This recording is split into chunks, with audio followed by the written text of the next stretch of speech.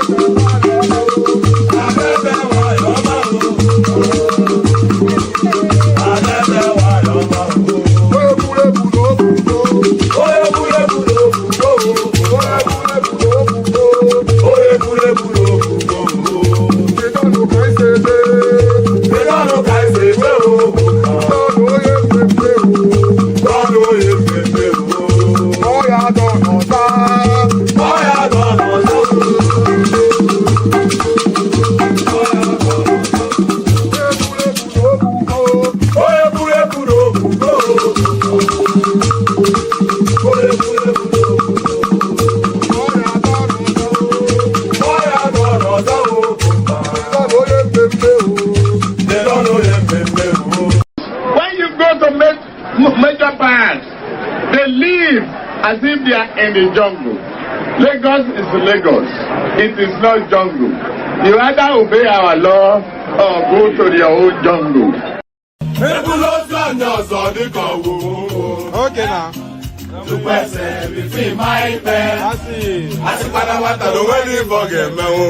Okay. Ọkọ yẹn ló fi fíìmù. Ìkíni àyà. Màmá mú sí na nwa m etogo kwa. Maka na nwa m jelu mba, o wee bute ike. Ọganiru na-ebute ilo nwanne m. Ọ na-emewe nke ya dịka akpa ya chọkwa.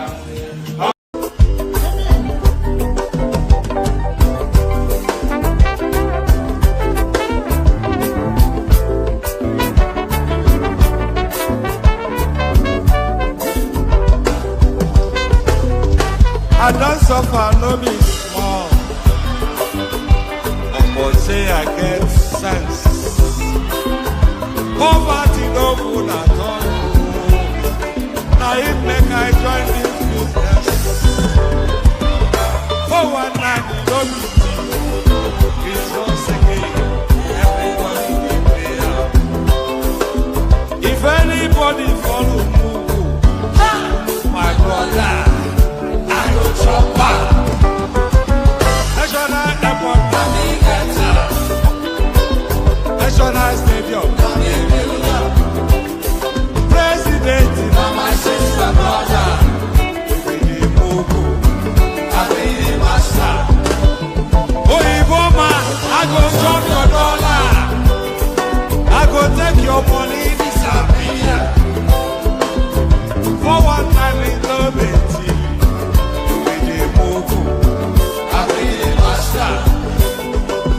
Refinery, let me get her. The contract, now you white. But you won't pay me some more money, they can't bring her. You be the move, I be the master.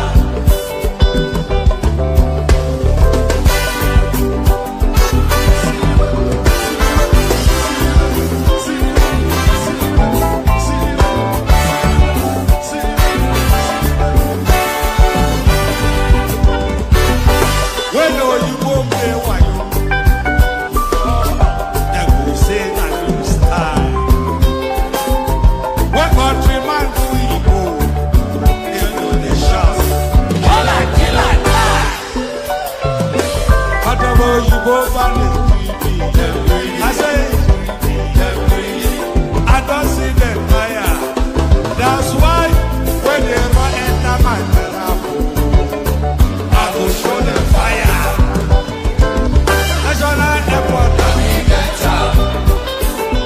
National Stadium, President, my sister, brother, you be the Mogo, I be the master. Refinery, the contract that you want, but you won't pay me some more money than I bring up. I be the master. Let me be the master.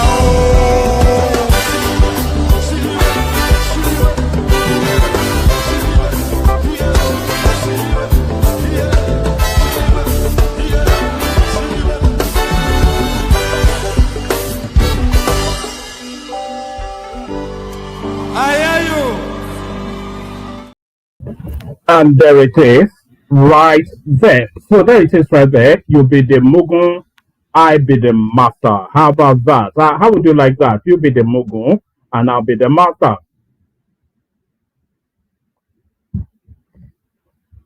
So there it is. You be the Mugu, I be the master of that. Good day to you. Good to be in your company. And how are you? Good day to you. Good to be in your company. And how are you? The platform has been somewhat skittish. I don't think I've been out over the last 4 days. But that's just the nature of where we are at the moment. It's just it's not from willing, It's just that the moments don't open till later and later in the day, and then sometimes I'm just too tired to take it on. So you can tell sometimes when I force it, I can barely just wait to get out of the thing. So sometimes when the moment passes, then we just have to abandon it. But hopefully that doesn't happen with too much frequency. So how are you? I hope you missed me. I doubt if you did. But there it is. What holiday is it? What do you mean happy holiday? Where are you holidaying? I'm not aware that there's any holiday, but good to see you Uforma Michael. Good to see you, Ratel family as well. That is Princess Rosie joining us on our Facebook. So say hello as you're coming in, so I can acknowledge. I can acknowledge you and say hello back. I think we got a previous hello from Choma right there, encouraging you to click on the like button. And then we got Adewale Olusegun saying hello as well. Well, by way of making a comment. So do that as you are coming in. Say hello, and then I'll acknowledge you and say hello back. So all that. So that is Ajani Oribayo right there. Good to see you, Ajani. That's you don't get more Yoruba than Ajani. That's a real from the interior sort of Yoruba name. So good to see you. Keep saying hello in the comment section so I can notice your presence and say hello back. So good day to you. Good to be your company or that. The politics never stops, even if we take a moment away from discussing it. But the politics certainly never stops. So the politics never stops, and I was going to say, and we never stop as well. But of course, that the events over the last few sessions has shown to the contrary. But good to be back. Good to be your company of that. So the protocol still remains the same. Click on the like button, just as I invite you to do so. Do so. Click on the like button. Subscribe if you're not already subscribed. If you want to come and join me on the screen, I'm going to send it again. There's a hyperlink in the comment section that says StreamYard. If you want to come and join me on the screen, click on that hyperlink that says StreamYard. It will bring you into a studio space. And then as soon as I've finished fleshing out the topics of discussion, I'll let you onto the screen and engage you in conversation. So nothing more complex, nothing more complicated than that. It's as easy as wiping your behind. So all that. Share, subscribe. I want to see people sharing. I want to see people sharing it on all of the platforms that we're broadcasting to. We don't see sufficient enough sharing of the streams, and that is one of the key drivers of growth. If you share the link, then of course, by extension, then more people are aware of what we're doing, and then more engagement and all that. And the more the engagement, the more we go up the YouTube algorithm. So share the links. I have to start pushing you towards doing that now. I'm not quite sure why people are not sharing it. It doesn't take that much of a. There's an arrow on the YouTube space. If you click on it, it will tell you how to share the link. So just share the links just as right there. So I'm also sharing the links as I'm speaking. That's why I'm a bit slow in my wording. Let's just okay. Let's leave that for the moment. So like, share, subscribe. All that, and of course, super chat to us to stream as well. That's Sake right there calling us a propaganda platform. We only speak truth here. That you see, that's the thing actually, because these people have lived so much in that funk that they've always lived in. They don't actually know the coloration of truth anymore. But what you will get on this platform is you will get the truth, what's and all, the criticisms of the government, and an acknowledgement of the progress, all of that discussed here.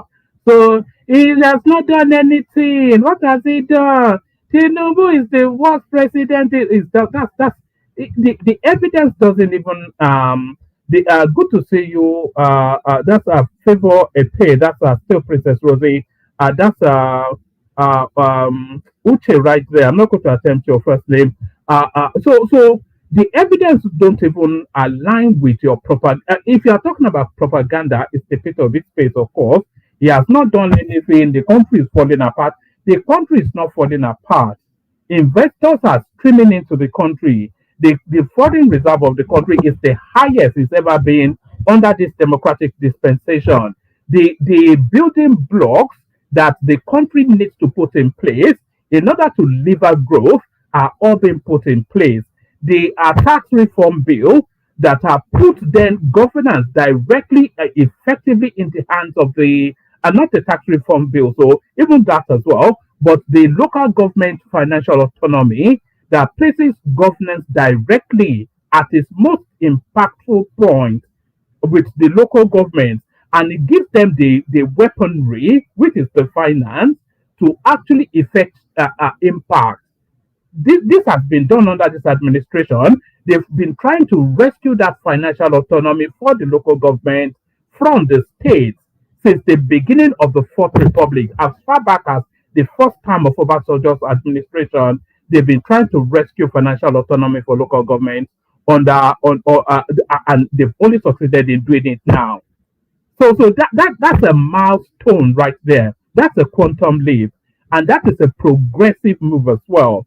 Because then, of course, your local government chairman, chairperson, they all live within the vicinities of your surroundings, so they are more, accountable. You can address them more because you shop at the same market, you cut your hair at the same barber, you and your local. So that one is a quantum leap. The Lagos Calabar Badagry Sokoto super highways, those are the most impactful, most progressive economic generating projects not taking place in Nigeria but taking place in Africa. That's one of the biggest, most impactful projects taking place anywhere in the world in terms of its potential transformational impact. The Lagos Calabar Superhighway, it traverses 10 states, 10, and those 10 states are the pork belly part of the Nigerian economy. That's the money belt of the country right there. So it opens it up, it expands that economy, which in one fell swoop will quadruple the net worth of that country just in terms of the economic activity that facilitates. So that's a quantum leap right there. The Sokoto Badagry Superhighway, which is gathering pace, they've already done about 20 kilometers and is fast tracking very rapidly. That's one of the most impactful projects going on in Africa. The Now Fund, we've talked about that endlessly. The tax bill, which is one of the most inspiring policy positions that the country has ever adopted. The increase in electricity generation, the ebbing back, the abating of it, all of these things. So you cannot say that Tinubu is not having an impact. All of those things I'm describing, by the way, 2.5 years.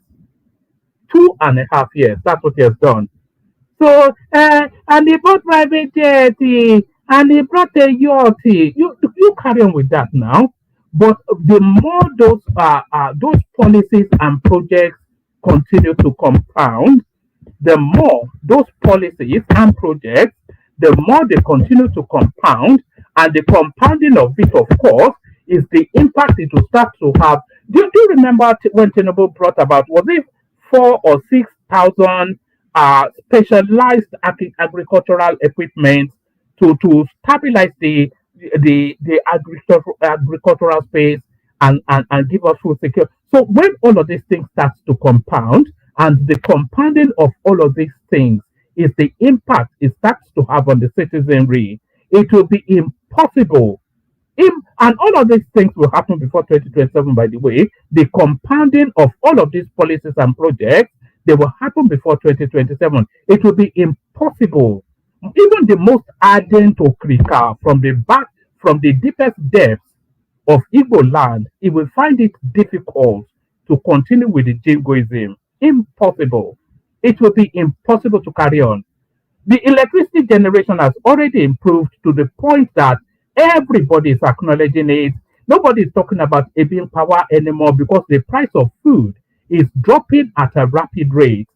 The Lagos Calabar Super Highway, they are already about 200 kilometers deep in terms of, they are doing it in parties because there are, in terms of the topography of that place, there are certain portions that you have to do some workings on it, let it sit for about 4-6 months before you then grade it up.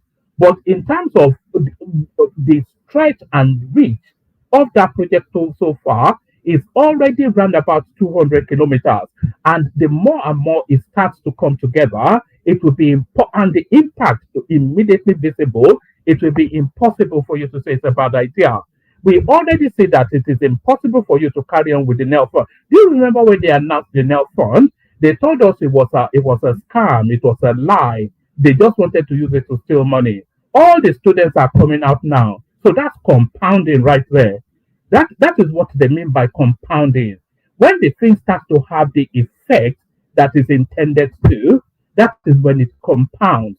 Then it becomes impossible, even for the most hardened okrika from the back or beyond, to say that it's not doing anything. But we'll see how that plays out. And I wasn't even going to start like that, but it was this Sake or whatever he calls himself that got me in that direction. Let me play a little bit of music just to cleanse that space, and then we carry on. This is guy where they dance, where they with the leather jacket. No be yori yori, but I dey bust your bracket. What's up by the beat? This time where you got the shake.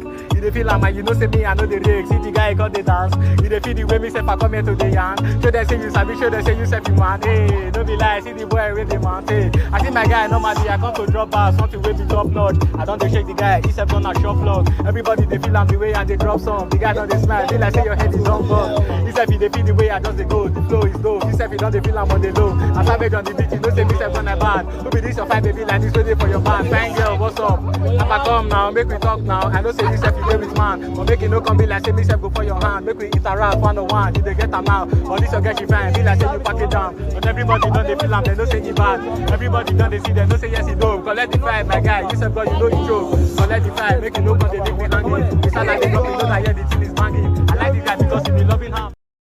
All right. So that was to reset. Let's just get started, shall we? Let's get started, and we kick it off with the headline piece. So this is El-Rufai now, who is the most curious of human beings. This short little stump from Kaduna North, you know. So it is the most curious of creatures out there. And actually, let me start it off with this. Do you remember when he went on in the media space? This is where do you remember when he went on the media space and told us he never pays bandits? That and of course, as early as just 3-4 years ago, he was on Channel TV telling us that he was telling the whole world that he was paying bandits. So he's just a ridiculous guy. But what led El-Rufai to this rather headless chicken running around that he's doing? This is the start of what we are now seeing with El-Rufai. So let's pick it up from here. I represent Kogi West. My Excellency Governor Nasir El-Rufai, your performance in any office you find yourself in this country has been outstanding. In PPE, your record is there. In FCT as a minister, your record is there. And as two-time governor of Kaduna State, you did well. But I have a very strong petition against you that borders on security, unity, and cohesiveness of Nigerian nation. And I think that petition has to be considered along in this screening exercise.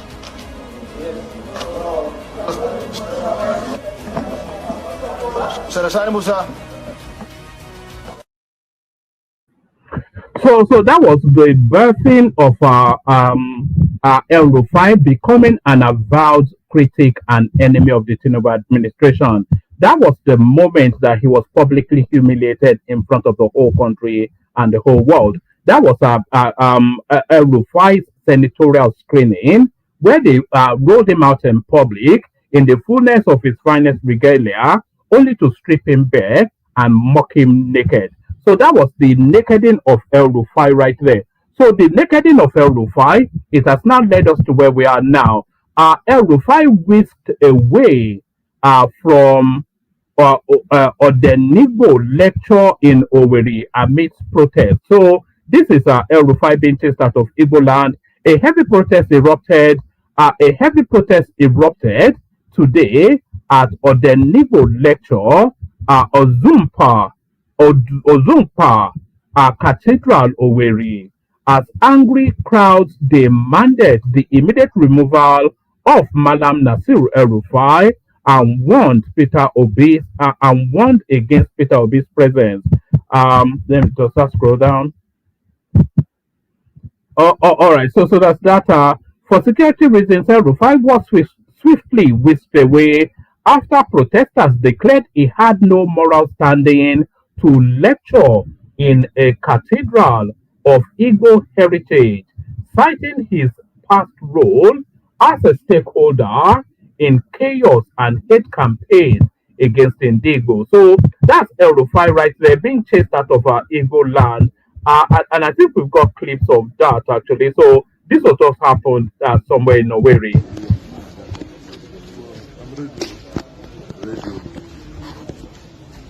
Okay, this morning we are at Asanta Cathedral, where we are, Imo people have converged in their numbers to reject the totality, Nasiru El-Rufai's presence, and caution Mr. Peter Obi for consistently trying to deceive Imo people, and that they are no longer going to be part of it. Right here is Asanta Cathedral, and these are Imo people.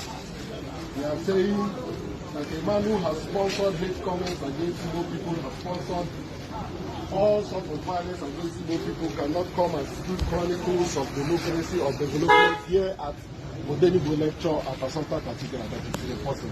They have rejected El-Rufai and they are saying enough is enough! Enough is enough! Enough is enough! It will no longer continue.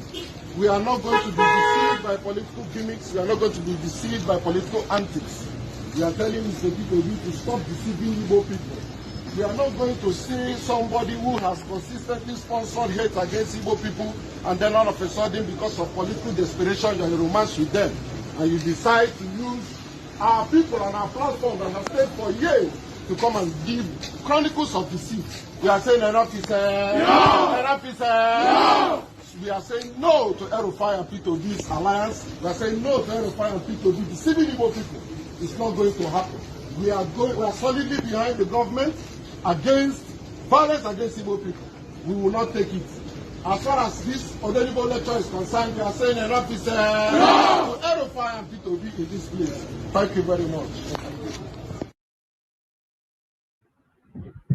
So that was the Igbo people of the Owerians, if that's what they call themselves. That was them then saying categorically then that a total rejection of El-Rufai. But this romanticizing of El-Rufai is something that mystifies me. It's not as though it was as early as yesterday that this guy was in play, and the savagery that he rained down on the southern. He was quite open in his disdain for Christians. It's not anything that he hid. Watch this. Second term, you should also factor that the sensitivity of the people may suggest that you being a Muslim and then having the deputy being a Muslim, well, it will naturally get the majority of the southern Kaduna voting population not to vote for you. Well, look, what if I tell you that no matter who I choose as my running mate, even if I choose the Pope as my running mate, some people, 67% of the Christians in southern Kaduna have made up their mind that they will never vote for me. This is what the polls show. So for me, that's not the issue. The issue is this. Kaduna State is divided. It needs to be united. The way to begin to unite it is to take religion and ethnicity off the table. Okay? In the last, since 1992, every deputy governor of Kaduna State has been a Christian. What has it done for the state? Has it united the state? Has it assuaged the feelings of the Christian minority that they are part of the government? Total disdain. That's what El-Rufai has for both Christians and Southerners as well. We all saw it play out under the Buhari administration. He was actually the first person to test that Muslim ticket in a space that was almost equi-divided in terms of religion. It's almost 50-50, the Christian-Muslim mix in Kaduna State, and for some sort of because they've always had a Muslim Fulani governor in that state, but to give some sort of veneer of balance. They've always tried to balance it with a Christian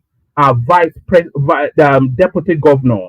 They've always struck that balance somewhat in Kaduna State. But so emboldened was El-Rufai by the Janjaweed Islamic something that Buhari was running, that he just jettisoned all that. He ran a Muslim ticket, knowing that he was going to be rigged in anyway. So this is the guy now that is now going around diocese in the southeast preaching kumbaya. So that's El-Rufai right there, the scourge of the Christians and Southerners.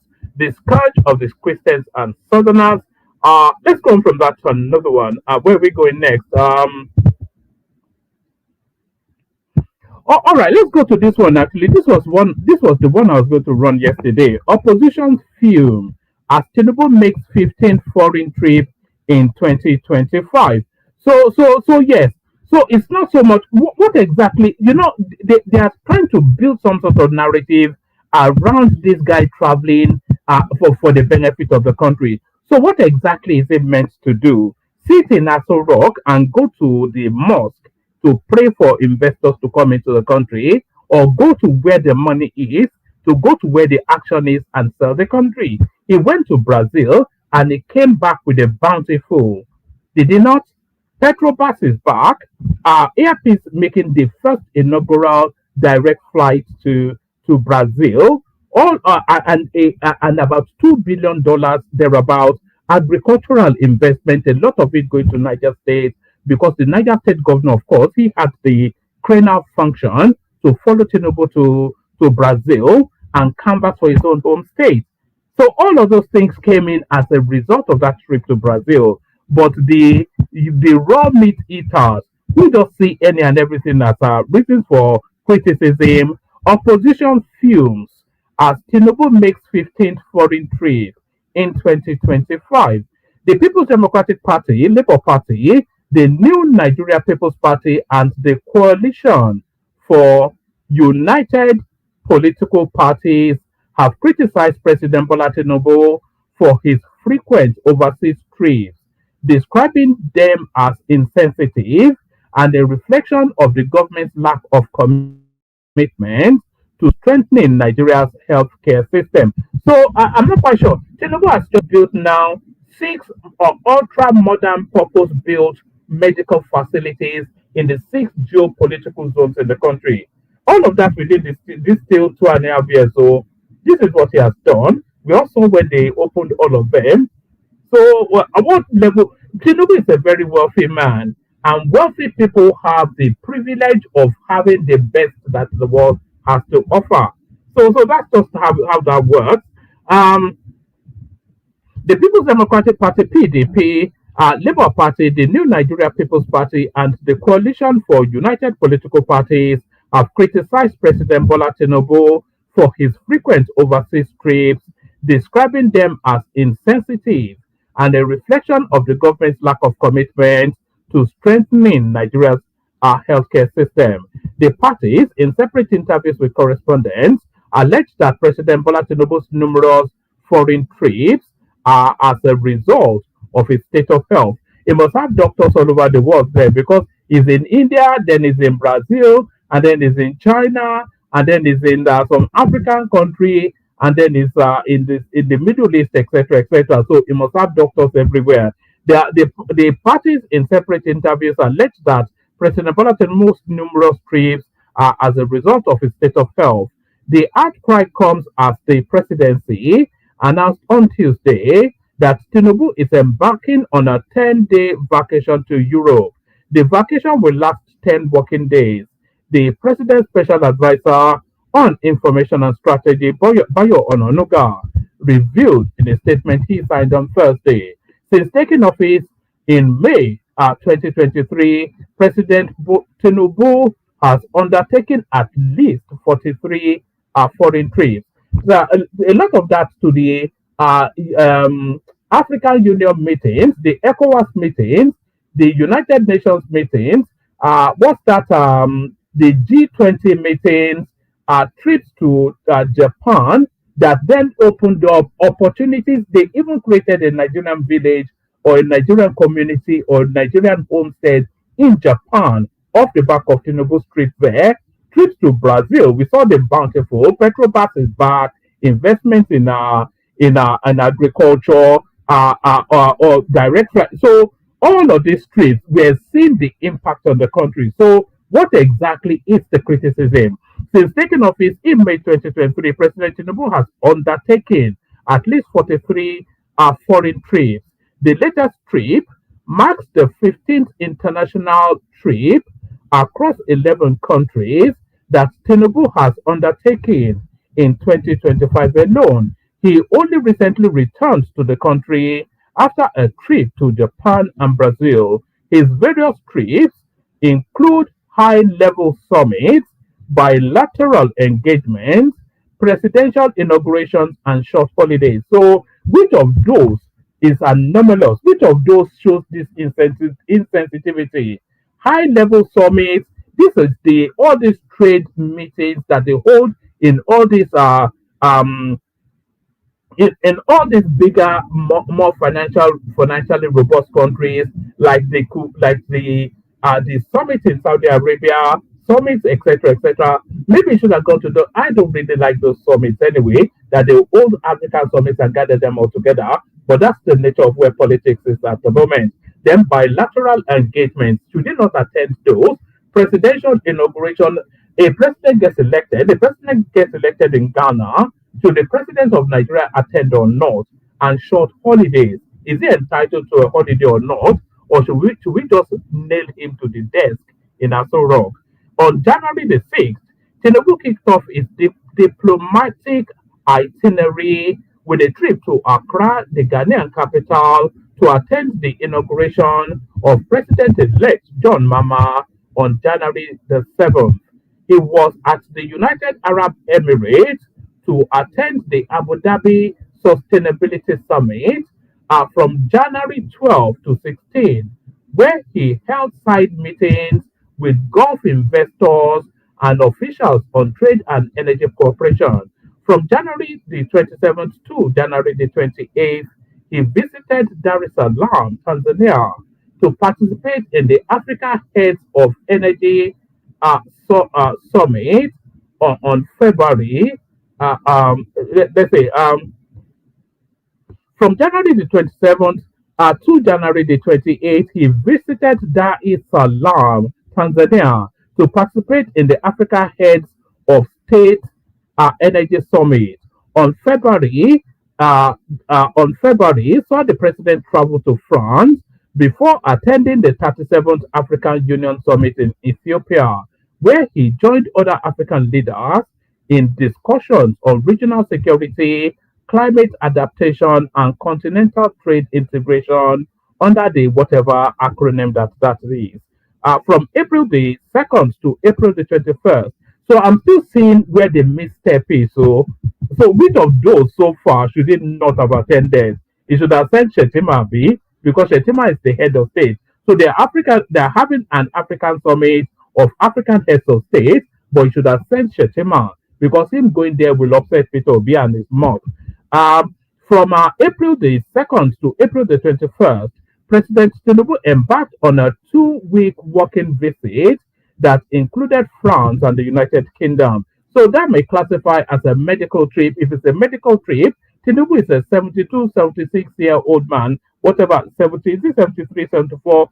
So he will have medical needs. Even you at your age, you know me, I just recently had a surgery. So everybody has medical needs, irrespective of whatever your age is. So if it has, and more so the older you get, the more your medical needs are. Even Peter Obi, he's taking a few days off because his body cannot take the rigor of the endless campaigning he has been doing since February 2023. So if Tinubu needs a medical holiday or a holiday for rest, it's still within the realms of reason and the realms of expectations. From April the 2nd to April the 21st, President Tinubu embarked on a 2-week working visit that included France and the United Kingdom. In mid-May, the president traveled to Vatican City attending the historic inauguration of Pope Leo the 16th, or is that the 14th, in Rome. From June 28th to July the 4th, Tinubu undertook a landmark visit to St. Lucia, where he addressed the Caracan leaders in Catrias. From St. Lucia, he proceeded to Brazil, arriving in Rio de Janeiro for the 17th BRICS Summit. So, should Nigeria be attending BRICS Summit? Is the question. So, I'm still looking for the frivolous trip that he has taken, the trip that he has taken that he should not have. The Brazil visit continued into August when President Tinubu returned for a 2-day visit.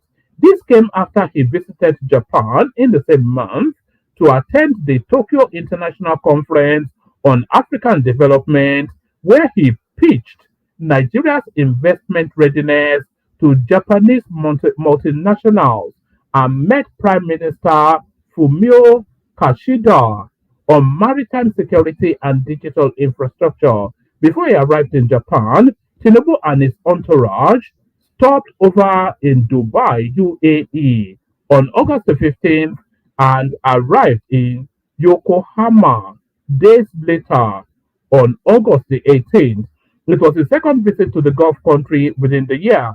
On Thursday, President Tinubu departed Abuja to commence on a working vacation in France and the United Kingdom as part of his 2025 annual leave. The vacation will last 10 working days. The President's Special Advisor on Information and Strategy, Bayo Ononuga, revealed in a statement he signed on Thursday. The statement signed, so that's that.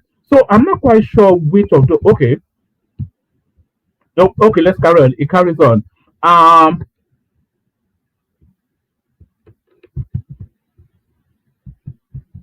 Right. Let's pick it up from here. On Thursday, President Tinubu departed Abuja to commence on a working vacation in France and the United Kingdom as part of his 2025 annual leave. The vacation will last 10 working days. The President's Special Advisor on Information and Strategy, Bayo Ononuga, revealed in the statement he signed on Thursday. The statement titled, President Tinubu departs Abuja to begin 2025 annual leave. President Tinubu will spend the period between France and the United Kingdom and return to the country, Ononuga revealed. Thursday's trip comes barely a year after Tinubu took a 2-week vacation in the United Kingdom last October.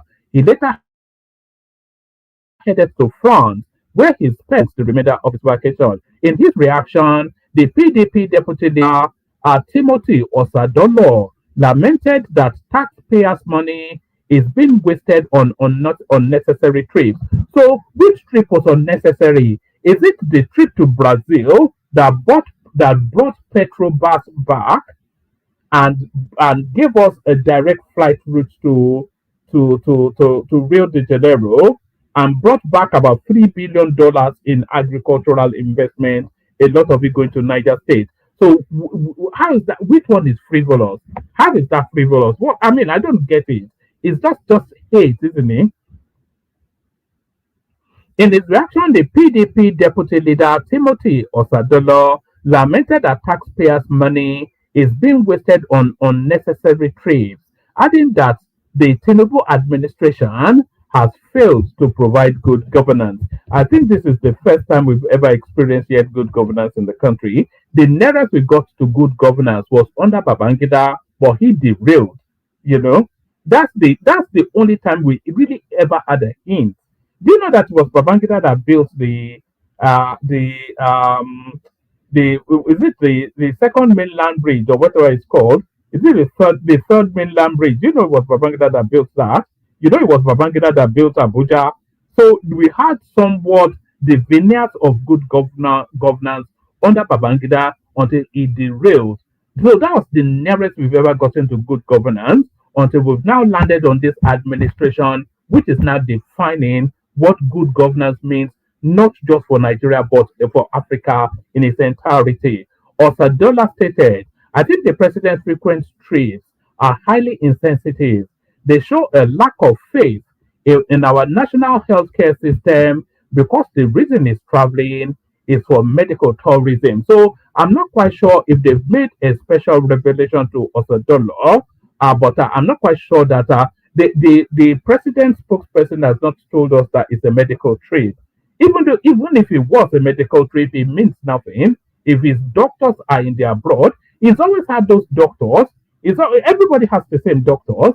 If he's had those doctors all the way through, does he then not use them? They have his medical records. They know how his body functions. Is it because now he becomes president now, he doesn't then go to where his medical records are? So what's the? It's just vacuous and devoid of thinking. It's just brain averse, nonsensity. It's just so brainless. The level of opposition we have in Nigeria. So it should go to Lasso Teaching Hospital where they don't know anything about him.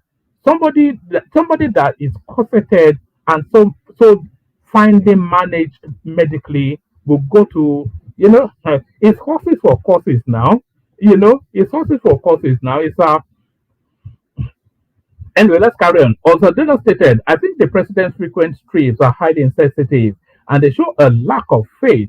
Even Peter Obi's doctors, by the way, they're in London. Atiku's doctors are in Germany. Buhari's doctors were in Germany until he passed away. All of that, there's nobody that has a naira to rub together in Nigeria that doesn't take his medical needs in the abroad, that doesn't meet his medical needs in the abroad. Osaduna stated, I think the president's frequent trips are highly insensitive and they show a lack of faith in our national healthcare system because the reason he's traveling is for medical tourism. Imagine the billions of nairas that would have been spent as extra codes and used in paying frivolous charges that those foreign hospitals might have given to him, as well as the travel expenses for him, his caregivers, and the hangers on that will have gone on this trip. Imagine the state of our local health facilities in this country. So Nigeria has a reasonable health facility. We went through that actually in a session when somebody was arguing, was it solid? I was saying there were no hospitals in Nigeria. And when we dug into it, there's close to about 80,000 hospitals spread across the country. Every single state has a federal presence in terms of medical care and a state presence as well. Lagos has the biggest mix, the most sophisticated health structure of all of the states. So I'm not quite sure what all of this is. They just run contrary to facts that are visible on the ground. Imagine the billions of naira that will be spent as extra codes and used in paying frivolous charges that those foreign hospitals might have given to him, as well as travel expenses for him, his caregivers, and the hangers on that will have gone on this trip. Imagine the state of our local health facilities in this country. Let's assume he is not even interested in giving all Nigerians affordable quality health care or building world-class facilities in different zones. It did build. Okay, let's just do that. 6 health facilities. Let me share this actually. Wait. Which one are you sharing? All right. 6 health facilities that Tinubu built. I'll just go build again. Yeah. So let's see. Right. Where are they?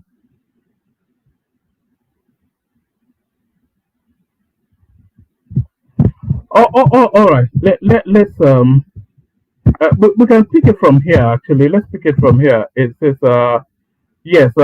In just 2 years, President Tinubu has had 9 institutions. No, these are things named after.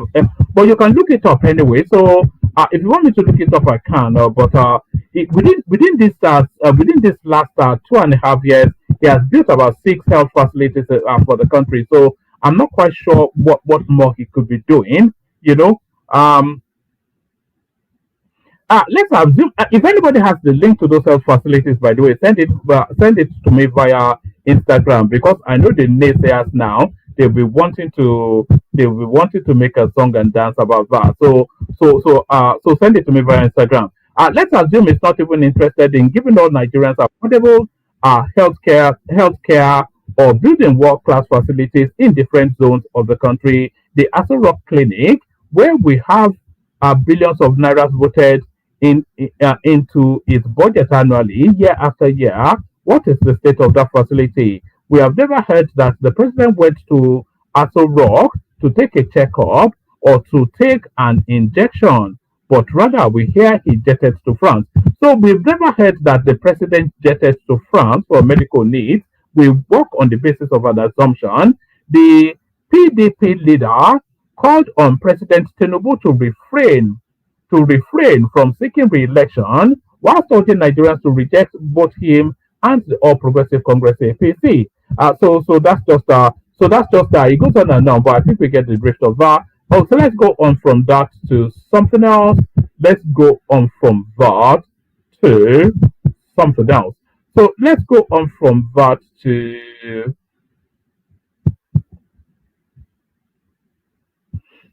shall we do a little bit of a show? Let's go on from that to a show piece.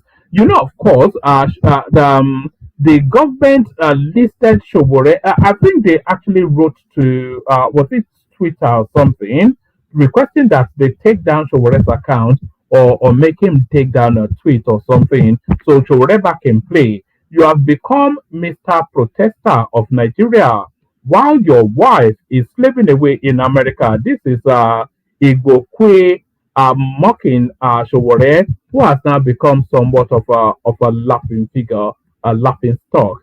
A chieftain of the All Progressive Congress APC, Joe Igbo, has urged activist Omoyele Showore to withdraw his comments describing President Bola Tinubu as a criminal. Speaking via a post shared on X, Igbo had expressed shock that Showore would call a sitting president a criminal. He advised the former presidential candidate to apologize to Tinubu and Nigerians who elected him into power. Igbokwe urged that nobody living or dead in Nigeria has touched lives like Tinubu has in the last 30 years. He wrote, "I got to know Showore through a good friend Mr. Peter Cleaver. Both of them graduated from the University of Lagos.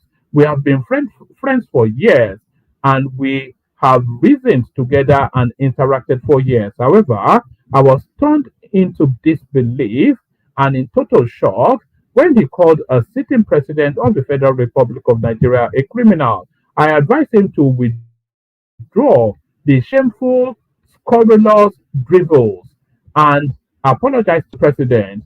Up till now, he has not found the need to apologize to the president and Nigerians who elected him as president.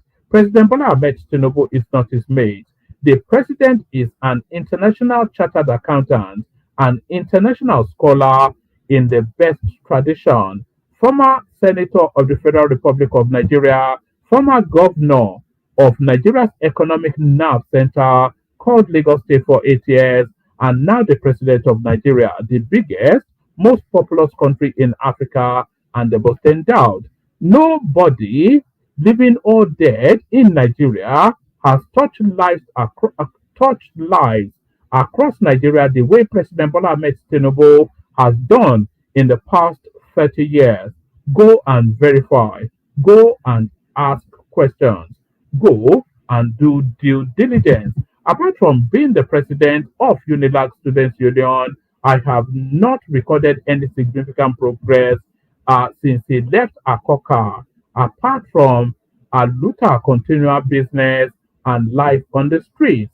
He moves from police station to another, from one court to another, from one detention camp to another, and nothing more. He has become Mr. Protester of Nigeria, while his American wife is slaving away in the United States with the children. Showore cannot continue to waste his precious gift of life on the street, on acrimony and division.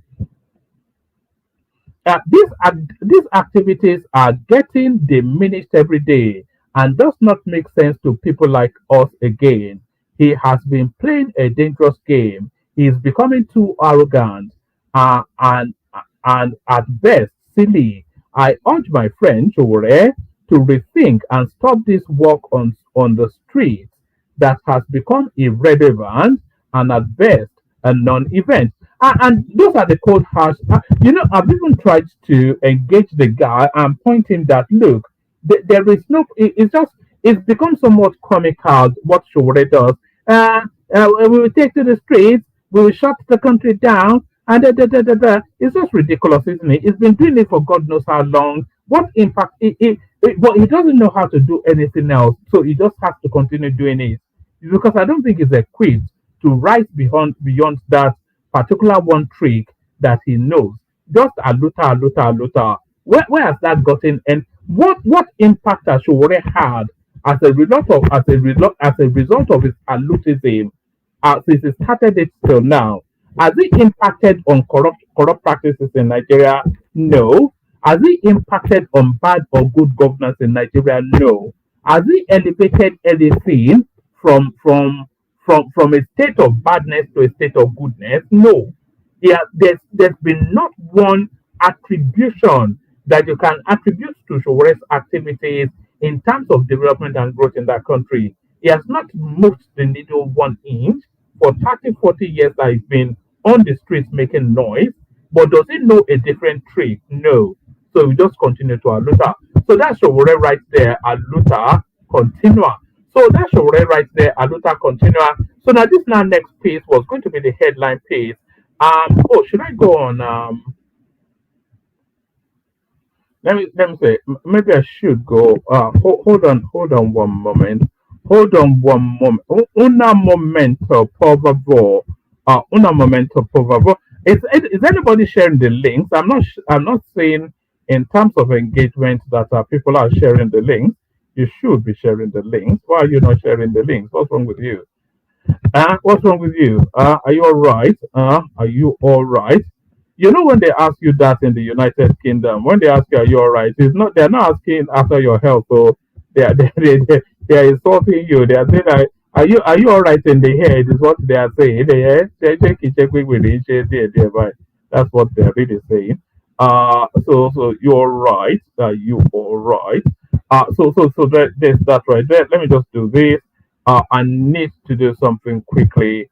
So I'm going to play you a little bit of music so I can do it. Sorry about that. Let's just let me play you a little bit of music just so I can attend to something quickly. Which one do you like? I think you like that Tinubu song, don't you? Tinubu. Yes. Let me play you this.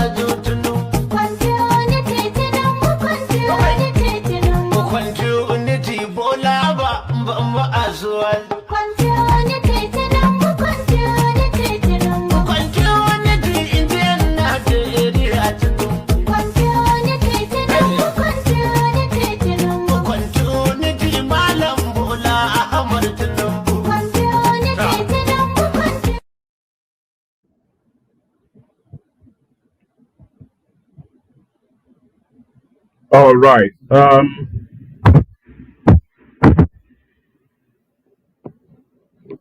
Hold on. Hold on 1 second. Do you know what I'm trying to do? I am trying. I'm going to play you a bit more music.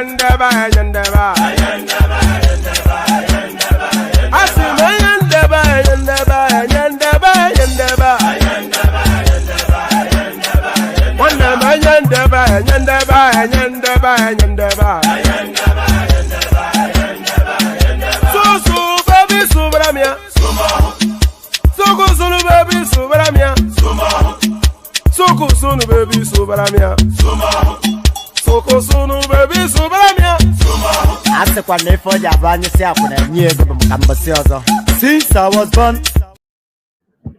Oh, all right. Sorry about that. So that was a Yendeba. Sorry about that. I was actually setting myself up to go live on TikTok. So we are looking to punch a hole through that space and establish ourselves as a voice there. That's that. So I'll rattle through the rest, and I'll only really give you the rest, mainly just maybe the headlines, and then maybe one or two paragraphs.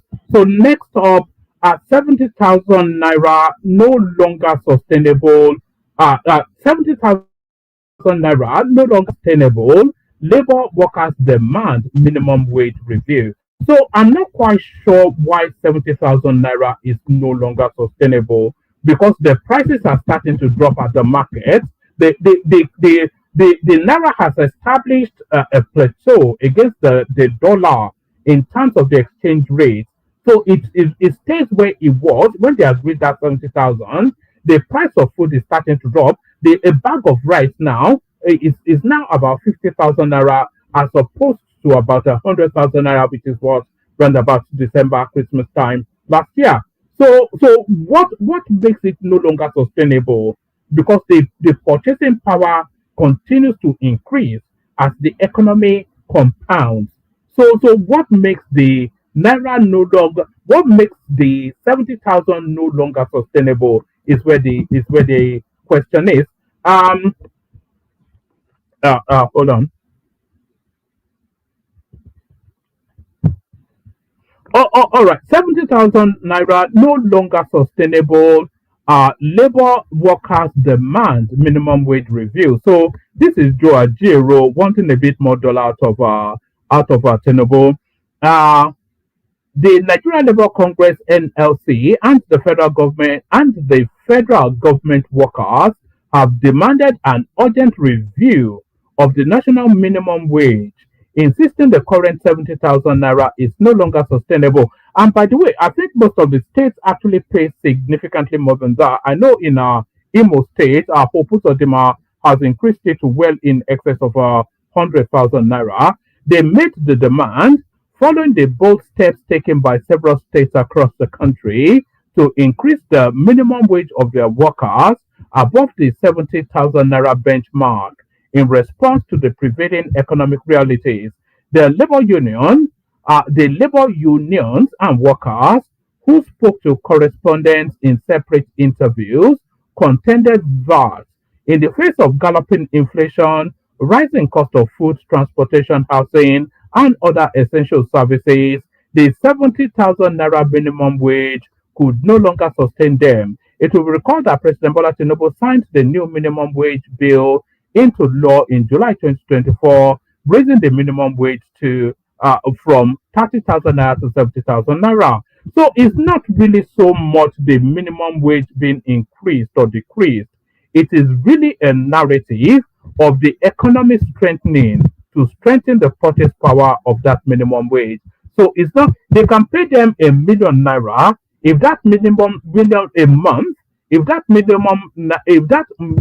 naira has no purchasing power, the story will still remain the same. So we go on from that to the next. We go on from that to let's go to this one. How Tinubu's creation of, so you know that forest guard something is starting to come into effect somewhat. Oh, let me see. Do I want to be from this angle? Let me be from this angle. Hold on. Yes, you know the forest guard idea. Yeah, I think it's starting to come into effect somewhat. So, yes, I think that may be better. Yes, how Tinubu's creation of forest guards provides for over 50,000 jobs for you. So it looks as though they are fast tracking that forest guard narrative. Let's go on from there to this. So yes, this one here. INEC uncovers 27,817 multiple voter registrations in Anambra. So we're getting to find out just how Peter Obi won that those rather unfeasible figures we heard in 2023. The Independent National Electoral Commission (INEC) has uncovered 27,817 multiple registrations from the just concluded continuous voter registration in Anambra State. This is even as the Commission added 143,000 approximate new voters to the state voter registration. The Commission disclosed this in a statement issued by its National Commissioner and Chairman, Information and Voter Education, Sam Olumekun, on Thursday in Abuja. Olumekun said the Commission met on Thursday and, amongst other issues, deliberated on the final register of voters for the November Anambra State governorship election. So I think the exercise really is for the re-election of our Soludo voter. It just tells us then a little insight then into how Peter Obi won those unfeasible figures, as I said, in Anambra State. Natasha Akpoti Uduaghan's 6-month suspension expires. I hope she just go back in quietly and stop creating ruckus there. They've already told her that the Senate is not a content creation space, so she shouldn't really bother going there to go and do content, or she shouldn't really bother going there to go and be doing content creation. If she wants to be a skit maker, maybe she should go and, there's a new character on TikTok. They call him Gege, Gehgeh. I'm not quite sure if you would have heard of him. I've been spending some time on Twitter, and I'm getting to know some of the rather funky people out there. So so maybe you should go and join them. Natasha Akpoti Uduaghan's 6-month suspension expires. So I think when our Senate resumes, she resumes with them, unless of course they seek to extend her suspension, which by my own reckoning they should. The lawmaker representing Kogi Central Senatorial District, Natasha Akpoti Uduaghan, has completed her 6-month suspension from the Senate, paving the way for her return to to legislative duties. Correspondents report that the outspoken lawmaker was slammed with the sanction on the 6th of March 2025, which barred her from plenary sessions, entry into the National Assembly, and access to official resources after she was accused of breaching Senate rules.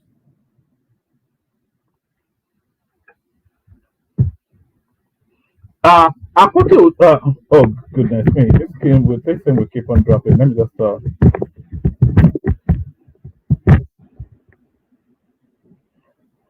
Right. Akpoti, yes. I'm going to abandon. You know, I get distracted streaming to TikTok at the same time because it doesn't quite fit just the way it should. Now it's just taking me to some.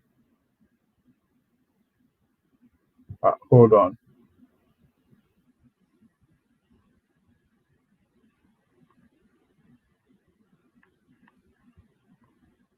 I'm going to just shut this thing down. I do beg your pardon. Yeah, there it is. I'll give it one more attempt, and it's still acting silly. I'll just have to abandon it. Yeah. If we are not meant to be on TikTok, then we're not meant to be on TikTok. Um, all right. The lawmaker representing Kogi Central Senatorial District, Natasha Akpoti Dragan, has completed a 6-month suspension from the Senate, paving the way for a return to legislative duties. Correspondents report that the outspoken lawmaker was slammed with the sanction on the 6th of March 2025, which barred her from plenary sessions, entry into the National Assembly, and access to official resources after she was accused of breaching Senate rules. Akpoti Dragan has repeatedly dismissed the suspension as a witch hunt, maintaining that it was triggered by her petition against the Senate president, whom she accused of sexual harassment. Her suspicions sparked out, so we all know the backdrop, we all know the narrative of that space, but it looks as though then that when plenary resumes, she resumes with them. So there's that. El-Rufai, master of ambivalence, paid bandits as governor. Tinubu's government. So this is Tinubu versus El-Rufai. So El-Rufai is a busted flush. That's just what it is. It should just disappear into the ethos. There's no scope for him anymore. In Nigerian politics going forward, really. He would have had space in Nigerian politics, but then he's burnt his bridges. So when we get to 2031, he will not be in play. The last play of El-Rufai will be 2027. If and when, and almost certainly will be the case, Tinubu wins that election, that buries the career of El-Rufai, buries the career of Peter Obi, buries the career of Aregbesola, buries the career of Atiku, buries all of their careers. So this is the last throw of the dice of the deplorables within the Nigerian political space. Our third mainland bridge blocked as residents of Oworonshoki protest the demolition of their homes by the state government. So I'm just glad that this happened in Oworonshoki, a dominantly Yoruba space. But I wonder if Peter Obi will be tweeting about this. I doubt that if they are demolished houses in Alaba market, then of course Peter Obi will be on every platform screeching and squealing because of course it's the IGBO voice of the Nigerian space. But the people in Oworonshoki, they are predominantly Yoruba people, so they will just suffer it and nobody leads to their defense. Third mainland bridge blocked as residents of Oworonshoki protest the demolition of their homes by the state government. So that's that. I think this actually happened a couple of days ago. The people of Oworonshoki in Lagos State today occupied the third mainland bridge to protest the demolition of their homes by the state government. The protesters, who came out in large numbers, accused the state government of demolishing their houses without proper notice or compensation, leaving many families homeless. You know, we have a home, we have a house, not a home. Our home is in Oregon, but we have a house in Owonoshoki, my family. Carrying placards, but I'm sure it wasn't demolished because I would have heard that already. carrying placards, they demanded accountability and immediate intervention. The demonstration, which began at dawn, caused severe gridlock on the busy bridge and left many motorists stranded and seeking alternative routes. Security operatives were later deployed to restore order and clear the road for traffic. That's that. So that's what's happening in the Warren Shoki right there. Let's go on from that to this. Aregbesola is not opposing Tinubu because of Nigeria, but because of his own selfishness and stubbornness. After running out of favor, Obi is a well-known liar, someone who claimed he built schools and Anambra teachers busted out in laughter because he was lying. He could not pay salaries as a governor, and he wants to wrestle power with Tinubu, who started payment of 13 months' salary to workers in Nigeria as a governor of Lagos State. Look at El-Rufai, the man who started payment of money officially to terrorists. I think this is reading from a Twitter of a guy called Ayeko. So I think this might well be one of the Tinubu attack spaces. So let's go on from that to this. 2027, I got Peter Obi's approval to join the ADC. So this is a Chinedu Rose Vivo who crosses yet to another. You know Chinedu Rose Vivo. He actually used to be a member of the PDP, and then he crossed from the PDP because when he was campaigning to be a House of Representative member, he actually campaigned as Chinedu Rose Vivo, and he campaigned as a PDP candidate then. And then when he wanted to be state governor, he campaigned on the Labour Party, this time as Gbadepo Rose Vivo. So now he's now crossing from the Labour Party now to ADC, or he has now crossed from the Labour Party to the ADC. So it's very much mirroring his mentor's political journey. 2027, I got Peter Obi's approval to join the ADC. This is a Chinedu Rose Vivo making the announcement. The 2023 Labour Party governorship candidate in Lagos State, Gbadepo Rose Vivo, has disclosed that he received the approval of Labour Party's presidential candidate Peter Obi before officially joining the African Democratic Congress ADC. Speaking on Channels Television, Channels Television's Sunday Politics, Rose Vivo emphasized that Lagos cannot be pocketed by one man. When asked if Obi endorsed his move to ADC, he replied, "Yes, certainly. A representative of his was at the declaration on Saturday. Peter Obi and I are communicating. We are aligned. There is no step I am taking that is not aware of. We have all agreed that the only way for the opposition to succeed in 2027 is through a coalition, regardless of where anybody may be at this time. We are working together. We're working towards that aim. On whether he could dismantle President Bola Tinubu's long-standing political structure in Lagos, Rose Vivo said, I don't believe that Lagos belongs to one man. That is why my movement is called Our Lagos. Lagos is our shared responsibility. It is our home. The idea that Lagos belongs to one man is something I completely reject. The idea that our commonwealth can be commandeered by one man for over two decades is something I stand against. It is not about me. Pardon me. It is not about me. It is about the people of Lagos and Nigeria. Look at Alimosho local government. The inner roads are terrible. Instead of fixing them, the local government chairmen go around with policemen to prevent opposition from holding gatherings on Lion Field. So that's Rose Vivo then still on his wishful thinking dream of ever becoming the governor of Lagos State. So that's that. Oh, so let me now take you to the clips that we do have. I think I'm going to unplug the microphone here. Let me see. Can you still hear me? Can you still? Let me know in the comment section if you can still hear me. Yes.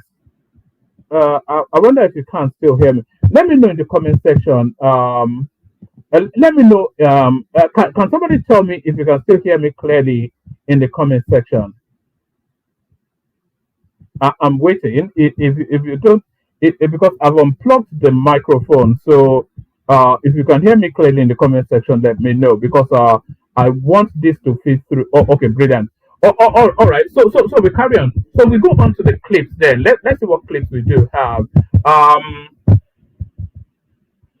we start the clips. So okay, this I'm going to play you three sets of clips in. Let me see if I can flip this round to see. Um, hold on. Let me. Sorry, I'm just trying to do something here. Um,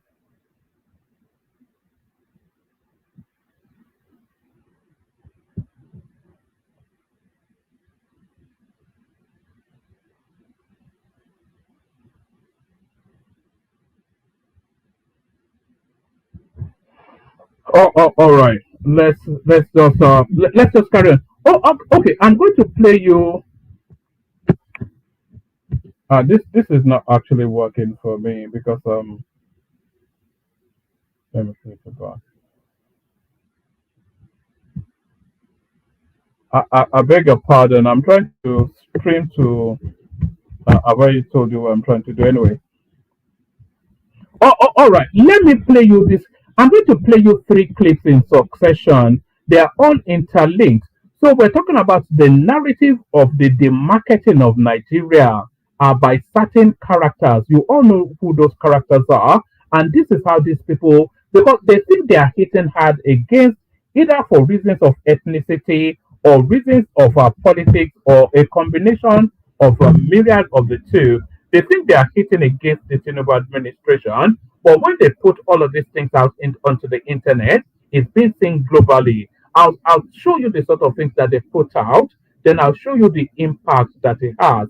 So this is the sort of thing that they do put out. For days now, this picture has been trending all over Nigerian cyberspace and it has stirred a heated debate. If you have ever been to Durban beachfront or Cape Town in South Africa, you will notice something striking. The roads along their beachfront are not super highways. They are just normal double-lane roads with heavy traffic, especially because those areas attract tourists, hotels, and big entertainment spots. Now compare that with Lagos. Instead of protecting and promoting businesses that attract visitors, the federal government decided to demolish one of the biggest tourist hubs in Nigeria, Landmark Beach Resort, owned by an Igbo man, Paul Onwanibe. You know what's actually funny? Someone said that the Atlantic Ocean knows when injustice is perpetrated. It knows that someone's investment was destroyed to make room for land grabbing opportunity under the guise that this scam of a project will pass through the building channel. Let's be honest, Landmark wasn't just another business. It was $100 million ecosystem in leisure and hospitality, housing over 80 businesses, welcoming nearly 3 million visitors every year, including Nigerians in the diaspora and international tourists. It created jobs for 4,000 Nigerians directly and 12,000 indirectly. It contributed over 2 billion naira annually in tax revenue to the Lagos state government. And yet, in one wicked swoop, everything was destroyed. No proper compensation, no time for relocation, no sincere negotiation. The demolition was carried out hurriedly, almost like there was a secret agenda behind it. Now look at the so-called road they sacrificed this massive investment for. Nature has already started reclaiming it with sand and water. A project that would take more than 15 years to complete was used as an excuse to crush a man's life work. A business that put food on thousands of tables. Here is the bitter truth. If Landmark had been owned by someone from the favored tribes, it would have been preserved, beautified, and even promoted as a symbol of Nigerian pride. But because it was built by an Igbo man, the federal government didn't blink an eye before reducing it to rubble. That's the double standard we live with in this country. Instead of protecting investment that puts Nigeria on the global map, we destroy them. Instead of supporting entrepreneurs who create jobs, we frustrate them. And yet we cry that investors are not coming into Nigeria. How would they when the federal government itself is the #1 enemy of progress? At the end of the day, the demolition of Landmark Resort. All right, so that's the sort of propaganda that those sort of characters put out into they put it out into the ethers via the internet, and it spreads to all manners of spaces. So when people like this put out those sort of clips, they are putting out they are putting it out for reasons of our own domestic politics. But the reach of those clips, it reaches far and wide. Let me just, it's not this particular clip that this lady has put out, but those sort of narratives. This is the sort of impact that they have. So let me play you how the international space digests the sort of narratives that comes out of that space. So here is it's going to be a trilogy that tells you a story. So the story starts from those heavily propagandized narratives that these people put out, and this is some of the impacts that they have. Even in Nigeria, I still see it. It's there. The footprints of colonialism are all over that country. Nigeria should have never been a country. The difference in ideology from the northern side to the southern is just like insane, you know? And then when when the eastern side tried to corner off and form Biafra, it was like the ex-colonists were like, no, we don't want that. So they instead empower Nigeria to crush that country. And they're like, no, we want you guys to stay like this so we can continue to pillage and take all of your resources. And it's like the footprints of colonialism are still all over Nigeria. It's in the shape of the country. It's in the map. And it's like, okay, now we're here. How do we fix this? Oh, all right. So that's the sort of impact that she has no concept of what the Biafran backdrop is, but she's been seeing endless push of a particular narrative, and she's not adopted that as the truth. So that's the sort of impact. But when these international people start to look deeper into this propagandizing, this is what happens. So let me play you the third This one. is a train view from the Lagos mainland in mile 2 to the Lagos Island in Marina. Man, Marina is actually the starting point of the Lagos Island. But guys, look at the views of Lagos and this side, man. My God, I feel like the Nigerians themselves are not showcasing their country to the world. Look at this. Man, it's time I say it. Welcome to Nigeria, man. Stop going to Dubai, man. This is gonna be your Dubai. Habibi, welcome to Lagos. Habibi, look at the roads. Look at the roads, man. My God, man. I feel like Nigerians are not showcasing their country. They are not doing more to showcase their country to the world. I wish I had a drone to just fly over this area and get for you. Maybe you'll be able to see the sea that connects Nigeria to other parts of the world. The USA, we want to go to Cameroon, Benin. Man, look at the views, man. Oh my God. And someone was telling me if I continue up to the real island, it's gonna be different, man. I should visit, yeah. Sometime I down that's one of the things. All right, so that was a Sudanese guy right there visiting Nigeria for the first time and experiencing Lagos and all of the facilities that this Tinubu that they said didn't do anything in Lagos that he put in place.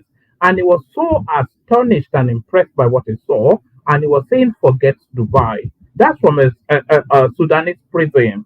So he has been gorging on the sort of negative news that these elements have been pushing out into the ethers.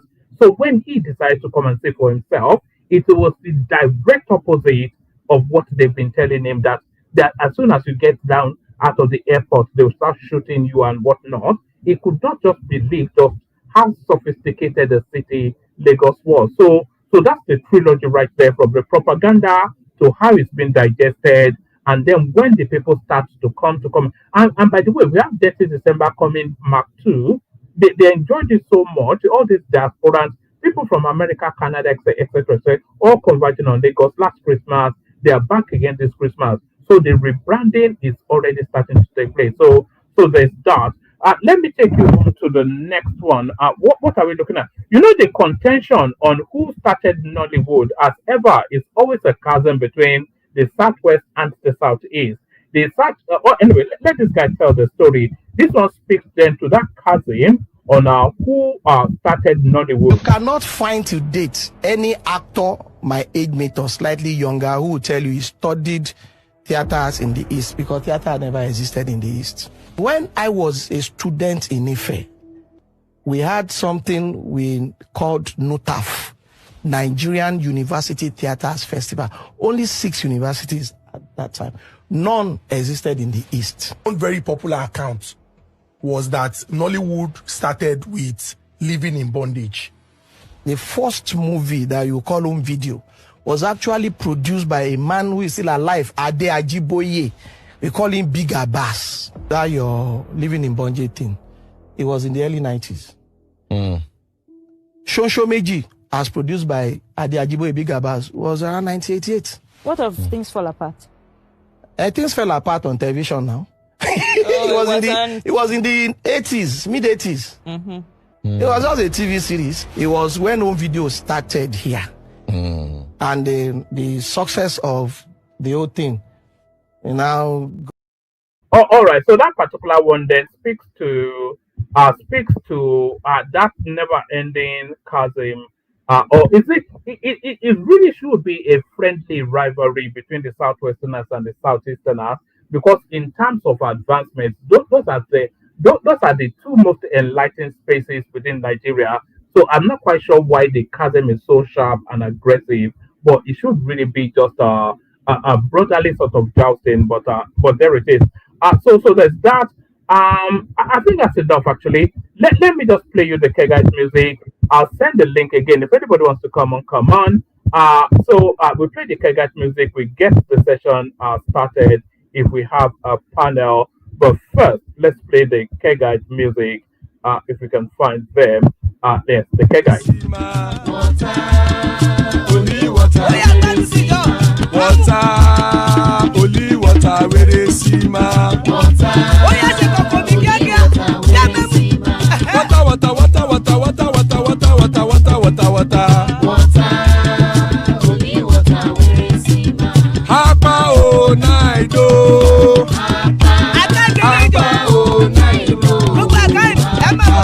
Hapa you don't come oh.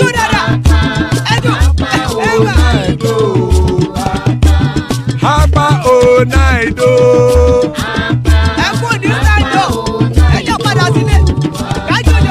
Oro kẹ̀kẹ́ ẹlẹ́mù yé o.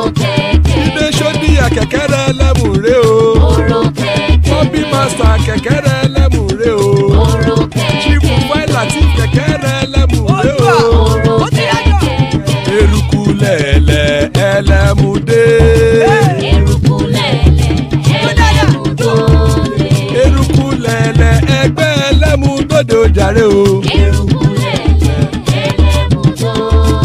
Eruku lẹ̀lẹ̀ Ghana ti dé ẹgbẹ́ bọ́dì o. Ọmọ ẹlẹ́yẹ ẹ̀yẹ o ó dilé o. Odúyẹ̀lá ẹ̀yẹ o ó dilé o. Petrosonama ẹ̀yẹ o ó dilé o. Petrosodúnkẹ́ ẹ̀yẹ rẹ̀ ó dilé o. Ẹlẹ́kọ̀ ọ̀run mú ìní o.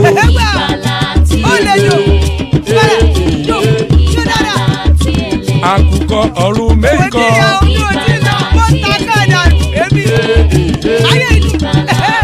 Ikú kò ní ríwà gbéṣe o.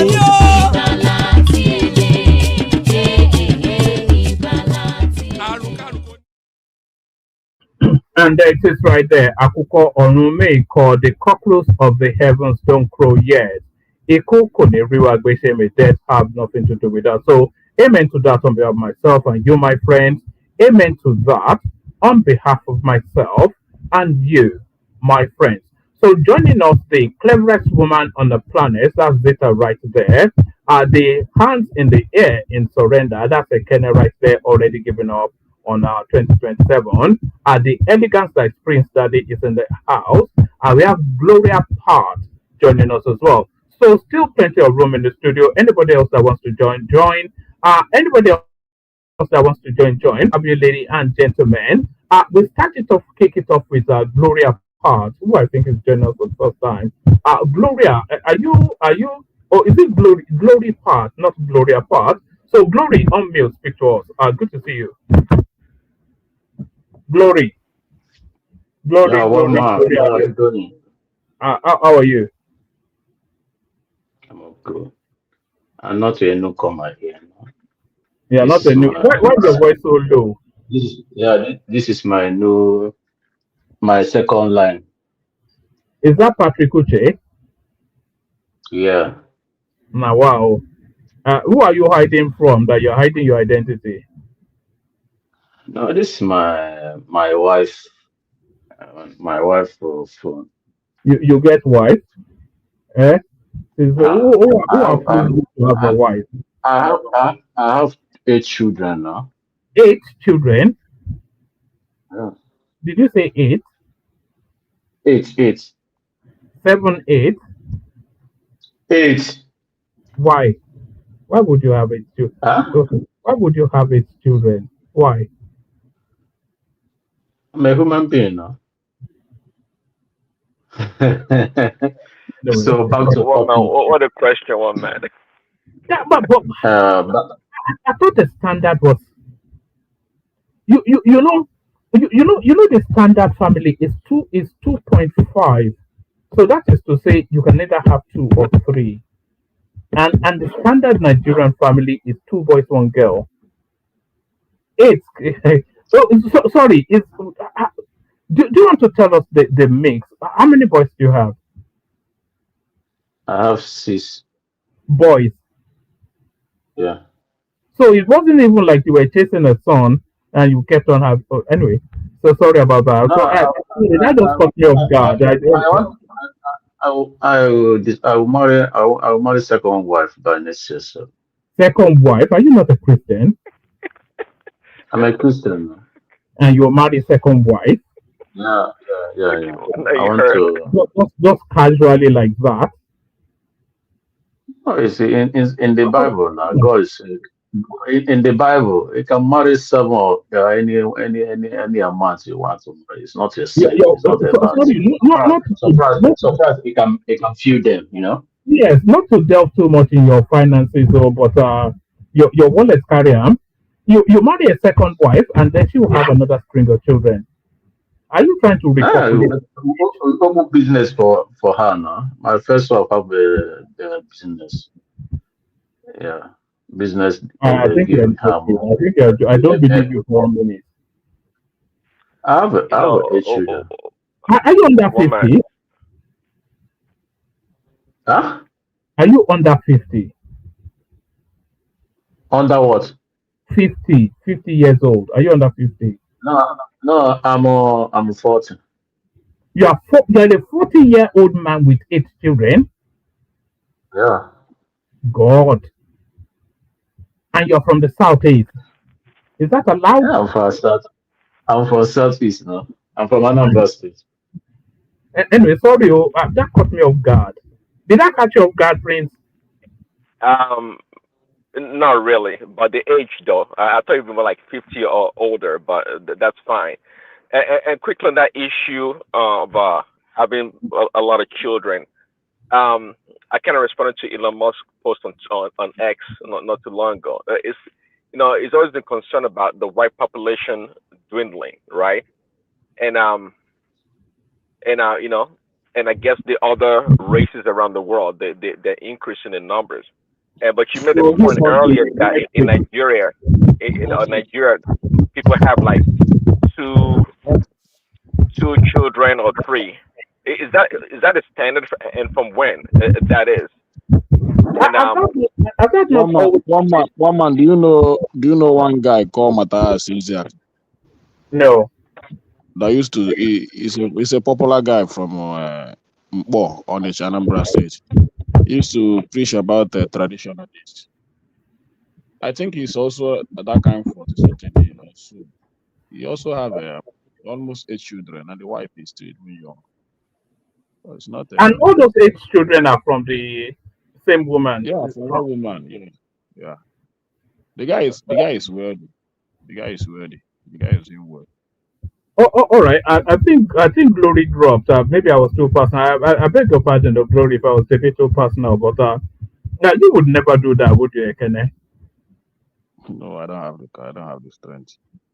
You know, I don't even want to. One of my brother that called me is it last week to tell me that the wife gave birth to a child. I think he now have about 3 boys and 1 girl. I was shouting at him, oh boy, I beg you. I don't feel tell you congratulations and to show me where you keep properties for these children. I beg. You know, it's not even so much about the money. What I've always wondered is how can you have a personal parenting contact? Ekene, you are just mean. How would you say that? I told him, Coco. I know the The lie. I child tell bring him, himself into planet Earth. You should have congratulated the baby, not him. no, Come I on, don't do. man. I don't do such a thing. What I told him, boy, make sure you buy land, keep property for this. Don't just go and be producing children anyhow. Yeah, And that thing causes a I lot know, of I know his catastrophe, capacity. obviously. I know his capacity. So I know that it's much for him.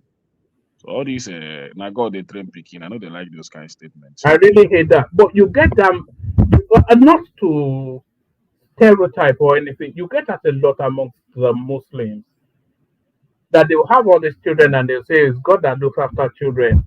You know, I came across one that was Well, I One don't man. understand. One man. Sorry, Ekene. One man. What is the argument? The argument is it too many children or ability to take care of them, or that the children will not be somebody in future. These are three totally different things. No. I'm arguing all those three spaces. Now I'm arguing in the present economic climate in Nigeria, it's almost although the children are already there, so maybe it doesn't apply. But it's somewhat of an irresponsibility to have 8 children in Nigeria, and then even if you can afford it, you know it's not even so much money; it's that parenting contact, isn't it? Being able to One know that man child that from shouldn't all of their be. instincts and guide them through life. How can you know the instincts of 8 children and guide One man, them I wouldn't go that Okay, route. let me chime in one man. Okay, hold on. Yeah. So One man, that is not hold on, Madam Zita. actually. So on the issue as I raised earlier, and about Elon Musk's message, right? So back in the days, maybe 50s, 60s, even the West, America, see the white people, you know, white and black, the white people, the women had a lot of children. I mean, it wasn't uncommon to see over 5 children in a household of a white person, even up to 8 or more. Actually, I've seen white people that talk about the history of family. Or my parents had like 8 children or 10 children in America here. So, and I made a point to Mark that look, you know, there's a correlation between, you know, advancement, growth, and opportunity in society for women and birth rate, and that's almost factual. You put it that way. So, as you know, society, as women become more empowered, as they say, more enlightened, have opportunity. You know, they defer childbirth and they have all the opportunities, right? And for that reason, you know, the birth rate in the West is going down. So too in Japan, I understand. Um, in the West, even in Africa, I actually made a point also. In Africa, for example, you'll be a typical person or one man. Wealthy or well-to-do Africans, black people, they tend to have less children, you know, for the most part, right? So the What do more you think that enlightened, so is? to speak. Okay, so, sorry, let me go into that space for a moment. Why do you think that is? Why do you think wealthy, educated Africans tend to have less children? I think Dangote only has 2 children, doesn't he? Why do you think that is?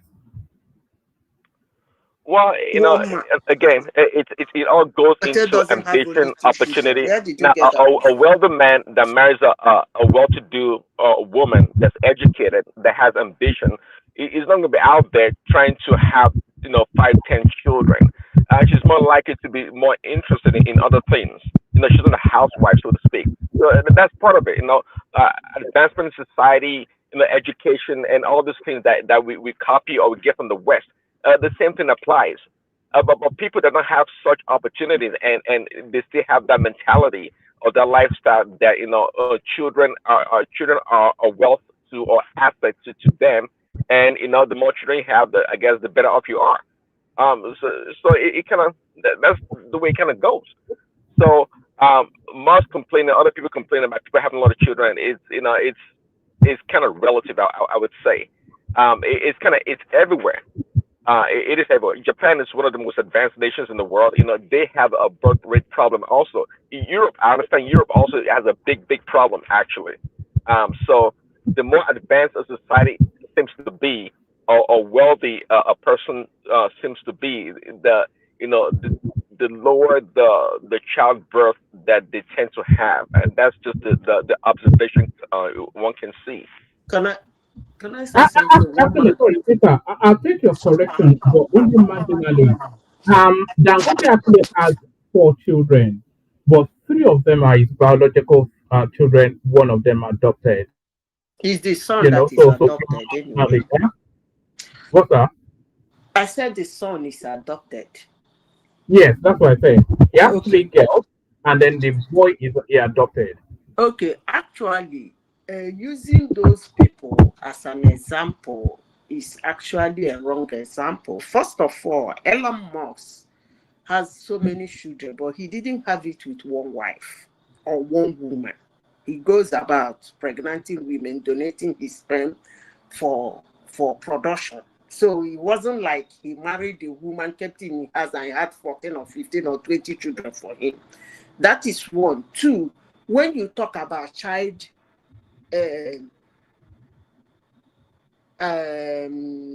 having too many children, a lot of things are being put in place. Number one, you cannot tie who a child will be or how a child will behave or what a child will become in the future to the parents' inability of financial status. That doesn't happen in the first place.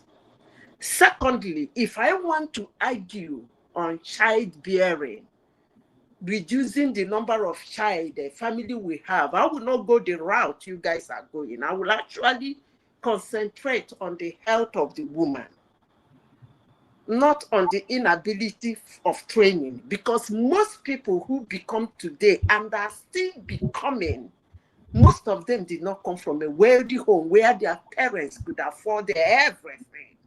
So it doesn't work that way. Okay. So telling a man, I've said this severally in your platform, one man. Telling a man, the day we discussed about the Northerners, I said this in your platform. I said, telling somebody to stop having a child just because he is poor is actually sacrilegious. If you have to tell him not to have a child, you should come through the angle of the health, not because somebody is poor. Hold on. Deprive him of having children. No, it doesn't work that way. And for your information, the children of the rich don't actually get there in the first place. I can hear you. Nobody is actually saying that poor people should not have children. What I'm saying, what I am saying is that you should have your children according to your wallet, so that way you can manage them better. I was watching a stream on TikTok earlier on today, and some guy, he came on to this guy's stream, and he was saying to the guy that it's an alpha, which is an Islamic scholar, and it's just his wife has just now recently given birth, and then he was canvassing for money, and then they were asking him how many children he has. He said he has 4. He has 2 wives. He's going to marry more, and he doesn't have the capacity for so that sort of a thing, If your level of affordability should be, why is Dangote having that? Woman is it can have,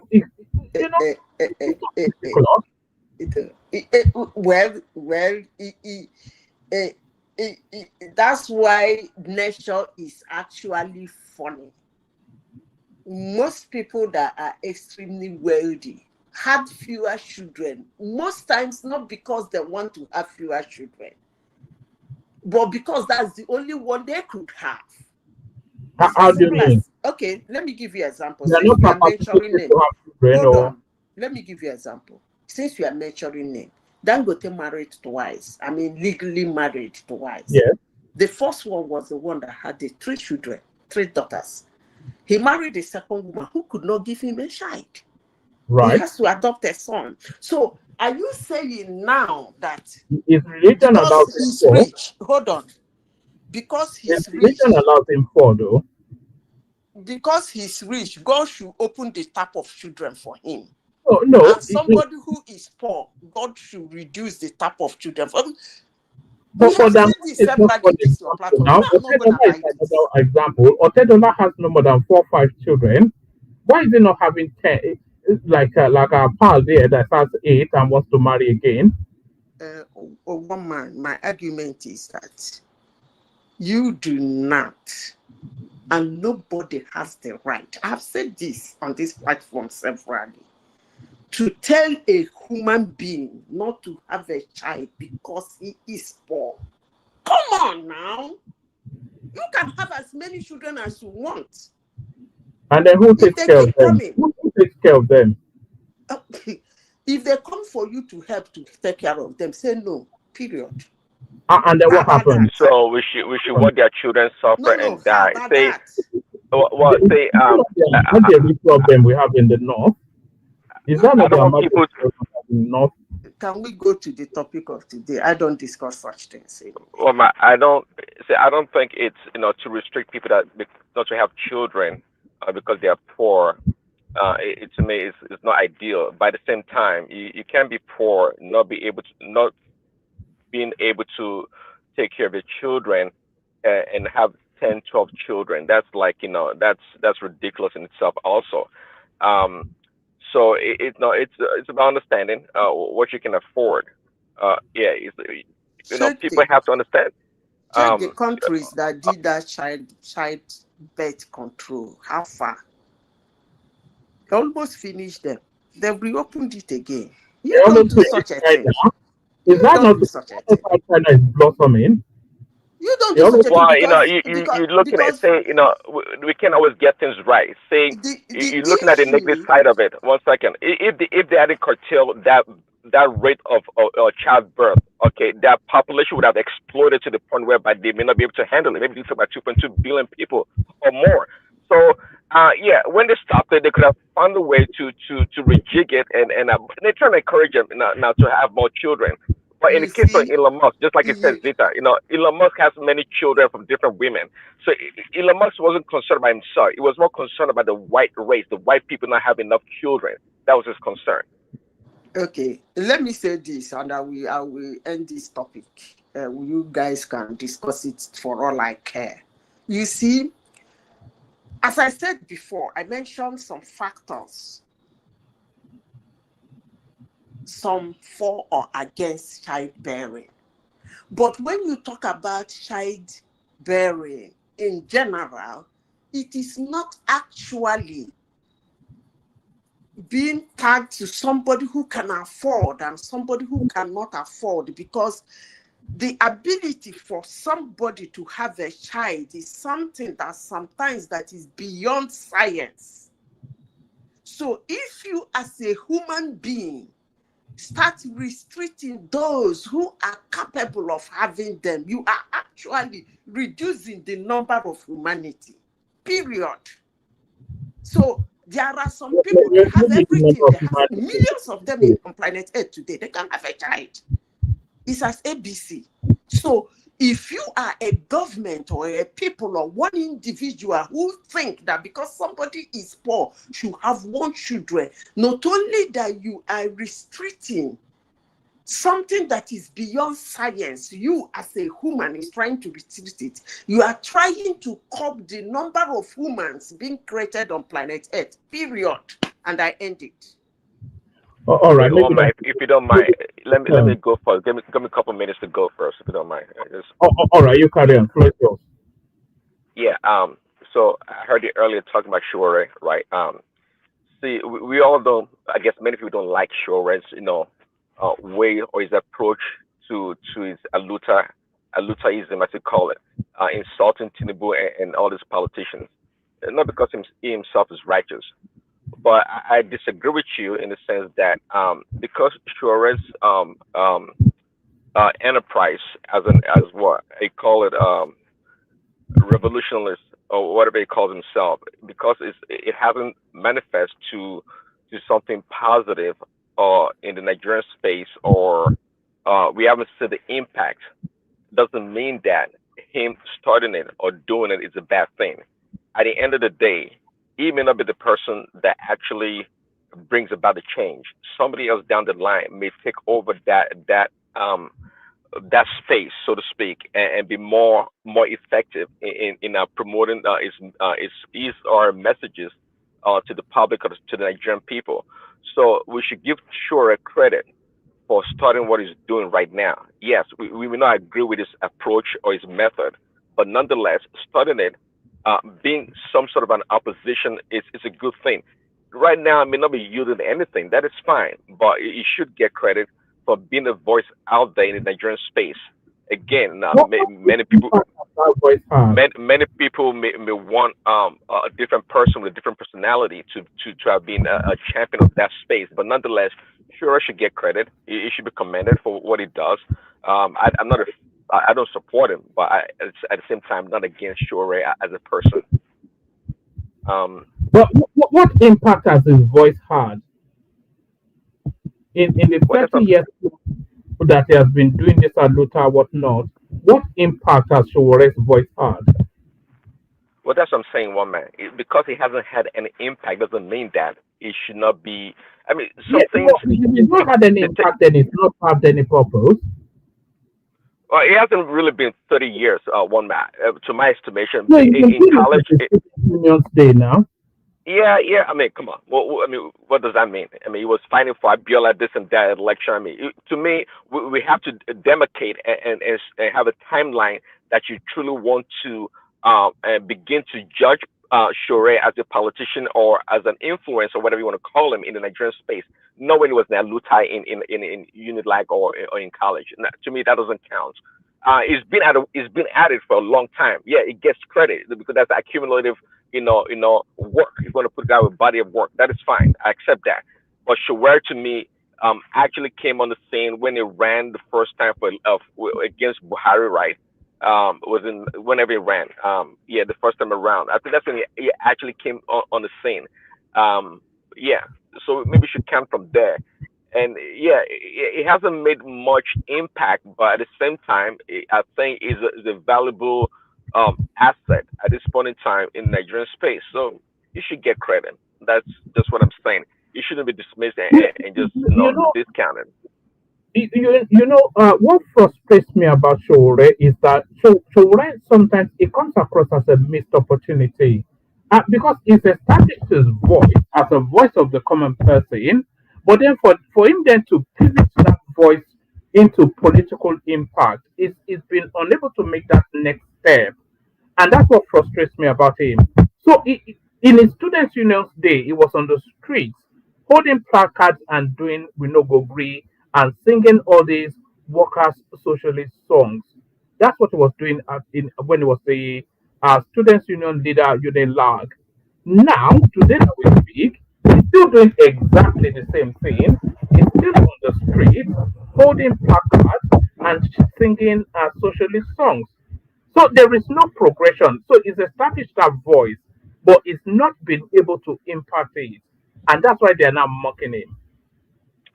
Yeah, I heard you, woman. Just like I said, at the end of the day, Shure may not be that person that will actually lead that movement to the next level. Somebody else may have to come in to do that. And if you look at history, life, and it's always been like that many times.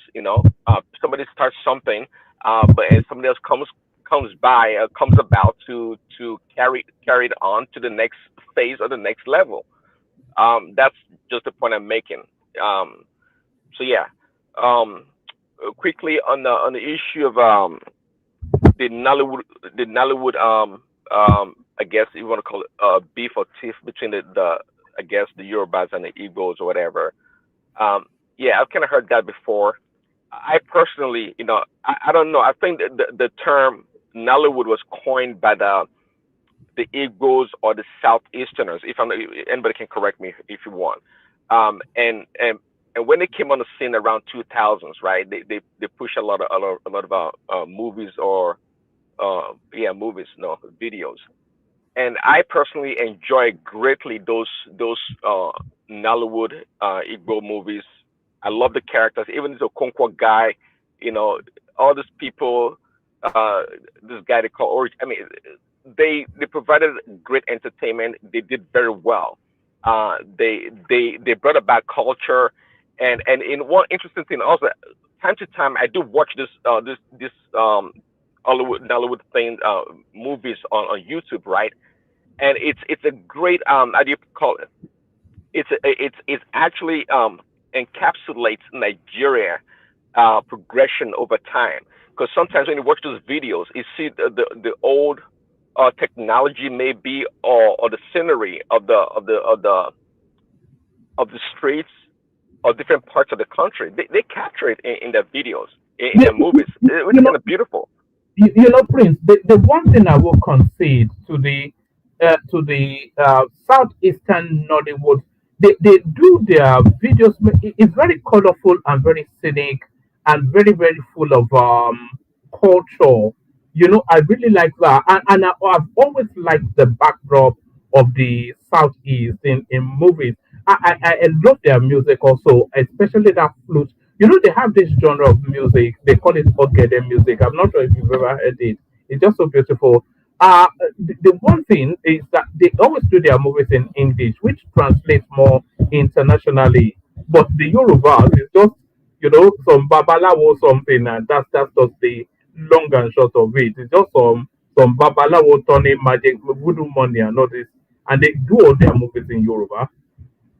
Right. Yeah. So that's another, which I do watch some of the Yoruba movies also. So in terms of our international appeal or even African appeal, is the Igbo Southeasterners, Hollywood, Nollywood actors and actresses that have done it. They've done a great job promoting Nigeria in that regards. And yeah, I love the movie. They've done very well. But at the end of the day, but when it comes to the inception of theater, art, just like that the fellow on the video was saying, uh, you know, you know, from the in the 60s and the 50s. Remember, they have Ogunde, right? They actually produce movies and this stuff in the theaters. So the Southwesterners, they've always been at the forefront of theater, drama, and all these things. They've always been there. And of course, there were so many Yorubas movies that came way, way before this Nollywood thing came about. So what we should be celebrating is that is maybe the union or the appreciation of the different genre or the aspect of Nigerian movie as a whole, rather than and we always had this Yoruba and it was like twin brothers or whatever, always bantering back and forth, was better, it was better, it was this and that.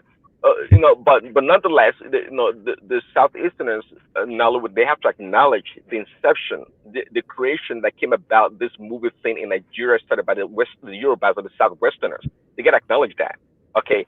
But their contribution to the whole thing, it's great, it's well appreciated, and it cannot. It's a solid integral part of Nigerian movie scene. So we should celebrate the whole thing as a whole and not try to downgrade one side and say, we started it, this is not better. We always do that. But at the end of the day, it's really a beautiful thing to put it all together. Yeah. So. All right, well put. Let me take you to the minimum wage. So the labor union back up in arms, telling us then that 70,000 naira is no longer sustainable, and they're looking to renegotiate. It was only as early as last year that they had the agreement with the government. So what are you making of this stance? And do you agree somewhat that 70,000 naira a month is not cannot be a living wage in Nigeria? Yeah, I know when they negotiated last time, they wanted more. I think it was over $100,000. I think it was kind of ridiculous I amount, think they something like were 50, didn't they? yeah, something ridiculous amount. But they got 70. I don't for sure. I can't say if 70,000 naira is sufficient right now in Nigeria. But to the last point I think you made about this wage hike, it's not about how much you really make at the end of the day.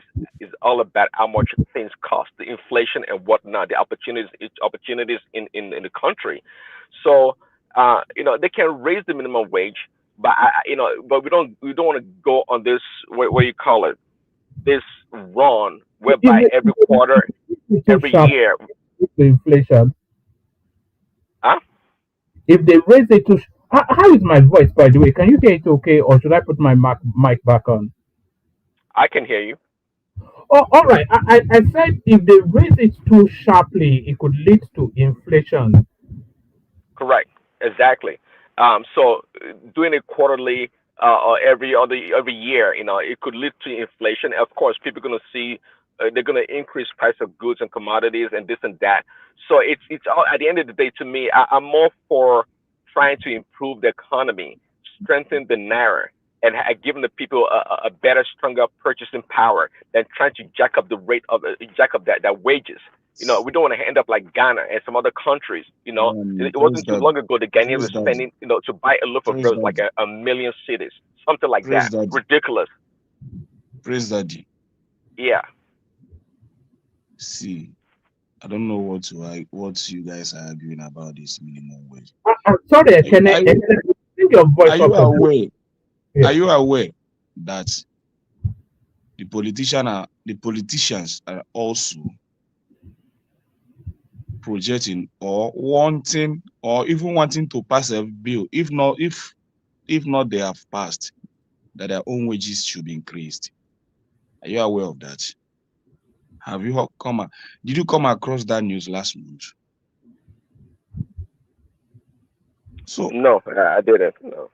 So it's on the table, and I think it has been approved, or they are still on the process, and their own increase is even more way higher. They are even suggesting that their wages and what they earn as government officials and the senators and all that is no longer sustainable, and they are deliberating on that. It's on the public news. I think last month, P2B even tweeted about it, but let me not mention him because he will say it's all about propaganda. You understand? So why not see 70,000 naira is next to nothing. The living standard of a single man today, a single man did very well. As a single man today, it's nothing less than 10,000 naira a day for you to be able to feed well. There maybe okay, I hear you. So if you listen to my summation, I said I'm not against. If you want to manage yourself, let's say 7,000. I'm not against raising the minimum wage. What I'm concerned about is the inflationary. There is nothing like inflationary. If there is anything to call about inflationary, it's about even the governors, ex-governors that is sucking the economy of this nation dry. These are where the inflations are coming about. Not the Nigerian workers that you need to increase their wages for them to live a better life. What is 70,000 naira in Nigeria today? What is 70,000 naira? I can give you indices. 70,000 naira is nothing. Yeah, I can agree with you. Again, it's fine. They can raise the minimum wage, but they can raise. Remember when Tinubu gave them this 70,000 naira, petrol was about 6 something or 700 naira then. After, yeah. When we argue that raising minimum wage can devalue the purchasing power of a currency, we are not saying it that minimum wage should not be raised for Nigerians and be raised for the Congress. That's not what we are saying. We are saying raising minimum wage generally, it shouldn't be done. But government of countries like to take the shortcut And that's why the world is going around and round and round and it's not ending. You need to strengthen your currency, not too strong, because if you make it too strong, your exports become too expensive. If you make it too weak, you get nothing. So you find something in the middle. What are we saying in essence? The federal government of Nigeria should sit down with the central bank. There is a way to do it. Putting one thing or the other here and there to strengthen the naira so that 70,000 naira in your hands can buy something tangible, can be a living wage, not a minimum wage. That's all we are saying. So if you say they should keep increasing the minimum wage, I'm not talking about only Nigerians, I'm talking about for every Nigerian, including the Congress. If you say minimum wage should be increased, for how long will minimum wage for how long will they keep doing that? If you keep increasing from 140, Imo State said how much? 200,000, whatever. Then the next 6 months, that 200,000 naira in your hands cannot buy nothing. You will shout again for an increase. They will increase. That is not the bone of contention. The bone of contention is Madam, your point has no argument. Your point has no argument. Okay. Your point are clear.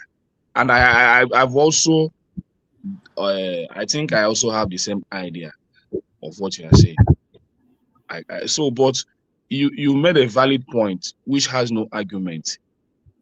You understand? But will they listen to what you are saying? Can they do it? Can they sustain it? Can they make 70,000 naira to purchase more things for the workers? Is it possible? I don't see it happening. They can if they want to. Because it's just like, okay, just look at it now. The CNG that you propose to them, maybe to use to cushion the effect of the removal of fuel subsidy and all that, the subsidy has been removed and the price of CNG gas has increased.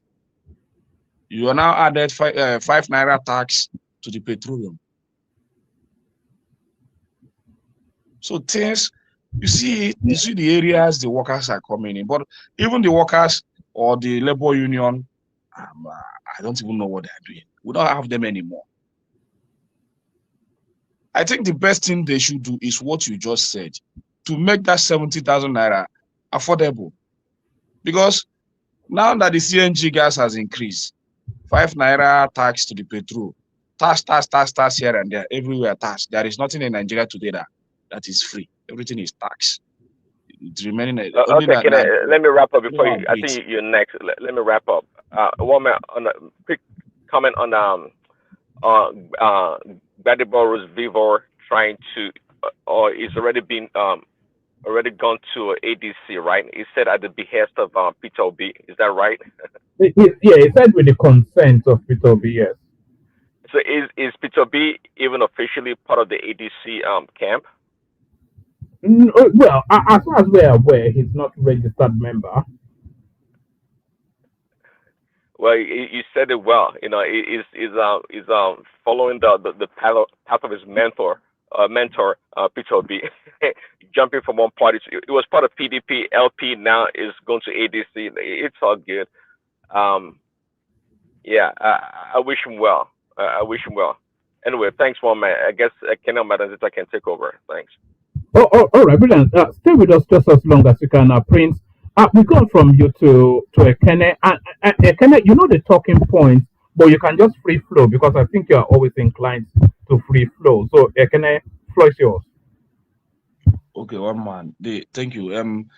The issue that I'm really much concerned is the living standard of Nigerians and not what all these politicians are doing. When that time comes, we know how to follow them, whether they are jumping here and there. But the most thing that I'm concerned is how Nigerians are doing. What is the government doing to make sure that Nigeria enjoy the fruit of their labor? So if I should say that Nigerians are enjoying the fruit of their labor, I'm lying to you, honestly speaking. No matter the amount of money you are making, no matter how well you think you are doing, is it business that you want to do today and you want to source for a fund? When you go there and see the interest rate, your mind will just blow up. And you know you are just going there just to commit more suicide. So where are you going to lay your hand to survive? Where? So when you are talking about all this, just like what Madam Zita said, I told him, her points are very valid. But they cannot, I don't see them doing it. Even if they can bring it to 20,000 naira, if they can bring it down to 20,000 naira or even 10,000 naira. They can do it. They are doing it, but it is, I don't know how to put it. Nigeria is a very ridiculous country. They are doing it, but they don't want to use it to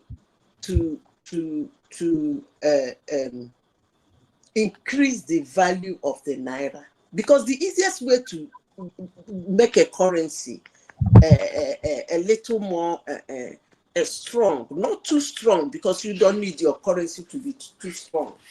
If your currency is too strong, like the dollar, you start having problem with exports, sorry. So all they need to do is they do it, but they are not using it. They do it for fun. They're already doing it in Nigeria. Sell your foreign reserve and buy naira. Central Bank of Nigeria is not supposed to be printing naira. That's supposed to be from time to time they sell a large chunk of their foreign reserve and buy naira. Period.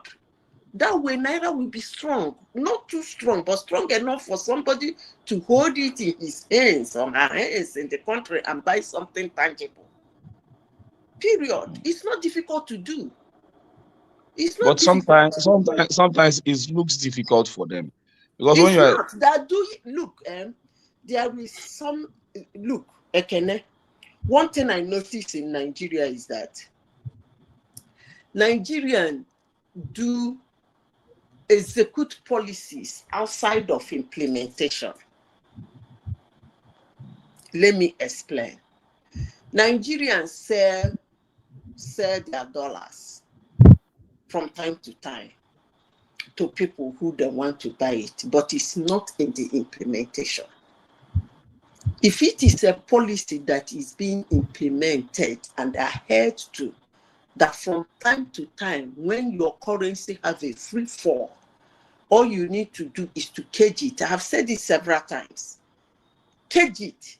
Sell the one that is heavy, like the dollar. Sell it to you. Secretly sell it to humans in your country. All those wealthy men. Secretly sell it to them and buy naira back into your central bank. That way, the naira will have weight. You reduce a lot of them from circulation. Do you know that a lot of Nigerian businesses or let's say estate houses or everything you have everywhere, maybe in the developed cities like Lekki, Abuja, all these areas, they price their properties in dollars. They don't price in naira.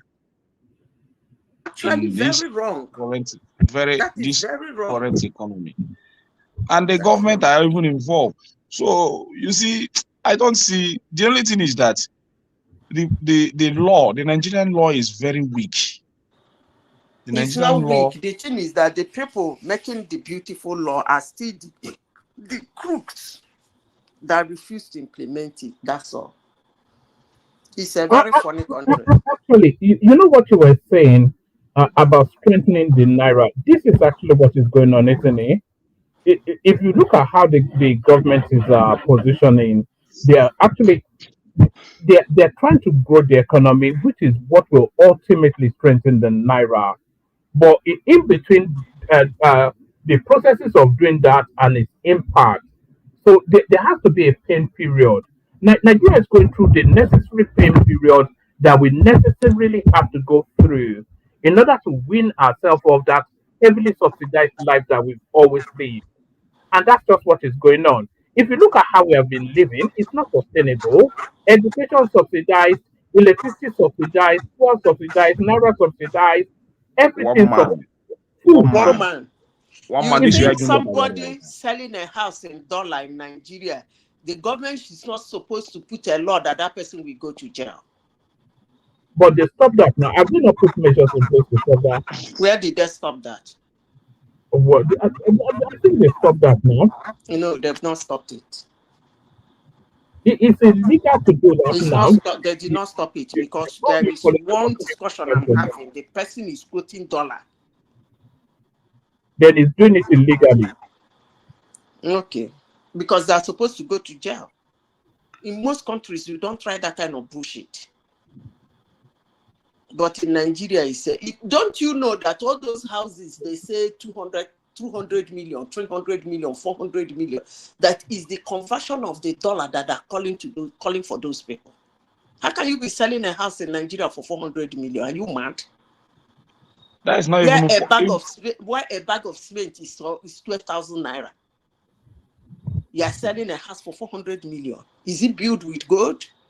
And government see all those things, ignore. Do you know, Madam Zita, do you know that many houses in Nigeria that doesn't even have well-equipped amenities or well-structured this thing is more higher than most houses in the UK and South Africa? Very higher, very. I'm telling you. I don't know why. Government is not doing anything in that area. They're inviting diasporas to come and put money in the country. How would they? When you leave people recklessly doing money laundering in the name of real estate. Real estate. Recklessly, without fear or favor, you will have to bring the what do they call it in civil engineer? What you use in building that house. Do you know that agent fee in Nigeria is more higher? It's almost what you used to. This is ridiculous. Buy a house. Agent fee is close to what you used to buy a house or even rent a house. You rent a house for 1 million naira, you pay agent fee of 500,000 or 800,000. You're even buying a land in wherever they keep disturbing somebody to come and buy land in Lagos or whatever. I'm not even a fan of Lagos. They will tell you when you buy the house, the agent fee is about 3 million or 4 million naira. Are you kidding me? Come on now. You are actually killing your currency by allowing all those things, all those shenanigans going on in the country. How could a house in a land in Nigeria cost 400 million or 1 billion naira? Are you people okay? 400 million is even cheap now. I don't think you can see a house of 400 million in Lekki or in any of these developments. Selling one house in Abuja for $1 million. For $1 million. Madam Zita and Ekene, what do you think is driving the price of the land or the houses? Or what do you think is driving it? It's money laundering. It's money I'm laundering. not sure it's the location, isn't it? No, it's not the location. That thing is money laundering. Forget it. Which location? That Most of those money laundering. Most of you see. Those houses, that's not actually the price. Those things are money laundering. Mark my word, it's money laundering. It's almost everywhere. It's almost everywhere. When you come to Alaba market now, the price of shop and everything is even ridiculous. When you hear those amounts of real estate and all those things, other people will start putting their money, increasing their money, thinking those amounts are real, actually the government the needs real to price for the houses, not knowing that it's money laundering. How could you? Very strong policy. The government is supposed to be looking at all those things. But they won't, because it's part and parcel of what they do. Everywhere go quiet. And most of them that has that money, or most of them that are into that land agency and all that, I think most government are even involved, because the easiest way to that real estate. I think people that are doing real estate, I think most of the government officials are also in that real estate and all those stuff, because no common man can do real estate in Nigeria today. But why not? What's stopping the common man? It's a ridiculous thing. Nigerian government should look, because if they continue like this, infrastructural development in Nigeria we nosedive. I talk rubbish all the time, but at the end of the day, my rubbish will make sense. Voila. You see this shenanigan that is going on in Nigeria, that somebody will build a house and say this is dahu wherever, dahu somewhere in Lagos, that dahu is the top notch. The annoying part of it is that top most of the, let me land. Top notch in a country where there is no 24 hours of power supply. You are calling an area top notch. I don't even understand what that means. Again, one man, please. Sorry, in some of those estates, they do have 24-hour electricity. They don't. Nigeria do not have 24 hours of power supply. Period. That is the word. Nigeria as a country, in Nigeria, they do not have 24 hours of power supply. Full stop. Don't come and be telling me this area have 24 hours. This area have this one. No, it's not supposed to be like that. Hold on. In a lot of these new estates that they are building, a part of the selling point is 24-hour electricity. But that 24-hour electricity is not dependent on the national grid. They generate it. Yeah, they generate it themselves. I could call Michael Jara. Anyway, I don't want to go into that, but let me just put my voice. I want to let it be that I registered my voice in that shenanigan. Period. I don't care what anybody is arguing, whether you're arguing left, you're arguing right, that's fine. But what I am saying, and I will continue saying it, and if they don't curtail it, it must happen. If they continue with that shenanigan in a real estate in Nigeria, infrastructural development is going to nosedive. Mark my word. Those houses will be built. How many people are even buying the house today? How many people are buying the house today? Is it not amongst them? If there's no market building it now, there are people buying it. If there's no market, they will not be building it. It's among themselves.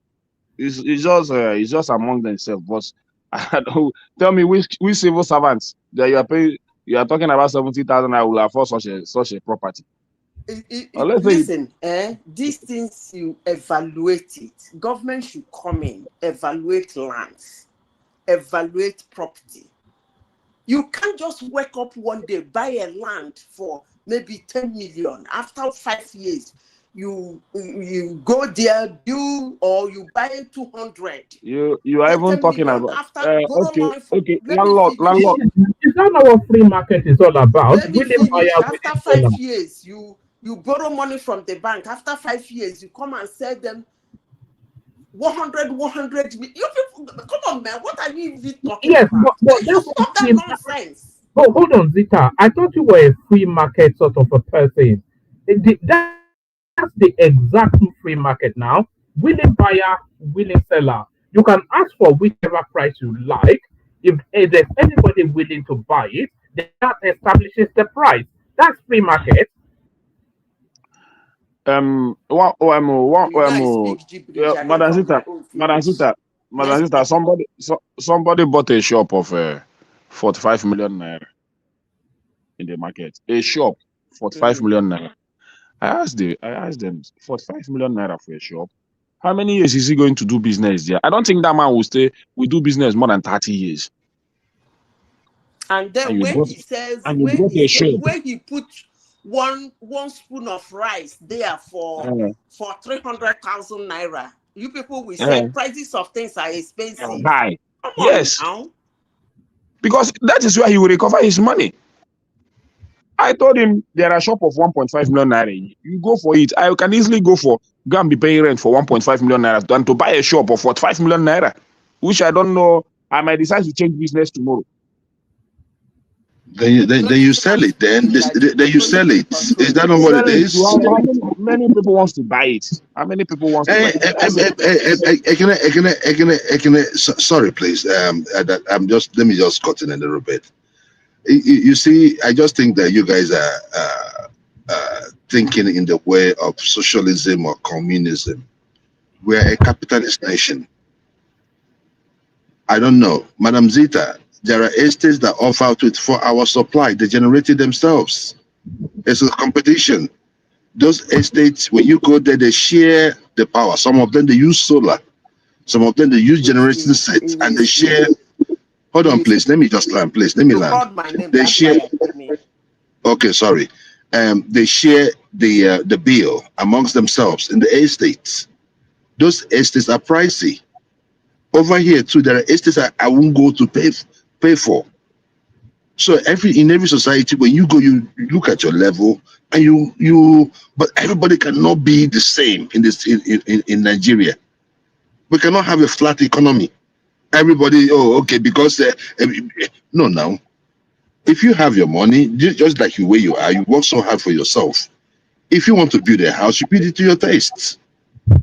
I am not going to build a bungalow because my neighbor has a bungalow, so that he won't feel offended. You see, that's why when I speak, I like people to understand. Thank you. Whenever I'm talking, it's good people listen to me carefully, so that when you come in to interject me, you interject me on the angle I am speaking. In every city in the world, even in the villages, there is where they call choice area. Nobody is arguing on that. Please. What I am saying is that the prices of houses in Nigeria all of a sudden is over-exaggerated, and that is money laundering. The government should look into it. And the price in dollar. And then curtail it. I'm not saying there shouldn't be choice areas. Of course. There should be good neighborhood. Everywhere in the world, even in the villages. There are some areas in the village that we tell you don't go there. Those people, they don't behave well. It's normal. But what I am saying is that all of a sudden in Nigeria, it has become a means of money laundering. But that's your assessment, though. That's not based on fact. That is true. A fact that has been verified. Madam Zita, I don't know what the problem is. Listen, what I am saying is that all over the world, even that place you are sitting, those houses, even those choice area you are talking about, those houses are being rated, monitored, the price. I do not think so. I don't want to call name. There is a house that they overprice, they slash it down. In that Madam Zita, not in America. Madam Zita, not in America. No, if you place your house, in that you are made, I don't want to. Maybe if we go offline, I will give you the name and the owner of the house. You go and read the history. Why? Because it's monitored. I'm not saying that somebody cannot say his house higher or lower. It is done all over the world. You can get somebody to buy it higher. I agree with you. But there are some certain prices you put in a house, you can go to jail. Trust me, if you sell that house in that amount, why is that? It will put you into trouble. Why? How? Because the houses are rated. No, Madam Zita, no. This down with this, right? We have locals. Hold on. Listen to me, okay, go ahead. Listen carefully. Let me say this before you people continue in that line of argument. Listen to me. I will sell it, then I will conclude. In the United States, in most of the Western countries, the area, the houses, the quality of the house, because Every year it is rated, and that is how you pay your tax. So you can just wake up and put an amazing, ridiculous amount for that house. It is not done. And But let me Madam, conclude by saying this. okay. Hold on. Let me conclude by saying this. You see one thing about me. Anywhere I find myself in life, I monitor them. I learn everything I can lay my hands on. So I don't make stupid arguments. I have said it and I end it. But if you want to argue it, fine. The issue is that even most of these houses, you park in, you start to paint it yourself, you start to buy sockets yourself, you start to put tiles yourself, you start to put a lot of things. You begin to ask yourself, why is this house million naira or $1 million? The amount of money you will even spend to be able to settle in that house. You agree to it. You agree to it. I also stay in Lagos. I've seen houses be built in Lagos. Like somebody is saying there is no house that is $1 billion in Nigeria. What is that? There's a house $1 billion in Nigeria now. Which $1 billion? They've sold it. More than $1 billion, sir. More than $1 billion. He's talking about $1 billion. He's talking about $1 billion. I say more than $1 billion. More than $1 billion. No, you're right. No, there are houses that cost that. But what I'm trying to say is this, right? When it comes to like people, you as a tenant putting the sockets and all that, there's always an agreement. For some landlords, they will tell you that, oh, see, I'm building this house, and before, if it's a good site, there are tenants that will pay before they finish building the house. There are tenants that might come in when it's only the fitting that remains. They'll be like, let me put it myself, depending on how desperate they are. Some of them, the landlord will say, okay, do it, and I will deduct it from your rent. These things can be worked out. All I'm just saying is just this. There are certain estates. Hold on, please. There are certain areas that are choice areas. When you go to like VI, it's a choice area. Whether you like it or not, the houses there will be expensive. So if you are a civil servant, or you know that you cannot afford it, why go there? Go to where your level is. It is the same thing over here. Are there not civil servants in that area? Are there not civil servants in that area? If there are civil servants in Victoria Island, it could be old money. It could be generational money. But if you do not like make your money like in bulk, like maybe like these politicians, you cannot go and stay in VI. Well, boy, it is not all about class. Please, most civil servants, understand what we are talking about. It's not all about class. Just like in Abuja. You should assess those houses, assess those areas, make sure that it is equivalent, because those people say buy that house $1 billion naira or $1 billion, whatever rubbish they sell them. How much property tax do they pay? They pay property taxes. They pay. Hold on. That land you're talking about, was sold by government to somebody, and the person developed it. So all these things are being calculated. You cannot go to a VI or Lake, I say VI, Ikoyi, and you get a land for less than $1 billion. It's not possible. You understand what I'm saying? So choose your choice area, or choose your site. Go build your house. Choose your level. Even in Abuja, they build houses for civil servants. You cannot go to Asokoro. You cannot go to Asokoro and live as a civil servant. Who born you? So everybody has to know their level. You go soon happen. I didn't say you're saying rubbish. So I'm just putting it go soon happen for Nigeria. You go shell. Trust me. You go soon shell. You don't shell yourself. You don't shell because the kind of life we are living in Nigeria is just one kind. Even me as a Nigerian, I see it as one kind of zombie life that is not well organized. You just wake up one morning and do what you like and make money overnight. You understand? So, and that is one of the things that is spoiling the society, and we keep on encouraging it. You live a life that overshadows the civil servants and most people. It's just like what explanation you are giving here, Joel. Some civil servants in Abuja live in Nasarawa. They come to work all the way from Nasarawa. You understand? Some civil servants that supposed to live close to their work or work in that works in Ikoyi lives in Badagry. And it's very stressful.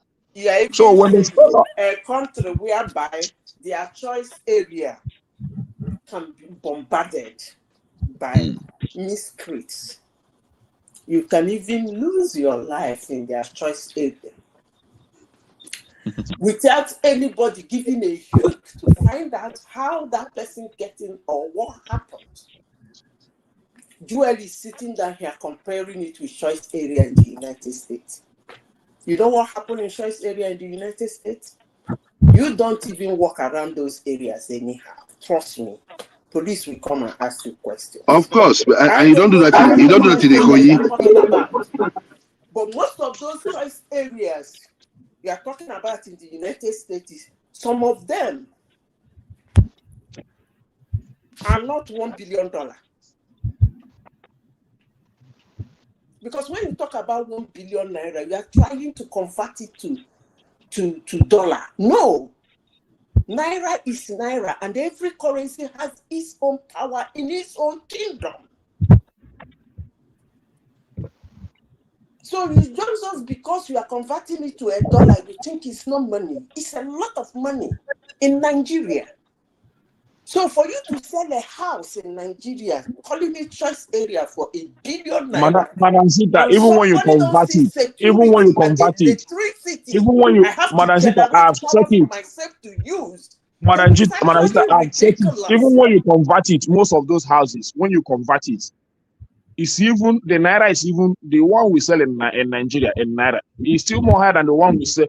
I see in South Africa and in most areas in the UK. Even when you convert it. As you Ekene, go and check the house in Kigali, where you will stay, no kidnapping, no armed robbery, clean environment, no stinking, no screaming of bus drivers, no constant horning of vehicles, no generator. You're describing Lagos, so I mean, you're free from all those ridiculous identity of Nigerian cities. Go and check how much houses are there, and then browse through. What they call what's the size of the economy? No, Zita, you have to open up spaces for people to come in. What's the size of the? Okay. No. But sometimes you have to open that space. I think he wants to push against what you're saying.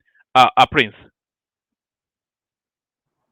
I was gonna say, I'd like to really know the real estate market in Nigeria beyond Lagos and Abuja, quite frankly, to have a good sense of it. Lagos and Abuja, especially Lagos, it's highly based on speculations. People are willing to pay whatever for a land or property. They're willing to do so. So that is not a real comparative market, to look at when looking at housing. I would say, people. I mean, there's so many factors that affect houses in Lagos and in Abuja. The diasporans, they impact the value of properties in those places by a large margin.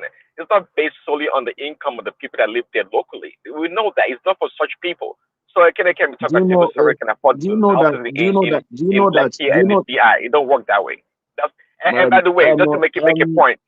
Hold on. Let me make a point. Say the notion that people work in the place and they have to travel like miles away to their work it's nothing new. It's normal. Yeah, hold on. Here in America, for example, some Congress people, many of them, quite frankly, when they go to Washington D.C., right, they can't afford Washington D.C. Guess what they do? They sleep in their offices because it's quite expensive there.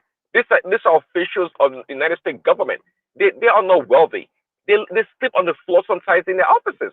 They can't afford to buy a second house or rent a place. It's a very expensive place. and there's high demand for such places. So high demand in Lagos and places like Abuja is not a new thing. It's all around the world. It's all around the world. And to me, if you ask me, you don't truly get the value of what you pay for in Lagos. It's quite clear.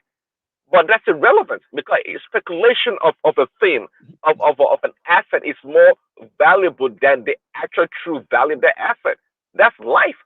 I mean, you don't want to pay $1 million for a shanty property. Somebody's more than happy to pay for it. Somebody's more than Prince happy to Daddy, pay twice for Prince it. Daddy, Prince Daddy. When they jack up all these prices, the price of renting house in Nigeria, everything is almost quadruple today. Then tomorrow now, you're expecting the economy to come down, or just like the explanation that Madam Zita is giving, that is how to make the 70,000 naira to be more, as in house purchasing power. For that 70,000 naira to have purchasing power. Okay, can I just like Joel said, find your level. You have to find your level. It's not like finding level here, because there is no area, as I'm talking to you now, in Lagos State, that a 70,000 naira earner that has a family of 2 or 3 can afford, as far as I'm concerned. If you know your job, Okay, find your level. Sometimes where you live, sometimes they price you out. I'm Some telling you, place where you live will price you out. You can't live there anymore. It happens all around the world. It's nothing new. All right. So, Ekene, where are they living? That family you are describing, where are they living? they're living in trenches. You go to their face me and face you, all those, you see workers living in face me and face you, public toilets that's not even neat and all this stuff. That's what you see. Face me and face you in a house now, bro. Which kind of house? Face me and face you in a house. See, I can see. Even your police workers, don't you see the environment of the police? Are you not ashamed of it? I can see please let me make this point, please. I think we are putting the cart before the horse. This is the issue. The economy of Nigeria is bad. The economy, we cannot, yeah, the president have met his target and all that, but our economy is not that vibrant enough. And it is clear. The issue is this: we've not invested in critical infrastructures that could help alleviate these things. But if it's about prices, prices will always go up. Inflation will always be there. But is the society building the required infrastructure to meet up? Joel, are you the one saying this? I said I am the one saying. Are you Hold on. the one saying this? So prices Hold on now. No more hungry, suffering, price. No, Madam Zita, even in the United States, yeah, if you ask them, they'll tell you. Even I noticed that Joel's tone has changed. I was expecting him to be saying Tinubu, but carry on. No, because Tinubu has his own. When we won't talk about Tinubu, we'll talk about Tinubu. But if we want to talk about the society itself, right, and how expensive things are, you cannot go from 550 to 1,500 in exchange rates in an import-dependent country, and you do not see this kind of price hike. It's not possible. So the price of everything went up because the guy even doing the cement with which you're going to use to build those houses is also paying for gas. It's also paying for all these taxes or whatever thing that's out there that the government is pushing on the citizens. So you cannot just sit down here and say, oh, you know what? It's about the builders. No. When you look at the buildings in Nigeria, yes, it quadrupled, just like your pure water, just like your milk, everything in Nigeria quadrupled. So I feel for those civil servants, and in fact, with most Nigerians who cannot, because we know that the jobs are not even there, even with the 70,000 minimum wage, the jobs are not even there. So I get that part. However, we cannot just single out buildings or real estate, as a problem. No, we've always had a housing deficit. That is not the individuals building the estate. That is on government. We don't have so much low-cost housing. Even in Lagos, even in the states, within every society too, right? You also have those low-cost houses where they call it projects. But in Nigeria, it's not planned that way. I know maybe our forefathers did some of those. Or today, with these new guys coming in, they scrapped out all those places and built apartments. You can be surprised that in Lekki, for instance, you cannot walk in maybe like a 5 mile distance, and you see what they call it. You see a park. We don't have a normal park for leisure. The one that they had in Owerri, Rochas the other time converted it to estates. So it's the thinking of our leaders, the thinking of the people. So let's not please put it on only on housing. Let us make sure that we are talking about our pure water, we are talking about our Coke, we are talking about our beer. Don't say go like say real estate. They are also building with the present cost of input that they're getting from the market. So let's look at it holistically. It's the economy. When you look at the economy, then we can now start talking. But don't single out real estate. Thank you. Oh, all right, Bill, back to Ekene. Ekene, oh, yeah. Okay, one man. What I'm saying is that I don't see. You guys are praising us most of the time. You say this happened. Speaker of the House today is it this Hausa guy? Is it Abbas? Tajuddin Abbas. Yeah, crying about the depth of Nigeria, the way it's going high. And I think this is not even coming from an opposition again. It's coming from the government themselves. The amount of money they are borrowing. Who approved the loans? So I don't know what you are. That's the question. The house directly or indirectly approves those loans. He should shut up. So I don't know what you want me to say. So it's even on them. It's even dawning on them that they are not getting it right. And if things continue like this, I don't know where Nigeria will find themselves in the next few years. I don't know. Because this money, how are you going to pay it? That's why the government is increasing tax here and there without even looking back. Anything they can lay their hand, they will tax you. I just said it. The CNG gas that you guys were celebrating, all those stuff, this is just to cushion the effect of the subsidy removal and all that. The subsidy has been removed, and the price of CNG gas has increased also. So what is left for the common man? Even though the CNG is not even popular, but the little, no matter how little it is in the country, the people that are using it, what is their fate again? Is it not cheaper than petrol? Even if it is cheaper than petrol, it's still cheaper than petrol, but still, why should we remove the subsidy? Because that is where you see it now. Now they have removed the subsidy. The price will continue to go up. And when it continues to go up, sometimes it might even go higher. The CNG was never subsidized. It's the demand on it that is now pushing the price a little bit. I don't think so. What I saw that was no. One man he placed a tax on it. He placed a tax on it, and which is ridiculous. There's a new tax coming in now, which I think is going to be the next place that people are going to, they are putting a levy on petrol, and where you live, Joel, they put a heavy levy on petrol, but they're putting a nominal levy on petrol. It doesn't affect the price. It doesn't affect the price in any significant way. You buy 1,000 naira, you pay 15 naira in levy. So I'm not sure, but yeah. One man, see, you want Nigerians. You cannot tell me that there are no country that doesn't have subsidy for their citizens.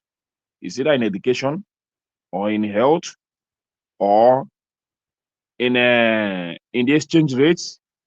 There must be. There must be. If you check very well, even the Chinese, they have subsidy. So why would you not want Nigerians that have the petrol or whatever? You can, even if you but remove Nigeria it, has subsidy in education, in food, in health. Many subsidies all over the place now. where you said as of today, Nigeria don't have any subsidy in anything. Whether you have it in education The or whatever, education is not subsidized. I don't think You're education is paying the going subsidized in rate. Nigeria before, They are because paying the Nigerians are going rate paying. for education. Yeah, Nigerians are paying for their school fees ever Even in Ghana, they pay 10 in times as Nigeria. much. It doesn't matter the amount you pay. What matters is that you are paying your school fees in Nigeria. Emeka, So it's can never you tell us subsidized. how much? Emeka, can you tell us how much you get a shop in Oka in Anambra State or a house in Anambra? We want to know that one. There is nowhere that the shop or house is cheap, both in Anambra or in Lagos today. On Onitsha today, the shops are very costly. Houses there, it's almost the house in Lagos is almost the same thing or even more higher in Onitsha or Oka. Are you serious? Really? Yeah. Really? Yes. I'm telling you the fact. A house in my father compound, a two-room and power in my father compound can go as high as 800,000 or 900,000 naira a year. To tell you that is no longer. So now which need drive that one price? Now which need to drive that price? It's still the same thing we are talking about.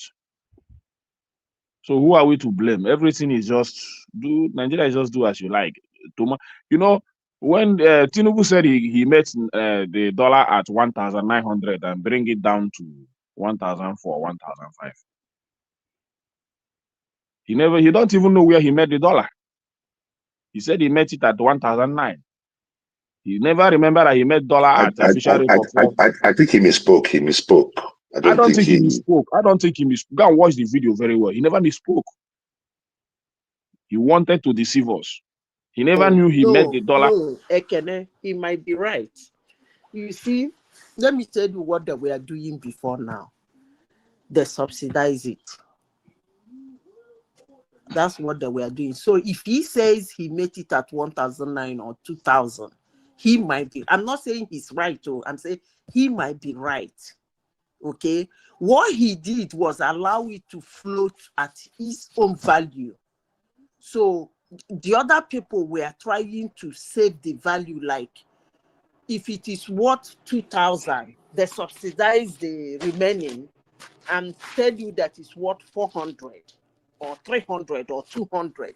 But when he came, he said, allow it, let everybody know what it's worth.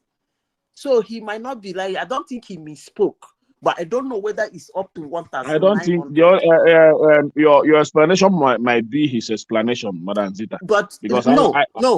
Do you know why I'm saying this? We monitor it outside of what they show the country. Do you understand? Your country might be telling you that your currency is worth 16 naira to $1. We that monitor it know how much is actually worth and how much they're subsidizing it. So I don't think it's up to 1,900 when he came, but I know it's above 1,000. That's all I can say.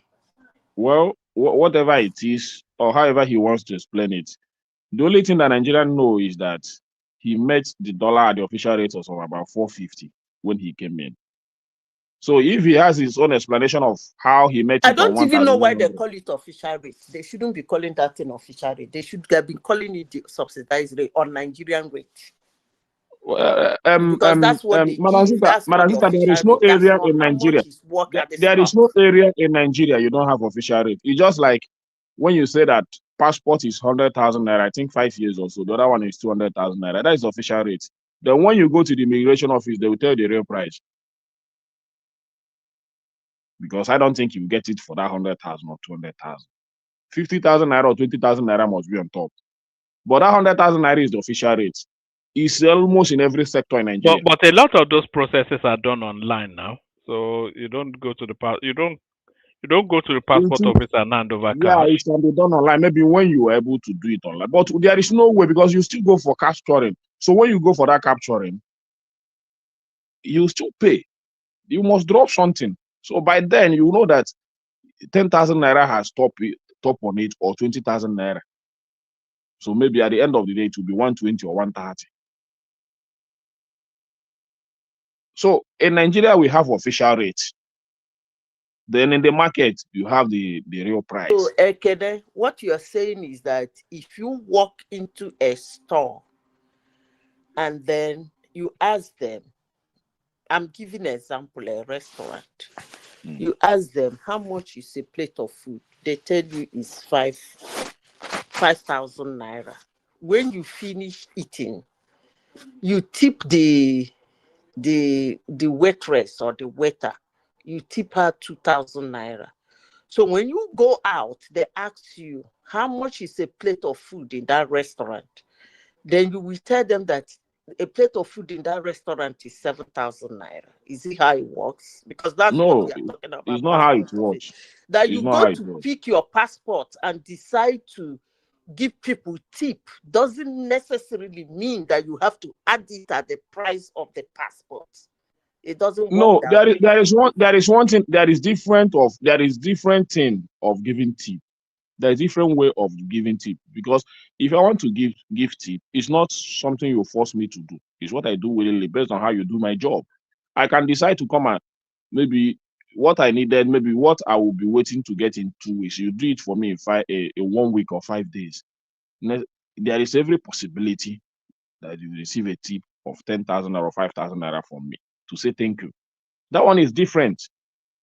But a lot of all these government officials, most of them, it's mandatory that if you come there, you don't agree to their price, they will just neglect you. Most especially if you want to follow that line of the official rate, they will just neglect your passport there. So it will only be for the people that are giving tip. They will come there and go, come there and go. Your own will remain the there. payment is done online. Okay, and I don't know what your argument is. Yeah, the payment is done online, but when you will still go there for capturing. That's my point. But that's not even the issue. The issue why I'm laying on this emphasis is for us to know the weakness of our laws in Nigeria, because I don't think that such a thing happens in most of the countries that you guys are living. But if it is happening, maybe it's okay. You understand? Because corruption has eaten deep. Yes, but Ekene, introducing automation is what is tackling that corruption, because even that capturing is still paid for online. The whole process is paid for online, so it's very difficult. The window for that cash over the or that underhand cash, they are trying to use technology to close it off. Yeah, it's still a.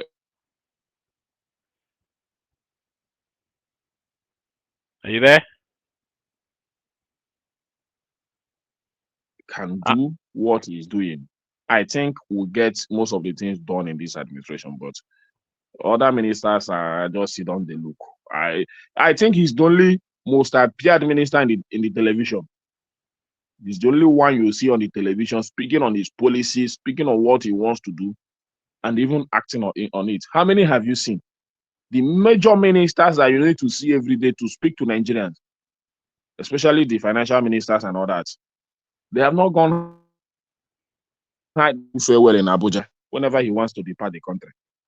That's what Wale does every day.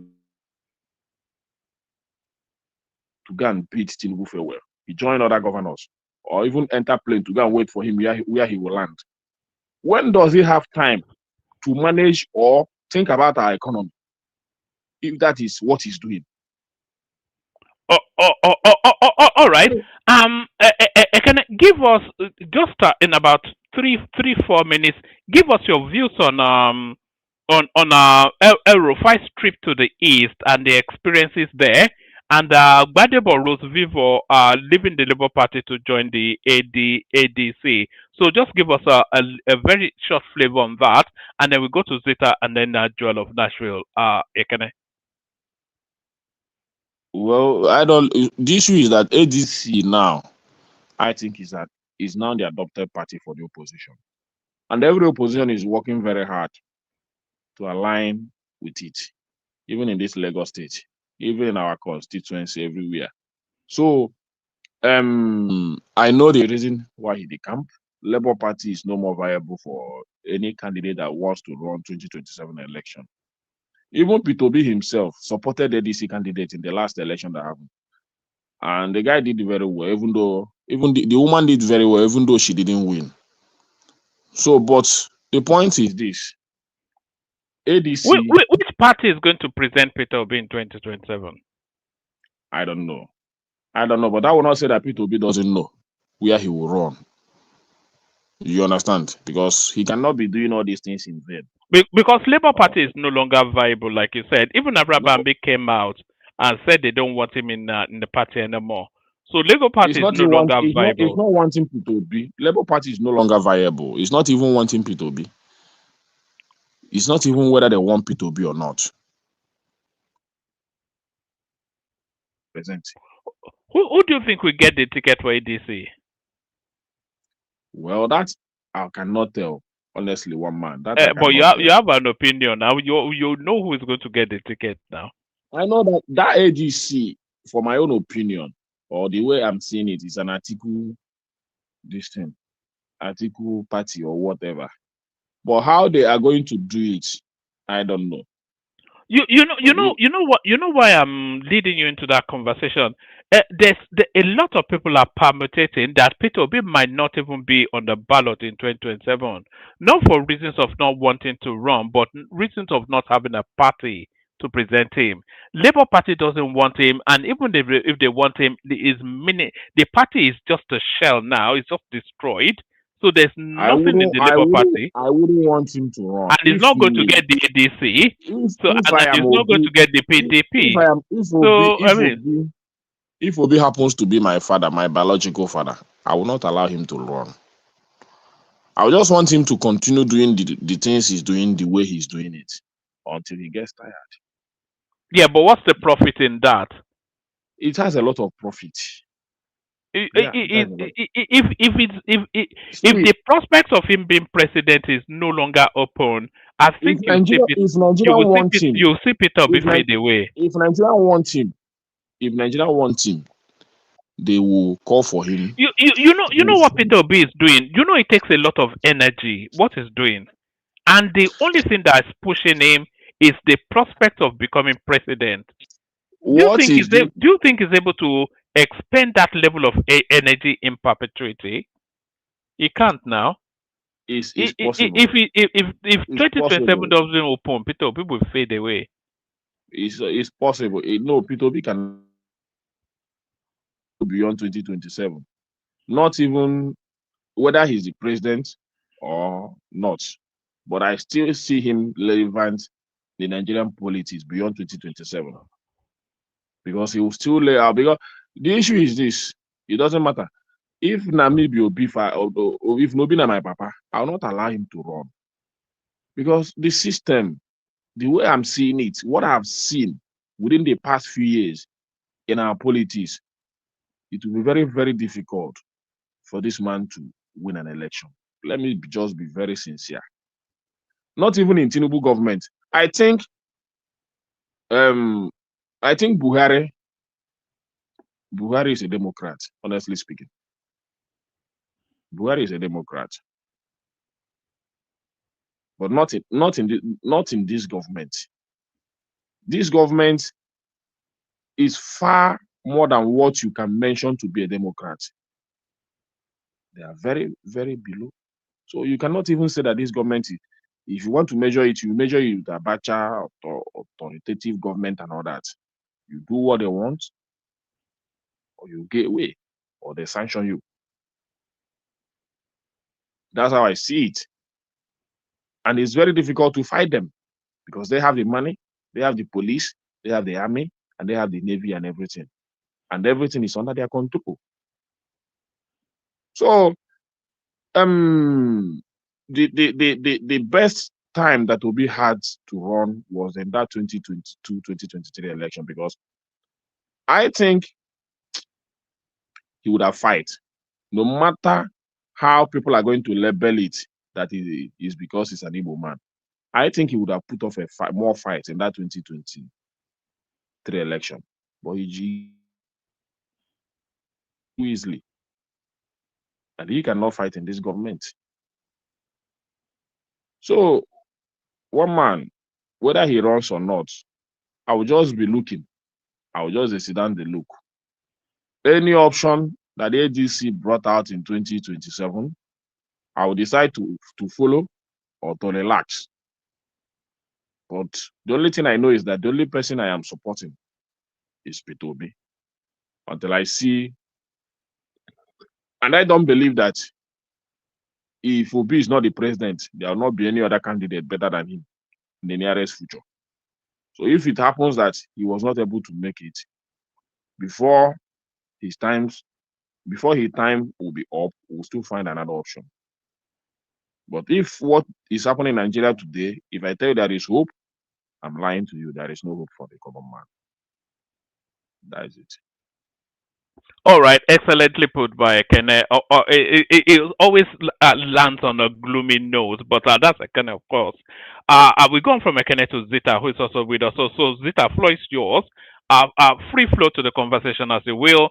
We're talking about Rose Vivo changing party, which surprises no one because there's somewhat of a predictability there. The Labour Party, the Labour Union, arguing that 70,000 naira is a living wage, and they're looking to renegotiate with the government. Complaints about Tinubu's travels abroad are 15 foreign trips so far this year, according to the people counting it, and they are asking us then they're asking him rather what's the outtake of all of this. Joe Igbokwe comes out to mock Sowore, who forever is on a protest or a demonstration, and we're asking what exactly has been the benefit of that. The forest guards, they are taking shape, and it looks as though now the recruitment of 50,000 initial personnel into that space to tackle that Fulani banditry in the forest once and for all. Natasha Akpoti, she's back in parliament as soon as plenary reopens. So her suspension would have expired by then. So the question is, should they extend her suspension to prevent her, or should she go there and be a bit more contrite and she's not really there to rebel rouse, just there to represent her people? And El-Rufai, of course, taking the East by storm, but then the East rejecting him. So those spaces, Zita. One man. How did the El-Rufai take East by storm? Did you not see him in some church telling them about morals and good? Imagine somebody. Nigeria is a comedy skit. Imagine El-Rufai in some diocese, the one that was slaughtering the Christians in Kaduna barely 3 years ago, now in a church telling them about morality and godliness. Which church did he go to? Catholic? Yeah, but they said some diocese. I think it's an Anglican church somewhere. He was sitting on a pew with the rest of, it was, it just must be Anglican. It won't be Catholic. I think it was an Anglican, yeah. Okay, now he's making his share. They said they will shock you people. He said what is coming is too big for Tinubu and APC to withstand. So no, well, that's part of it now. Or don't you think so? But the people of the East, especially the women, they sent him back, and they want Peter Obi never to bring him back again. Is it Peter Obi that took him there? Well, Peter Obi joined him there now to hold his hand. So it was somewhat that brother ADC, whatever it is they're doing. Oh man, you can just concussion something and say.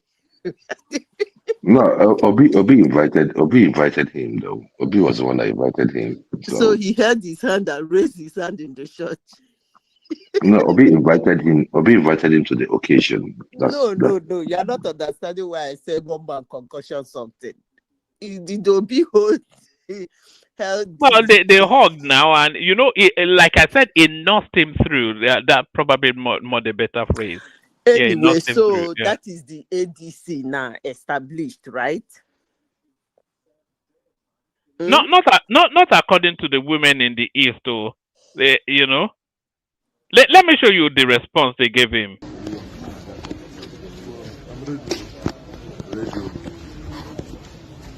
Okay, this morning we are at Asanta Cathedral, where we are, Imo people have converged in their numbers to reject the totality, Nasiru El-Rufai's presence, and caution Mr. Tito Obi for consistently trying to deceive Imo people, and that they are no longer going to be part of it.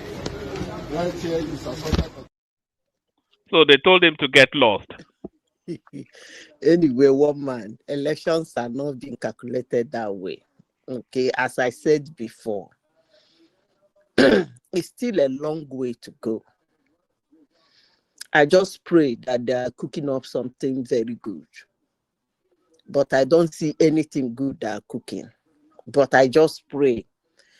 Because if it's all these things they are doing, they want to use to knock off Tinubu, then he will run them over. As I said before, you see, they will be like Okada man that is being jammed by a trailer. Honestly, if they want to remove Tinubu from office, it's not this thing they're doing. I just hope they have something on the ground they're planning. Because when you're dealing with somebody who doesn't speak much, do more of underground work, you have to be extremely careful. You have to be very careful. Those people are, even Tambo Wild is saying that Tinubu is destroying opposition. I don't even understand what he meant by that. He's destroying. How many of them has he put into jail? They don't know what it means to destroy opposition. Don't do you put one crime on your head, don't be inside jail. That's what is happening all over the world. He's not doing that. So how is he destroying them? I don't understand. But I leave the one man, leave that ADCO. So what is the next topic? Rose Vivo is now in ADC. Abby?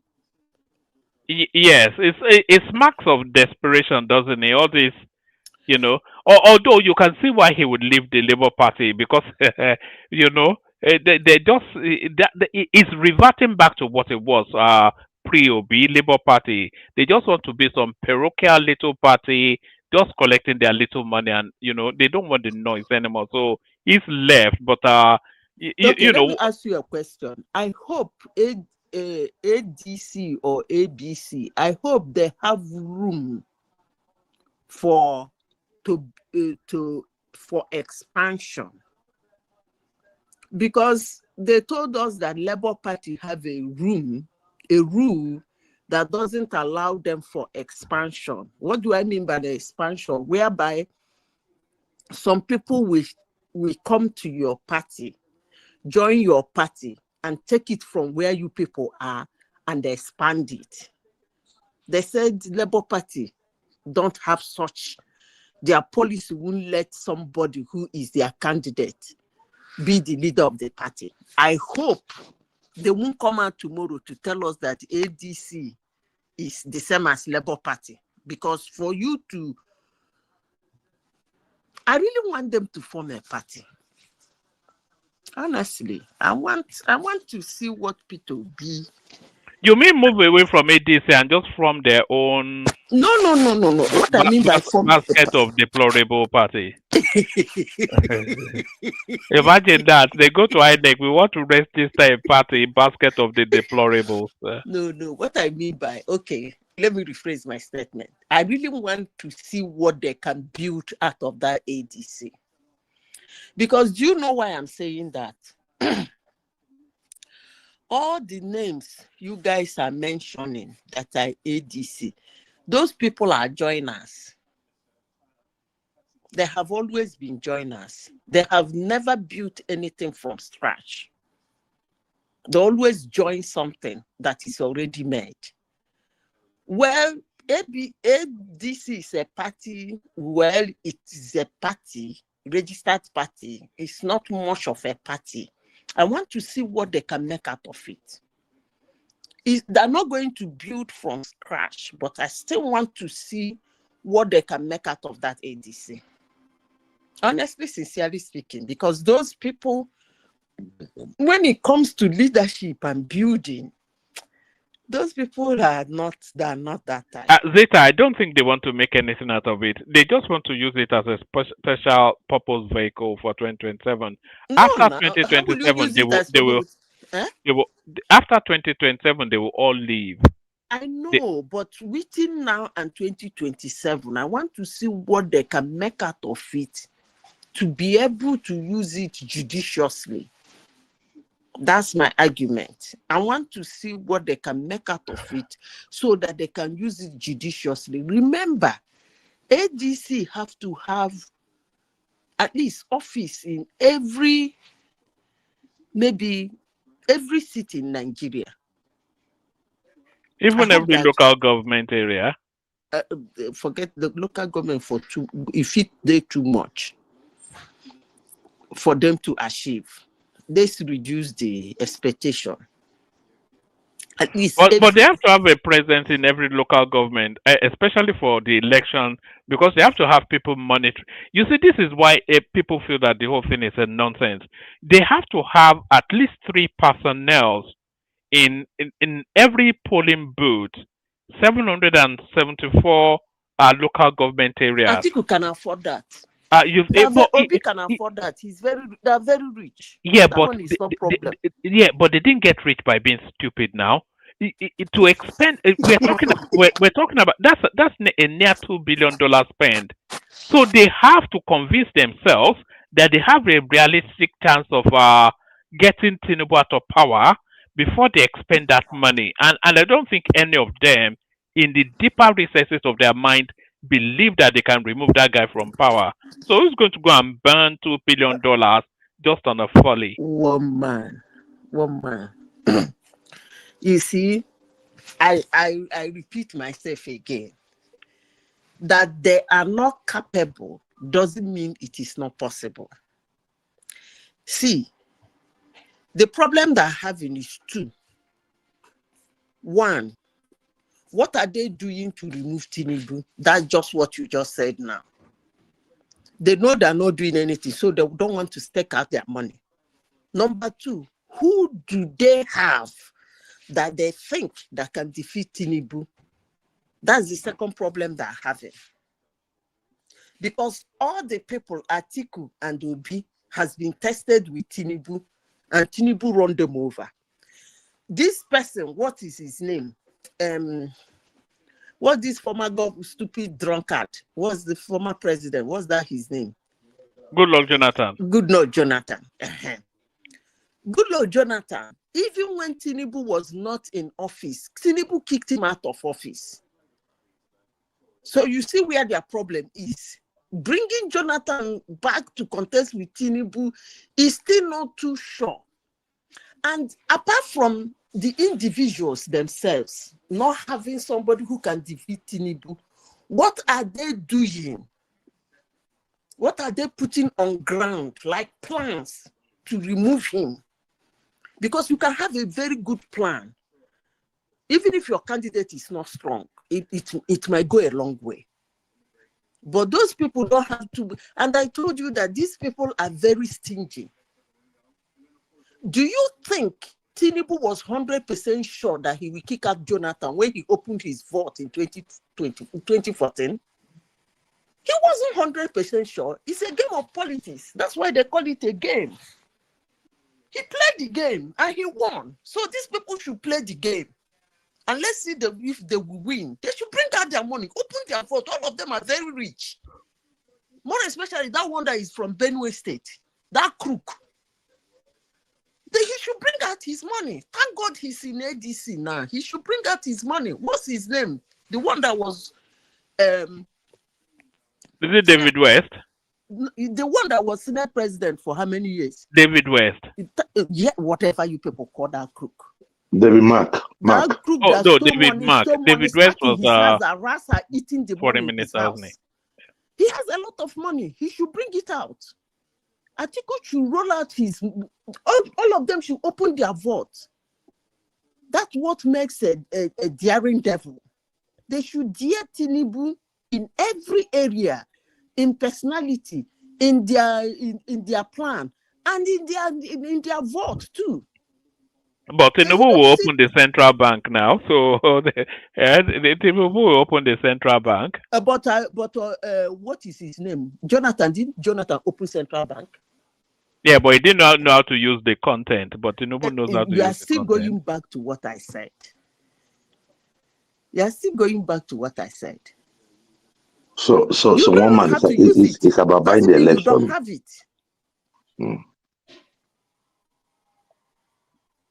I asked you a simple question. Do you think, honestly, that Tinubu is 100% sure that he's going to kick Jonathan out? Tinubu had more reasons to be confident that he will kick Jonathan out than these people have that they will kick him out. Okay. Jonathan was weak. You know, it was a sitting duck now. And Jonathan doesn't have the broadness of shoulders to take on that space now. And you could see it in his body language as well. So he signaled that he could be taken, and they took him. Woman, you see this thing you people said, that's actually why I get angry with you people. Honestly, when I hear Nigerians say these words like Jonathan was weak, he doesn't have the clout, and blah, blah, blah. Do you know what you just did? You minimize, you demeaning the conglomeration of crooks that gathered to kick Jonathan out. There's a conglomeration of crooks that now as well now. You undermine their abilities by saying Jonathan is weak. That is actually ridiculous. No, hold on. Sorry, Zita, stay in that space. So you said there was this conglomerate of heavy hitters that gathered together to push Jonathan out. Yeah. But so Jonathan being a standalone as the president, but that's the same thing still in play now. So all of the heavy hitters outside of government are all gathering to kick Tinubu out now. So it's the same scenario, but everybody knew Goodluck Jonathan was going to be kicked, but everybody is also confident that Tinubu will hold. No, because Tinubu is a strong personality and Jonathan is not. No, you don't say Jonathan. I don't believe Jonathan. You don't. If you say Jonathan is weak, you undermine the ability of the people who kicked him out. Because if you say he's a weak person, anybody could have kicked him out. No. They put in effort, put in plan, opened their vaults. Jonathan was in charge of the central bank, police, army, everything. These people infiltrated everything, opened their money. Hold on, Zita. If all of those things that you said was in play that forced Jonathan out, if he's in play now, do you think he can force Tinubu out? Of course. I doubt that very much. Let me tell you why I said of course. There are only two. Sorry, you carry on. There are only there are three strong personalities in Nigeria's politics over the last 2-3 cycles. They are Buhari, Tinubu, and Atiku. Buhari is gone. I don't know why you call Atiku. Well, Atiku is somewhat, but really, those two characters are Buhari and Tinubu. They're a different species from the rest of them. They are not for those two characters. They're not for the faint-hearted. Tinubu that came from nowhere to come and take the presidency, and then this it's not possible. It'll be a real. And I think they know. That's why they're just playing at it. That's why they're playing at. They know they're not. Idiots. It will never let them have it. No, one man, stop glorifying them. They're idiots. Listen, let me tell you. When you meet a strong situation, you imply a strong action. When you meet a very strong situation, you attack them with a very, very strong action. That's the way the world works. Their inability to form and stand and fight and remove Tinubu is not because Tinubu is irremovable. Trust me. It is because of their inability. They can't. Because they don't know how to. Period. So when you meet somebody like Tinubu, you know that has how to patch everywhere. You too will be following that question. As in the question go to open. But whereby you don't have the ability to do that, you don't even need to confront him in the first place. So, in as much as I will not stand here and follow you and demean the actions of Tinubu and his conglomerates in 2014, 2015, I will not still stand here and tell you that Tinubu is irremovable. I'm not going to say that. But the problem they are having, or Tinubu to his advantage, is that people who are planning to remove him are idiots. And I don't even know why you call. When I say it, people don't like me, but I will say it anyway. Atiku has run an election as a president outside of a big party. Do you think people going against Tinubu, do you think they are naive or novice? Are they novices in politics? Listen, do they know how politics works? When Tinubu meet a strong political bigwig, he go panic. He never meet. That just and who is that personality that is that? I never see for now. The biggest bigwigs we have are the people in play now. Obi Atiku, and that's just it. Look, woman, the people you are calling, I don't know why you call them bigwig. I don't. Those are tell you why they are not. Right. And then tell me who is. Tell me why they are not, and then tell me who is. Okay. Atiku rise in the wings of a big party. Atiku has contested outside of a big party, and nobody even knew that he contested an election. So why would you cause that kind of a person a big wig? That is one. Two, Atiku have not effected anything outside of a position. Like, you are not a president, you are not a vice president, not a governor. You say something and do something that will affect the whole country or affect some part of Nigeria. Atiku has not done that. He doesn't even have the power to do that. Then is it El-Rufai? El-Rufai, if I may say, forget that he's kangarooing himself going up, but I think El-Rufai is one of the politicians in Nigeria that is well hated. I don't even know why you call him a big wig. Because right from the time El-Rufai we started hearing about him when he was the, what is it called? FTC minister. FTC minister. He did a nice work, but he stepped on a lot of toes that up to today they've not forgiven him.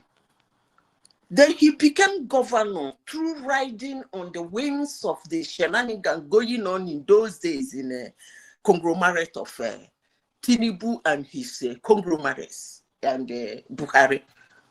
He became governor. What he did in Kaduna, if every average Nigerian, I must see this in a global platform here, what El-Rufai did in Kaduna, I think they should be throwing stones at him when he come out. But will they do that? No, they won't. Because elections and voting and electioneering most times is born out of emotion. If you hate somebody, you don't want to know another person that is even worse than him can be there. So that's why El-Rufai is still going around Nigeria talking gibberish and talking nonsense, and people are looking at him and some even applaud him. So I don't know why you say El-Rufai. Then let's go down to Obi. Obi lack leadership skill in the first place. He doesn't know how to organize. People organize for him. Never was known, even when he was the governor of Anambra State. Come into limelight when they pick him as vice president to the same article. They failed woefully. Situations and circumstances made him popular again because I told you people, I mentioned 5 things. He ran on it. All those five situations went for him except him. Otherwise, at least he would have come second. But he couldn't come second. Because the problem was him, not even the situation. And once again, he ran in a smaller party. So Atiku running in a big party gave Atiku boost.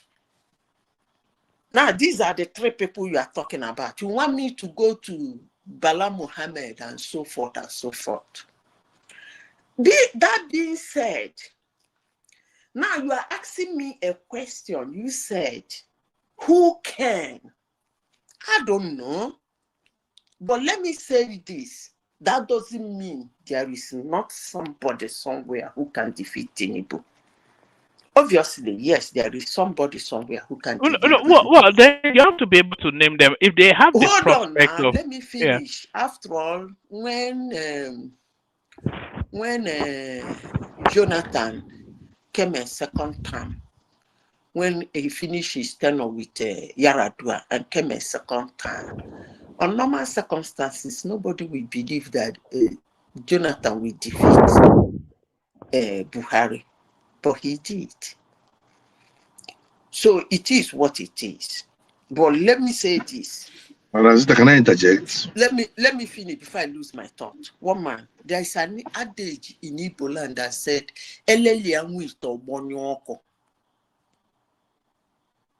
I will always tell Nigerians to look at what happened in 2014, 2015.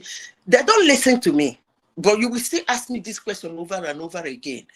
I am not saying Tinubu, I can never say that Tinubu is indefeatable. That is actually sacrilegious for me to say. And I cannot say, I don't know who can defeat him because the person has not come out. But I will tell you something that is very clear. If people in Nigeria that has money, when I mean money, can come up with somebody that has a very little, even if it's little potential, support him and carry a campaign against Tinubu, he will lose that election big time. Trust me.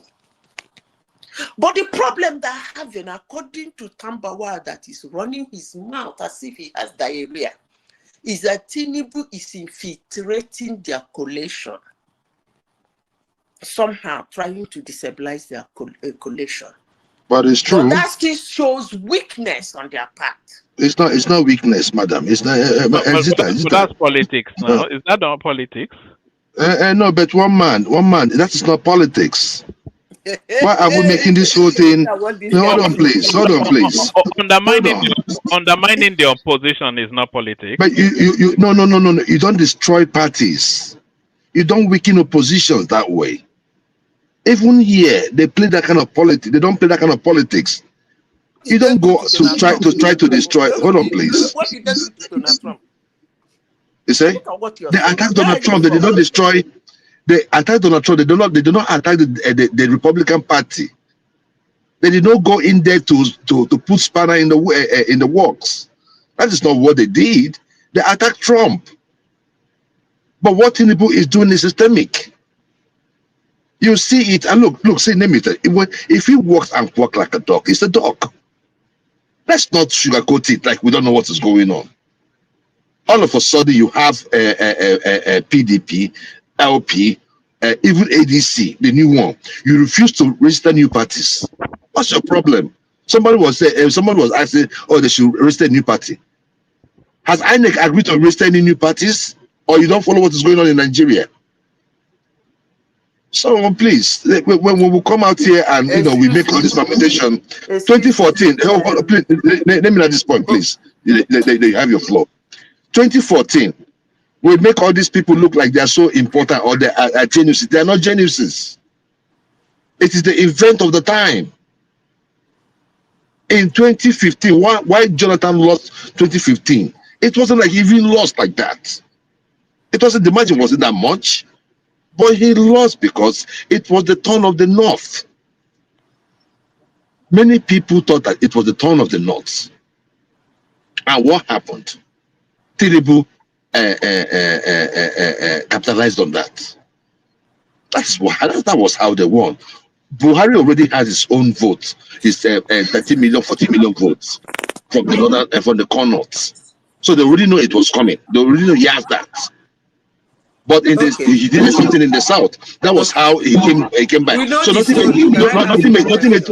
made Tinubu a genius in this aspect. Not even in the last election. Can I ask you a question? A simple question, and I want you to answer me honestly. Since you want to say that Tinubu has a wand that he's the one destroying coalition, I want to ask you a question, and I want you to answer me honestly, please. Do you think that in 2023, if Obi and Atiku would have run against Tinubu, they would have won him? But they run against him now. Like you mean as a ticket? As a ticket, yes. I would say maybe not, and I will give you my reasons why. The reason why is that it was the turn of the South. So depending on who was on the ticket, Atiku will not agree to be Obi's VP. So if Atiku was going to, eat that humble pie, they would have beaten Tinubu blue-black in 2023. Okay, let me rephrase the question again. Because you said something. Let me rephrase it. Do you think that if Wike, the 4 dancers or the 5 dancers, I don't even know how many there are, which is Wike and his conglomerate, if they were together in unison the way they were in 2019 against Buhari, and Peter Obi and Atiku went into that election as a ticket against Tinubu, do you think they would have won? No. It was the turn of the South. Okay. Let me tell you this. There would have been every tendency, 65% tendency they would have won. If Obi, I will explain. Let me tell you why. I thought you asked me a question. Go ahead. I asked you, you said no. So I want to explain to you why I said to me, there is every chances they would have won. Why am I saying this? The idea of it is the son of the South was the 5 dancers or the 4 dancers. They were the people that carried that campaign round the whole of the South and the Middle Belt. They were actually the people that brought it to limelight. Get angry about it, fight about it, say all manner of things about it. And then I said, if they were quiet and joined the team, and he said, remove South, remove North, bring APC and what Buhari has done, and campaign to Nigerians that this is what Buhari has done to you people. Look at what APC has done to you people. You don't need to put them again. Forget that they brought us out. There is every chances they would have won. Now let me say this. We are talking about Tinubu is not playing politics. I want to remind you that politics is a dirty game. It is not Tinubu that told P2B to run out of PDP, to go to divide PDP vote. Unless otherwise, you people are telling us what we don't know. Unless you people are telling us that all those running around in Nigeria shouting obedient was propelled by Tinubu, then I will shut up my mouth. It wasn't Tinubu that said so. It was the miscalculation of PDP that handed Tinubu over that ticket. Check it now. As simple as ABC. Can I just make a 1 minute or 2 minutes comment on what you just said? Now, this is the thing, right? The South will always be grateful to Obi for pulling it out of PDP. And I will tell you why. There was this sense of entitlement coming from the North. So it wasn't about what Wike preached, who were they. The Jackson 5 were just running around doing their thing. The core issue there was that most people wanted in the South, wanted power to go back to the South. And that is what happened. If Atiku had come out under PDP with Wike and the Jackson 5, they would have still lost. And I am telling you that it is they would have still Jackson lost. 5 you called them. So Obi moving out. Listen carefully, oh. You know, so you know they listen. It is the Jackson 5 that you called that brought it and make it as a point, a campaign point and a campaign view to Nigerians. But if you want to undermine their action, that's still okay. You guys know how to undermine things. If you want to undermine their action, that is still okay. But let me repeat it again. It is not Tinubu that told Obi to run out of PDP. Obi did the right thing to leave PDP. It's not Tinubu that created the Jackson 5. He just exploited the opportunity. That's a smart politician. The opportunity came to him. Arise, you hit, boom, collect them one time. And that's exactly what he did. And if you people don't take your time, he's going to do it again. And this time around, trust me, it's going to be a runover. Did you know why I'm saying this? I will be saying this. One man, I have said this severally in your platform. I have been pointing out loopholes on the shenanigan of people calling themselves coalited, collocation, coalition, ADC, PAC, LP, WV. I have been taking my time to point out the recklessness, their stupidity, and their dumbness. And people will argue left and right. Give me reasons. Some will even tell me they're cooking up something at the back. Let me say this again. When the result will start rolling in, please, you people should not undermine and demean our institution. Because those people are not doing anything.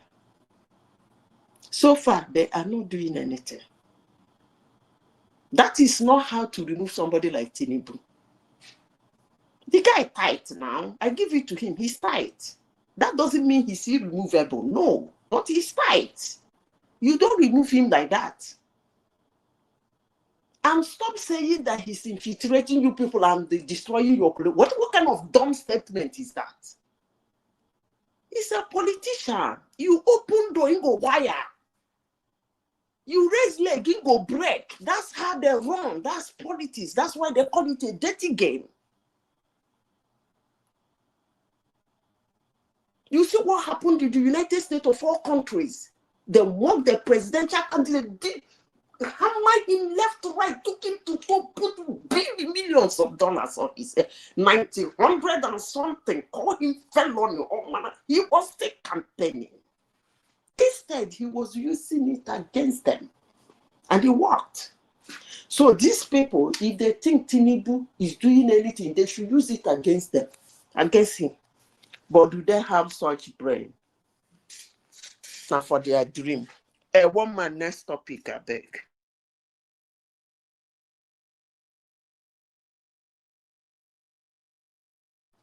You don't sleep. Hello? Hello? I can hear you. I think one man don't sleep. Okay, you can continue now. I don't know what the next topic from. You can take it from there. Okay, since you're here, let me just make this topic quick. Okay, good morning, afternoon, evening, wherever you may be listening from. Joel of Nashville on the One Man Show.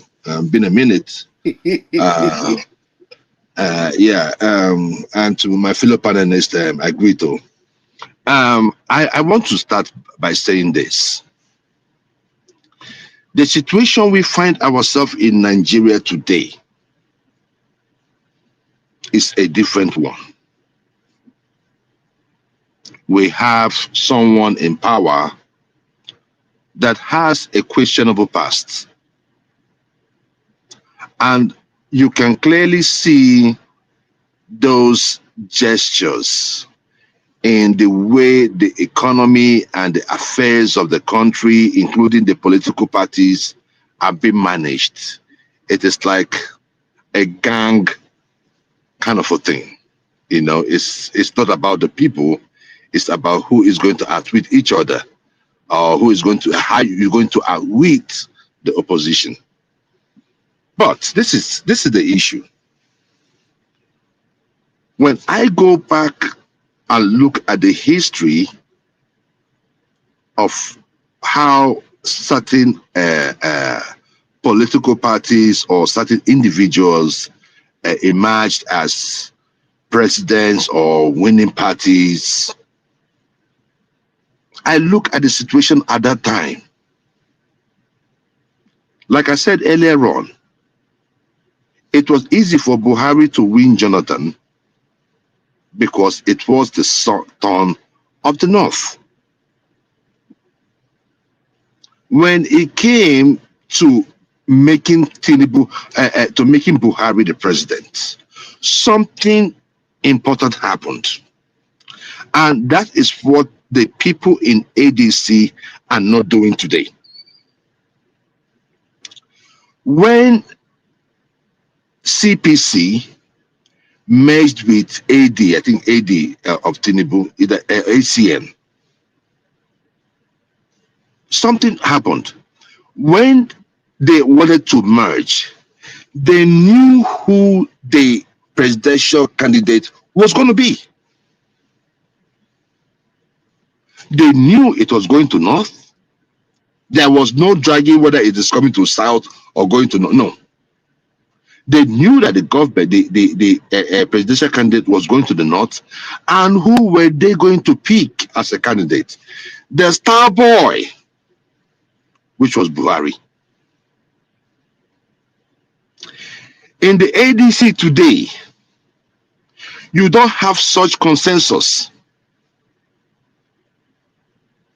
And that is the bane of all these problems.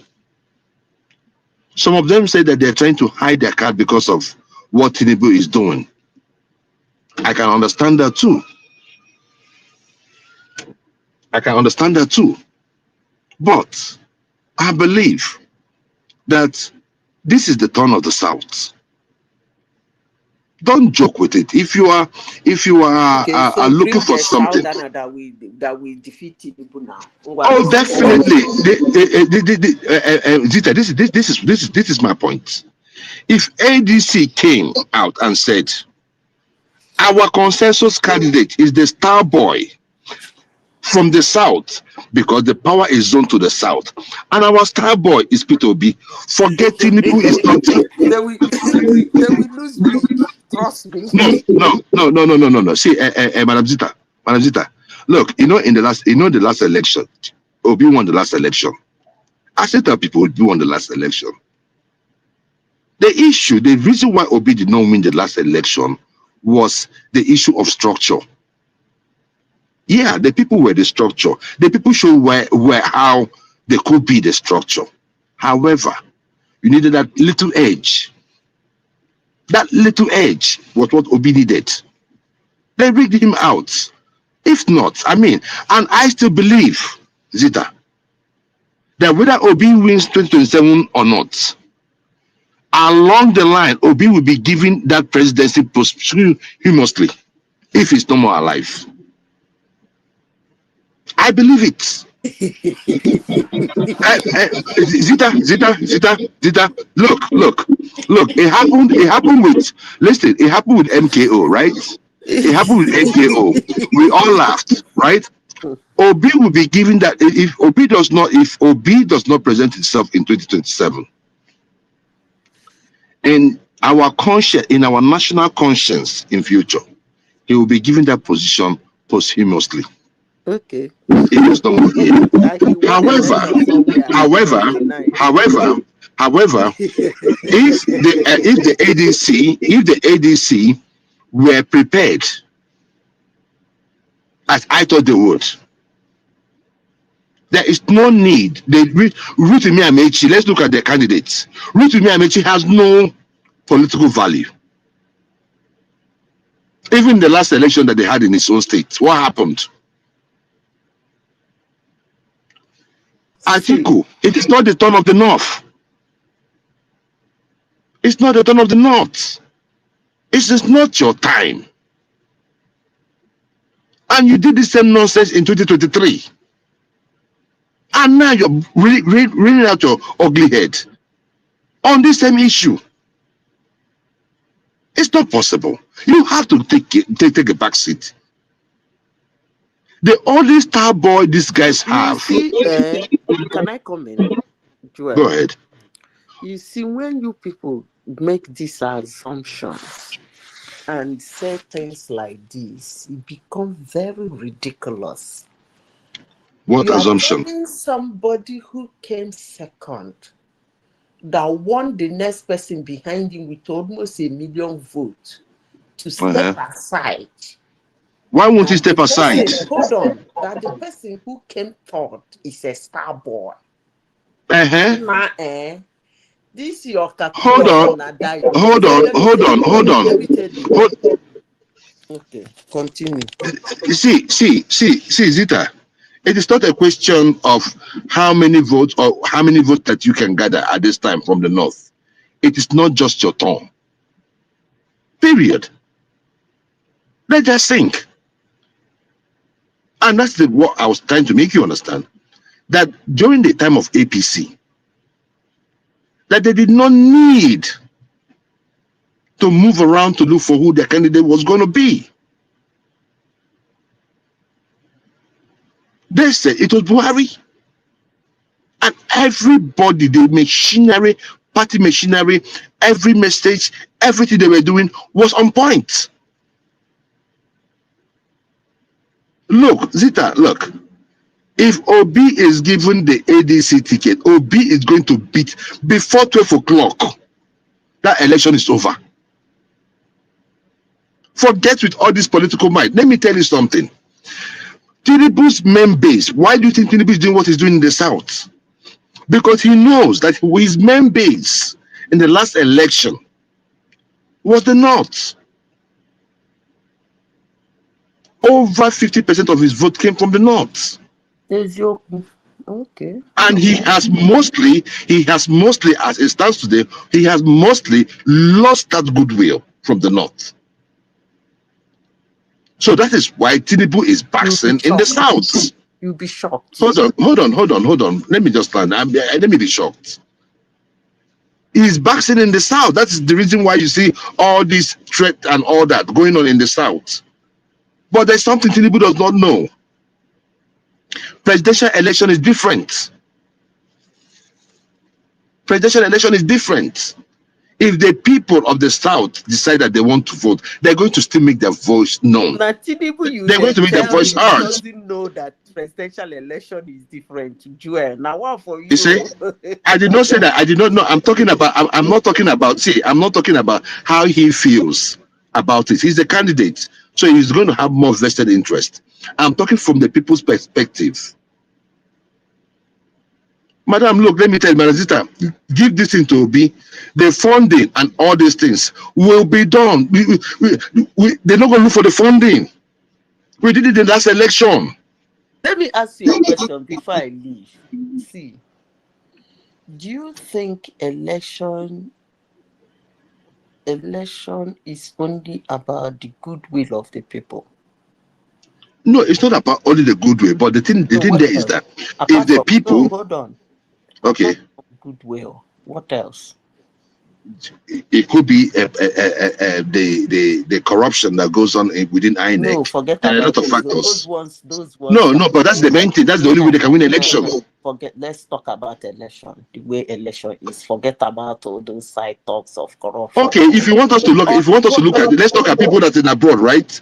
The message. Election all over the world is corrupt. So wait, that's not what.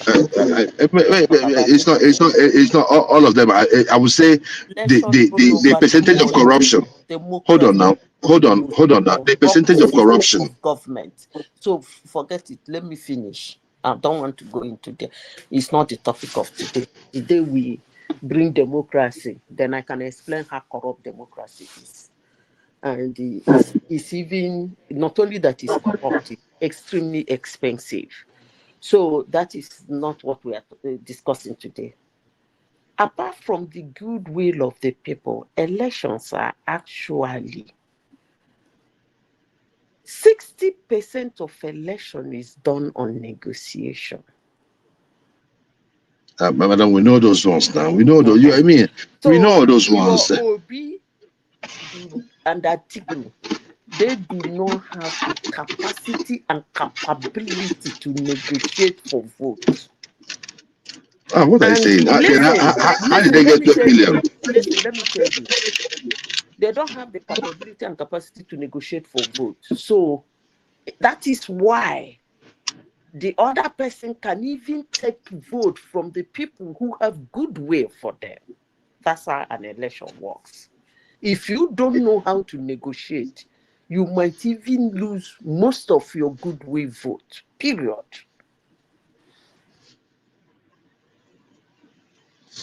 I get the part you're talking about, negotiation and goodwill. I don't know the correlation. But I know that if you are not really strong-footed in your decision making, especially when it comes to politics, you're going to lose some goodwill. I saw that with the Labour Party in the last election, and today the Labour Party have themselves to blame. The likes of Arabambi and Abure, they have themselves to blame. But these two men you just mentioned, they were comfortable the way they are before you people carry your wahala come meet them. No. There was nobody. They made money. It means for somebody to be comfortable in his position. It was a mutual agreement. It was a mutual agreement. They gained from us joining LP, and LP giving you a good riddance to a bad rubbish. No, it's not, because what happened was this. What happened was this. The idea was to make Labour Party the main opposition. But what happened? Abure could not manage. Hold on now. Yes, now what are you talking about? We have the numbers.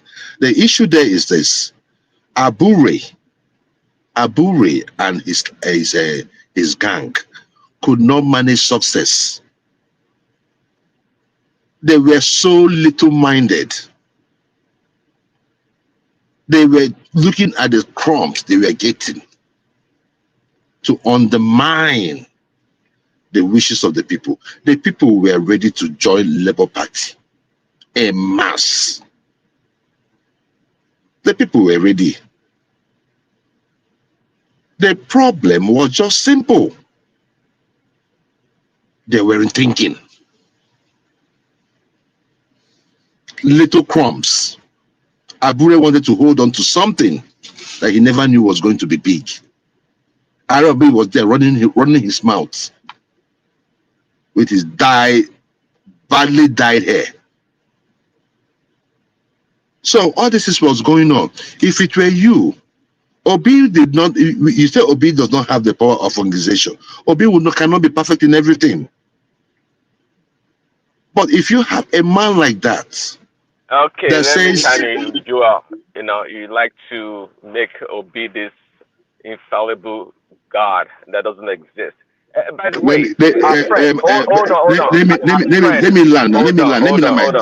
Let me land this one. I'm talking. Then you can now come in now. Abba, please, daddy, we're not gonna fight to. Let me land this one. Then we'll come in. You see, the issue there is this: Obi is not perfect, but the quality he has is what we need in Nigeria as it stands today, because we don't have people thinking for us in the present government. You can imagine Tinubu talking about target. Is he talking about target? Is he a bank? Is he a banker? What target are you talking about? How can I, as a father, talk about meeting up and target when my kids are hungry? It's a badly run country. So the issue there is this: I am not talking about someone that has not done it before. I'm talking about someone that has done it before in a complex state like Anambra, and he did a perfect job. A perfect job. So I am not here to tell you that P2B is infallible. Anambra is a complex state. Yeah, Anambra is complex now. Anambra is more complex than Imo State. Okay, what do you do for Imo State? Anambra is more complex than Imo State. Come Anambra, make you learn now. You think it's a joke? Come to Anambra and do nonsense. Anambra is more complex. The most complex state in the southeast. Tell me which other state that is complex than Anambra State. Please let us leave all this. We like looking down on ourselves a lot. Go to Anambra and make noise now. Let people put you in your place. So what I'm just saying is just simple. What I'm just saying is just simple. So I just made my point. P2B is the right guy to do the job, and he will do the job. And we are hoping that he wins, because those who are there today don't know what they're doing. Go ahead.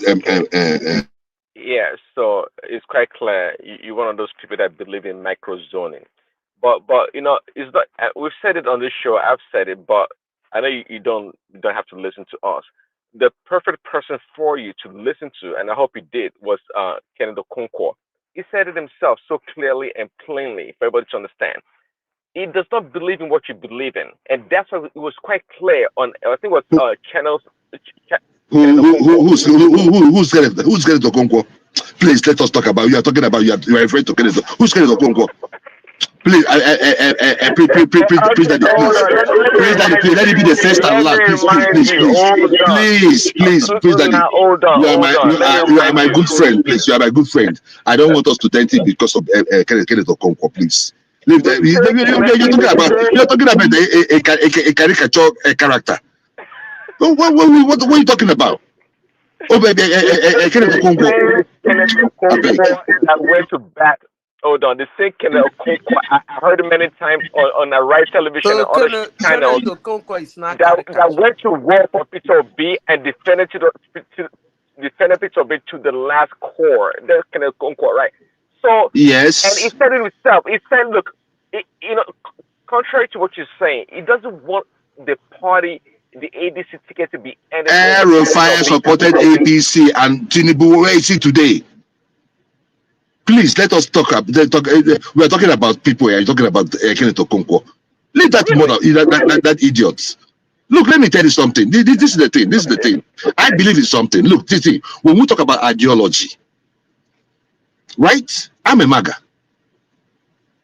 It's not everything that Trump is doing today that I deem fit. But I know the goal. I know where we're headed. So I do not expect his decisions to be perfect. And I remain a Trumper. I have lost many things becoming a Trumper.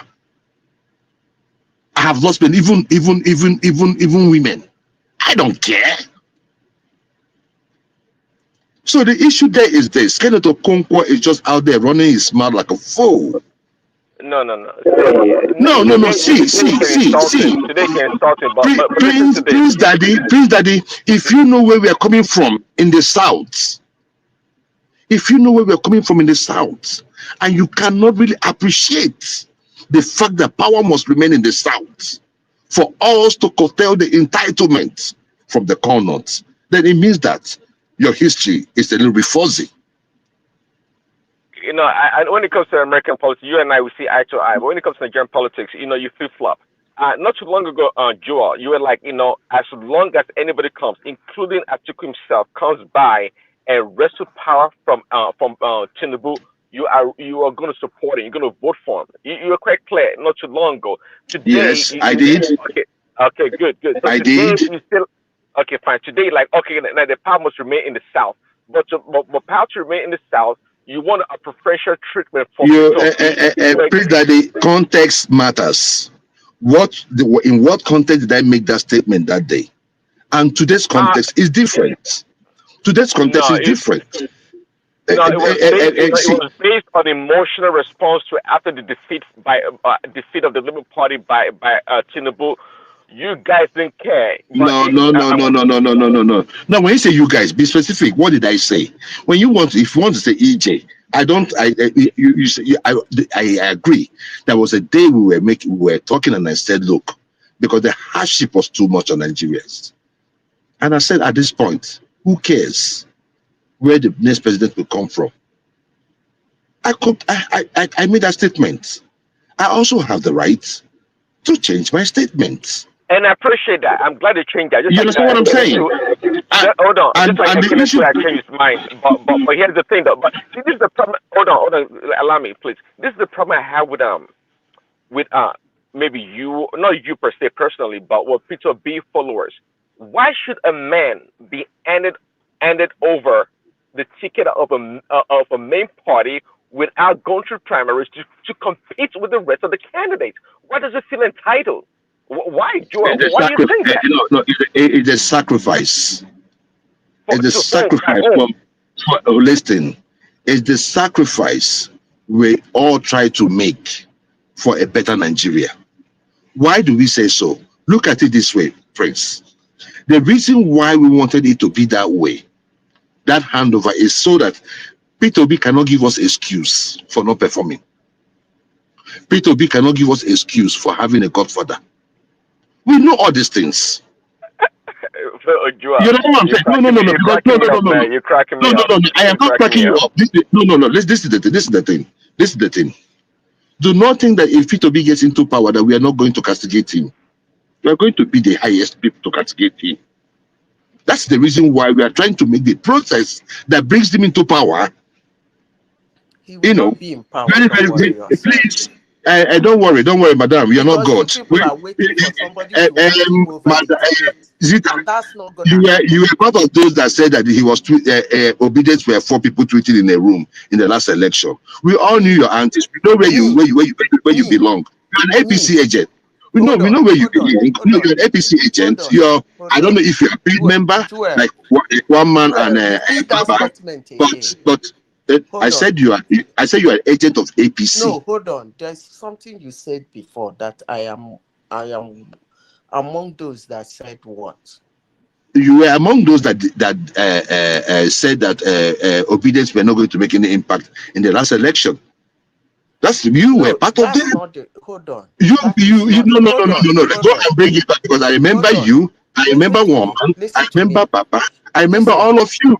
Listen, you understand what I'm saying? You guys are the ones that are in the Stockholm syndrome, and I don't have a problem with that. But the thing is that for me that want to change the situation in Nigeria, you cannot stop us. You cannot stop us with rhetoric. When you want to say what I say it exactly. You did not believe in us. You did not believe in us. Period. From the one. What I said is that Obi will never win that presidency. So leave us alone. Since you believe Obi will never win, then leave us alone. Let us do our thing the way. Why do you want to know what we are doing? Listen, Why do you want to know what we are doing? If you have not given us any chance for survival, listen, you have not given us any chance for survival. That's why tomorrow you will Oh say yes, we like quarreling. Yes, we love quarreling. You wouldn't listen. Quarreling is better than fighting. So let me quarrel with you. When you finish Do not tell me, tomorrow, listen, Zeta. Do not. I don't need your help in the next election. I said that's what I said. No, look, you don't want we don't need your help. We don't need your help in the next election. We don't need your advice in the next election. We don't need your prayers in the next election. All we need in the next election is for you to go and vote your candidate and pursue whatever you want to pursue. Leave us alone to do our own. Listen to me. If I have a help, even in my dreams, I won't give it to Obi. Who cares? But if you want to say it, you don't have any help. You don't have because you don't have anything. Say it exactly the way I say it. We do not care what you think. I do not look. You doubted obedience. You know me. You doubted obedience. And you always doubted obedience. You lead out your own tribe. Listen. You look your own tribe every day. You don't even believe in yourself. So why should I have an argument with you? Listen, you don't believe in yourself. You don't know that. No, I'm telling you. No, I'm speaking to you, Tita. That you don't even believe in yourself. You don't have belief in yourself. So it is up to you. You are roaming you can have your own ego issue. That's no problem. But what we are telling you is in the last election, we made 6 million votes and we shot people like naysayers like you. We shut you guys up. It exactly the way I said it. I don't have to say it the way you said it. I don't have to say it. I can paraphrase it. I don't have to say it the way you say it. Who are you? I should quote you. I can't quote you. That I never used. Please. Oh, please. Don't use a phrase I never used. There's nothing like a phrase that you never use. I use the phrase. I use the phrase to qualify most of you. For you, I will do that. I don't need you to repeat your phrases. It's of no use to me. We double down and triple down and quadruple down. If you want zippo down, don't you understand? I don't zippo down. I don't care. Don't you understand? I don't give a fuck if it's zippo down. What I'm saying is this. Keep your doubt to yourself. Leave us. I said it. I will stand by it. I'm not gonna support him. Jump up, roam around. Turn your head, abuse me. I don't care. I will never support him. Period. Let me tell you what is in your environment. You have not developed yourself. How can you develop Nigeria when you not develop yourself? With all the resources you have not developed yourself because of this mentality you have. And every day you come here to talk about evil people. Shame on you. No, I'm so difficult for you to understand. Hold on, Jua, hold on. Again, shut it, please. Shut it. Jua, don't you think Peter B will have a better mandate, a stronger mandate if he goes through the primaries and actually won? It's okay. Please, Daddy. If he goes to the primaries, if he goes into the primaries and win, please, Madam President, let people who have said stop, please. Stop regurgitating. Stop regurgitating what we know. We know you. And in the last election, I said we don't care if you do. We don't care if you do. I said he's going to win River State, and it's okay. It's okay. He's not going to be president. It's difficult to understand. He's not going to be president. Then you shut up and just leave it that way. Why are you making it like a crime? You are roaming around. Leave me to talk, please. I mean, God. I say I don't walk around either. You are the one just making it about you. It's not about you. To quote what I said last election, and I'm trying to please. You doubted obedience. That is what I said. You doubted obedience, and we rock your boat.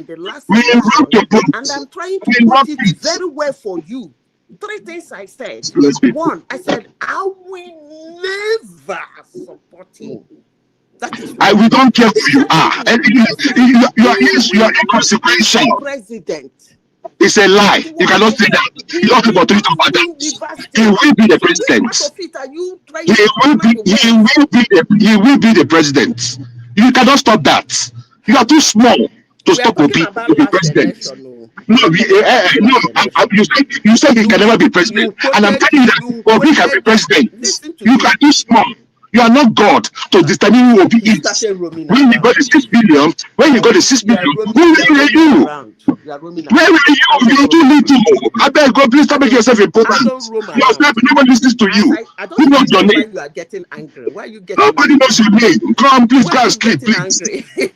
Allow me to. I had the floor and I was talking, and you were here making it like. Doesn't mean anything. So why I don't need to end your support. I don't need your support. So Please, so why are you angry? I don't need your support. Allow me to talk. Let me say my own candidate. You say your own candidates. Why make it about you? Why are you angry? I am angry because you cannot show the full cup. So why Show the full cup and let me talk. Let me make my own case on Obi. Then when it's your own time, you make your own. You just finish talking. Why are you angry? Allow me to talk. Shut the hell up. Angry if my support because you have no career and cannot shut up. You are God. Allow me to talk. Just shut up. Let me talk. Please. God. It's not about you. I am talking to the Nigerians, not you. For those of you who doubted obedience in the last election, we did what we did. And we shut many of you up. And whether we like it or not, in the South today, the most popular candidate in the South today is Peter Obi. Whether you like it or not, this is not for you to decide. But we keep coming up saying these things all the time. So people will come and say, Obi can never be president. Obi, like you are God. Who are you? What have you achieved in your own life? It shouldn't anger you if there are nobody. No, it should anger me because sometimes when you say stuff like that, it makes me understand that you don't even know the value of the life you live. You don't know the value of the life you live. You don't know the value of the life you live. If you can say that somebody cannot be this, somebody cannot do this, it means that you have an elevated imagination of yourself. You are exaggerating what you can do or what you can say. I am angry at you not shutting up. Just shut up and let me talk. For crying out loud. Let us make some points. There are other points for me to talk about. You see, but if it's Obi, when you get into this platform, Obi's presidency, please, I'm going to move on. Obi's presidency, who wants to talk to you? You're not that cerebral. Because you mentioned you're not cerebral enough. For those who calm down. One quick question also. You didn't answer the last question. Do you think Peter Obi will only do 4 years, one term? Because she will shut up. Do you think Peter Obi will only do 1 term? Look at her, just making noise, just talking. She cannot talk, she cannot just take any point. Support that man. Never. Don't support him. We don't need you. Who are you? I am not angry. I'm angry that you are not shutting up. No, don't shut the hell up. Zita, let me talk. When I say this, you are supposed to give me a little finger and shut the fuck up. If you give me a space, I can stick it in. Just shut the hell up, please. Come on. Look, Prince Daddy. Hello. Yeah, I'm listening. Yeah, go ahead. Yeah. So, what was your question again, so that we can just get away from this charade? We are listening. Okay. So my other question was don't you think if Peter Obi actually went through the primaries and won and became the president, he would have a stronger mandate to rule? Exactly. The second question is that do you think Peter Obi would do 1 term like he claimed he would? Thank you very much. President, I made a statement about making Obi a consensus candidate. That was what happened with Buhari. So most times when we talk as if we've not seen it happen in the past. Like we're trying to reinvent. We're not trying to reinvent the wheel. This is just something that is there. We've seen it. We have a past. Buhari was a consensus candidate for APC. And he still had the backing of the party. It had nothing to do with that. In fact, it saves you guys costs and make you guys more focused. Okay, you want to do a primary. Who are you doing the primary with? You're doing it with Amechi. Okay, Amechi is from the south. Then what's Atiku doing there? So if we are going to be part of the ADC, we have to be part of the ADC for the right reasons. For if Obi was the candidate in 2023 for PDP, I know that election would have won that election, because we are coming up from a very bad government of Buhari. So it's the same thing training Tinubu today. We went from Buhari, and the economy is so bad that people are calling on Buhari or trying to praise Buhari for his time. Then you know how bad it is today. So most elections, even here, if the economy, if your approval rating, today's Tinubu's approval rating should be in the tens. Who wins an election with an approval rating of 10? Or in a country where the economy is going the way it's going? Nobody will. If we are suffering from the result of a bad economy based on the fact that, okay, things are bad, and we know that things are bad, but we know that it is about the policy, the priorities of government. It's not right. So we are not suffering with those in government. The people are not suffering with them. Those in government are enjoying. Joel, and those down there, let me end this talk, please. Yeah. And those down there, they find out that they are suffering. So there is a disconnect, a huge disconnect between the poor and the rich, or even between the poor and the middle class. So nobody's going to win election under this.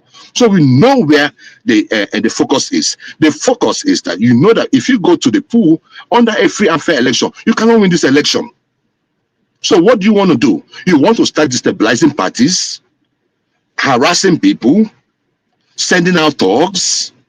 On election day, probably you want to unleash the army and the police, including vote buying like they did in Rivers State and in Anambra State. Joel, but what you say just now is not true. Buhari was never a consensus candidate. Okay, who contested with him? Kwankwaso and Atiku Abubakar contested with him in the convention in Lagos. Okay. In fact, Kwankwaso was supposed to be the candidate of the APC, if not because of the Southwest bloc that Tinubu pulled to support Buhari in that convention. So it was not a consensus candidate. Okay, I withdraw that, right? But let me tell you one thing about that election. Everybody knew that Buhari was the star boy. Do you know why I'm telling you this? Because Buhari was already controlling 13 states consistently. In 2 elections, he won consistently. So you cannot leave CPC. Who was the head of CPC? Let us not lie to ourselves. So I withdraw that statement saying that it was a consensus. But at the end of the day, we knew who was penned down. In fact, before the coalition took place, we knew who was going to be the candidate of APC. That is my point. It's the star boy from the south, from the north. That was Buhari, because he has shown consistency in 2 elections in 2 prior elections. His base was there, very loyal to him. So Tinubu knew that what he ought to do was bring in his Southwest bloc, fuse it with the north, and it's au revoir. And that's what happened. What I am saying is this: that in the ADC, if they want to get it right, we don't have more choice in the south. We don't have much choice in the south.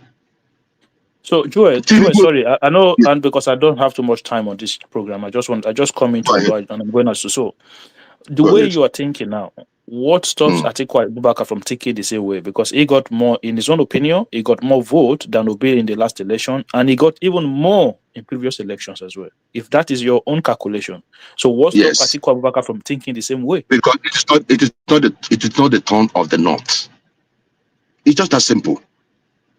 My brother, see, let us manage this entitlement. Enough is enough. And it is based on that entitlement that made me say, instead of Atiku, before I said it, Prince Daddy will quote me. I said, man, based on the economy, anything can happen. But I found out that, look, it does not really matter. Whether you're from the north or from the south, if we still have the same system, we're still going to suffer these things. Unless we have a change of personnel. However, Are you guys if hearing me? we're going to maintain, please, Una dey hear me? let me we dey hear you.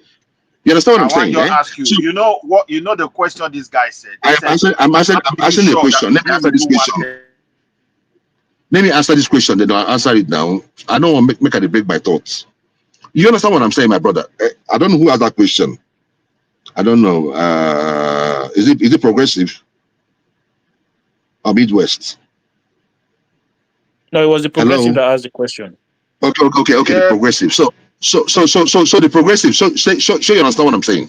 The problem with Atiku candidacy is that if he's from the north, I don't care how popular you are in the north. In 2027, it's the turn of the south. Let us maintain this sharing formula for peace to reign in Nigeria. We cannot Okay. be. We Do can't you take. think Obi? Wait, look at the question Prince Daddy has. How do you show Okay. Obi will rule one tenor? Do you believe Obi will just? I believe Obi will do one tenor, and I'll tell you why. I believe, yeah, Obi is someone that cares so much about his integrity. You know, it's something that most politicians don't have in Nigeria. People that cares about their integrity. Obi cares about his integrity more than money. So I believe him. And one other thing is this. I believe that if you can destroy in 2 years, you can also rebuild or show some sign of rebuilding in 2 years. Or set the path to success in 2 years. That integrity now, if we question it, would you not have a reason as to why certain decision was made? Because the problem we have in Nigeria, just like you criticize everybody, if we was to bring back Obi's record and say, oh, when he was in Abga, he said he was not going to leave Abga and he left. But you're going to give us reasons why he left. But when that time comes, there will also be reasons and excuse why he should do second time. You know. No. You know,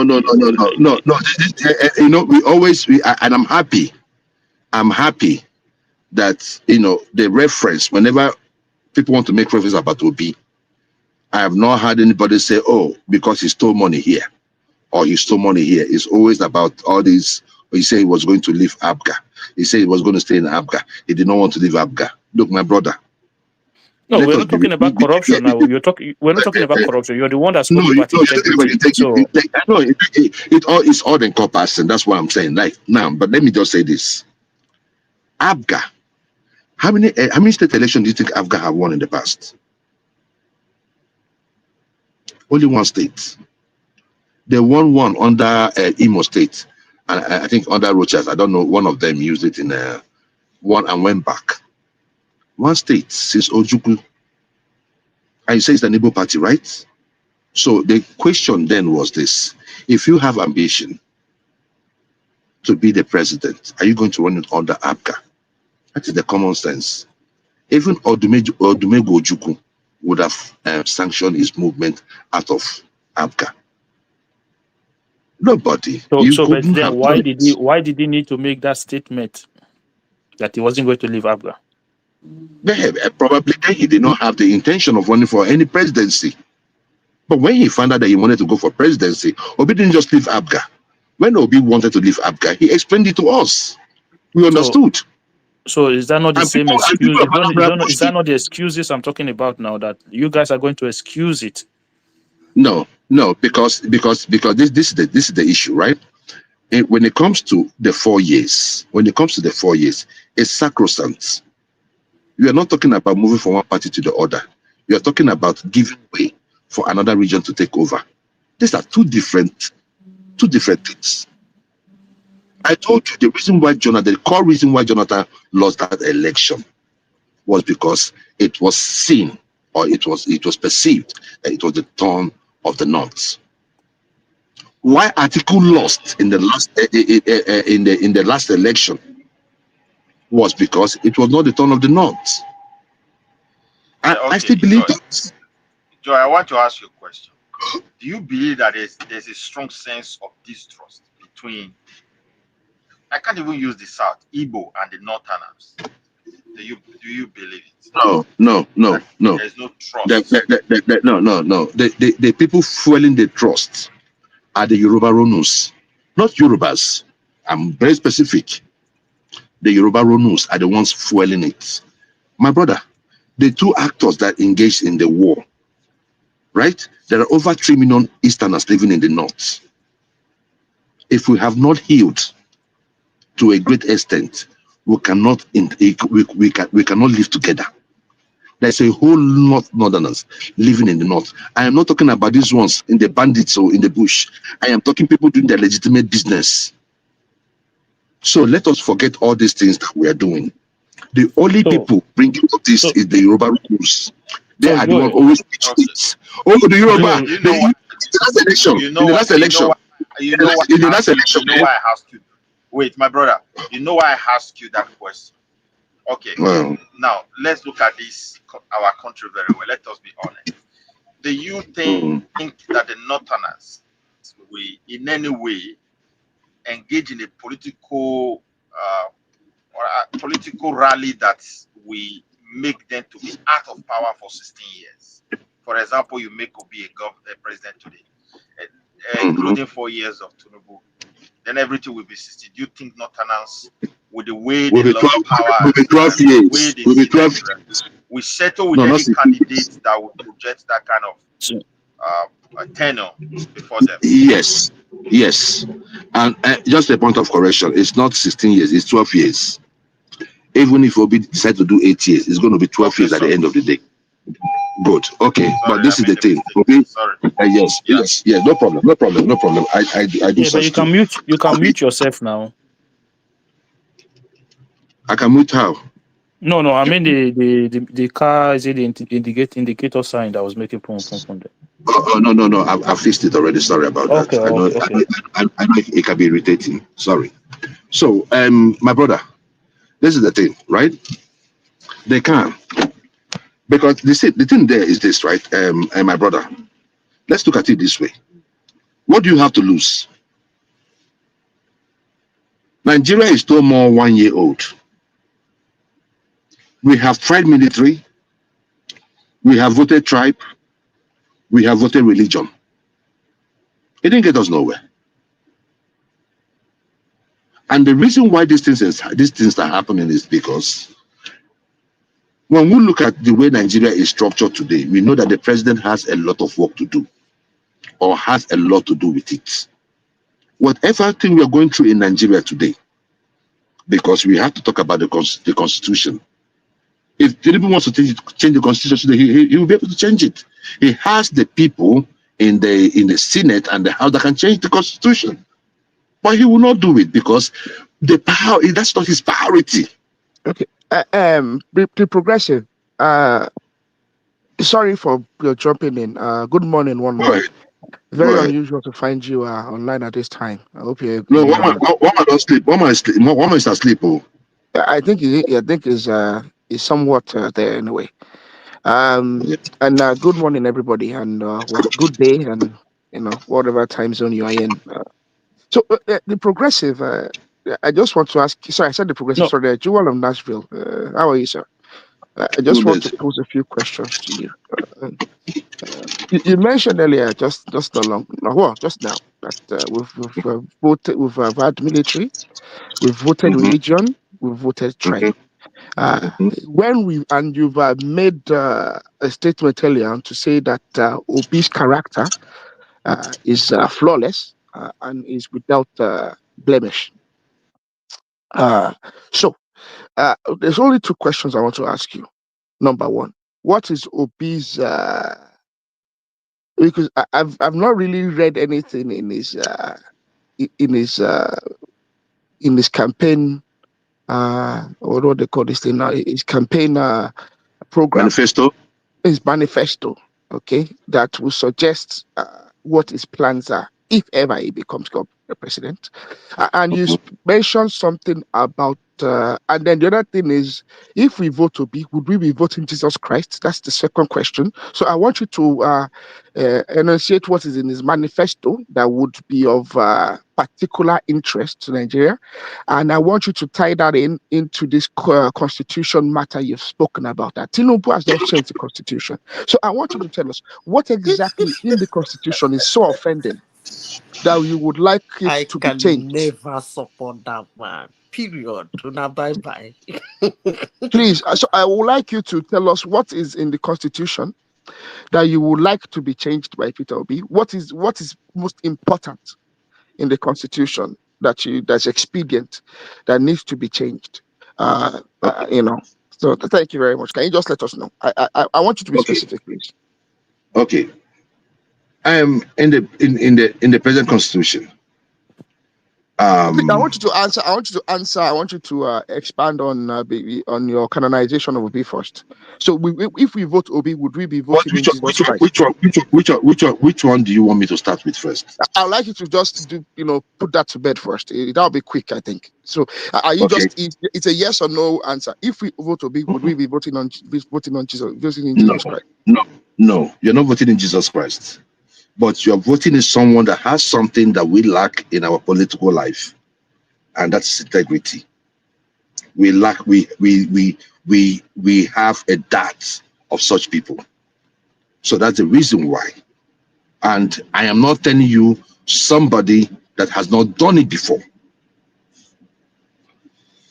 Nobody sees money. No thief sees money and does not steal. Unless he knows that there is maybe some trap attached to it. Even when they know there's a trap attached to it, they will be like, I'll still steal it and go to court. Let's go to court.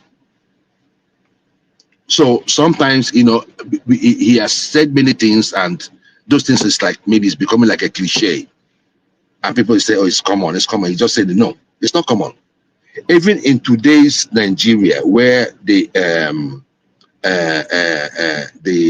monthly allocations to governors have increased. Watch and see. Some states are still not paying 70,000. So we have to look at where our problem is coming from.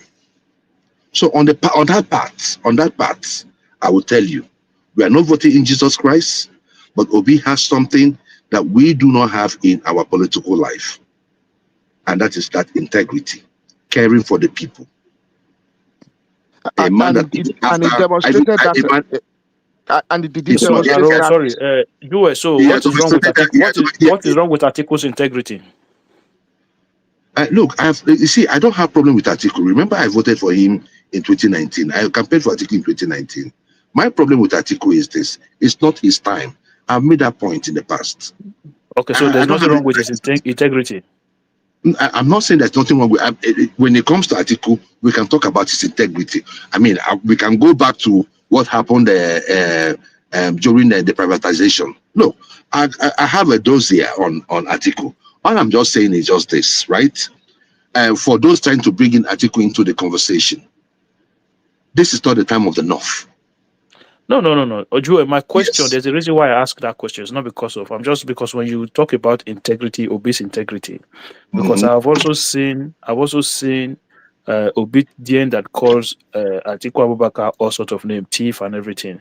So if Obi has this high level of integrity and decided to then associate with Atiku Abubakar by quote unquote running on the same ticket with him, does that not question his own integrity as a person as well? I understand that you say you don't have problem with Atiku Abubakar. It doesn't, and I'll tell you why.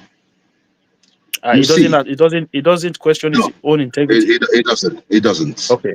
In the murky waters of politics, nothing is clean. In the murky water of politics, nothing is clean. So then, what then give you that? What then give you that? That right to the question other people's integrity in that case? No. Get where. Let me head. So you're going to question Tinubu's integrity, right? Oh no, Tinubu is a druggie. We have his record here in the United States. So we know Tinubu's past. We know his past. Let's not go. We know if one of I live in Lagos State, so I can tell you some stuff too. let's leave Tinubu's side apart. I'm not talking about Tinubu. My point here is just simple. In the murky waters of politics, most things are dirty. And if you want to clean something up, you may have to stoop to conquer. When you look at the Nigerian situation, if you say, oh, no, I'm going to work with saints, I mean, no human is a saint. But if you're looking for saints, then probably you may wait till you die for you to meet those saints. So you must work with what you have and when it comes to your own position, when you get into position, then you can show people what governance is all about. And that is what if I get you right, Mr. John of Nashville, sorry for jumping in. I think what you have just told us is that Obi is Jesus Christ. Atiku is a fallen angel that can be redeemed. But Tinubu is the devil himself. Is that? I guess that is how you like to put it.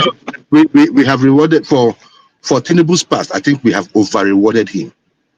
Tinubu should be in prison, or he should be somewhere, in his house, enjoying whatever thing he has done in his past. Amongst the three, Tinubu has the worst past, and we might want to cover it. We might want to marinate over it, but definitely, you and I know. I don't know if you're from the Southwest. So what do you say? I don't think.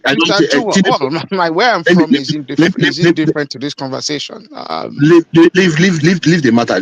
I know what I'm talking. I'm not trying to make it tribal. I want to finish with this. Let me just land this thing. Let me land this one you asked me now. Sorry. You ask me another one.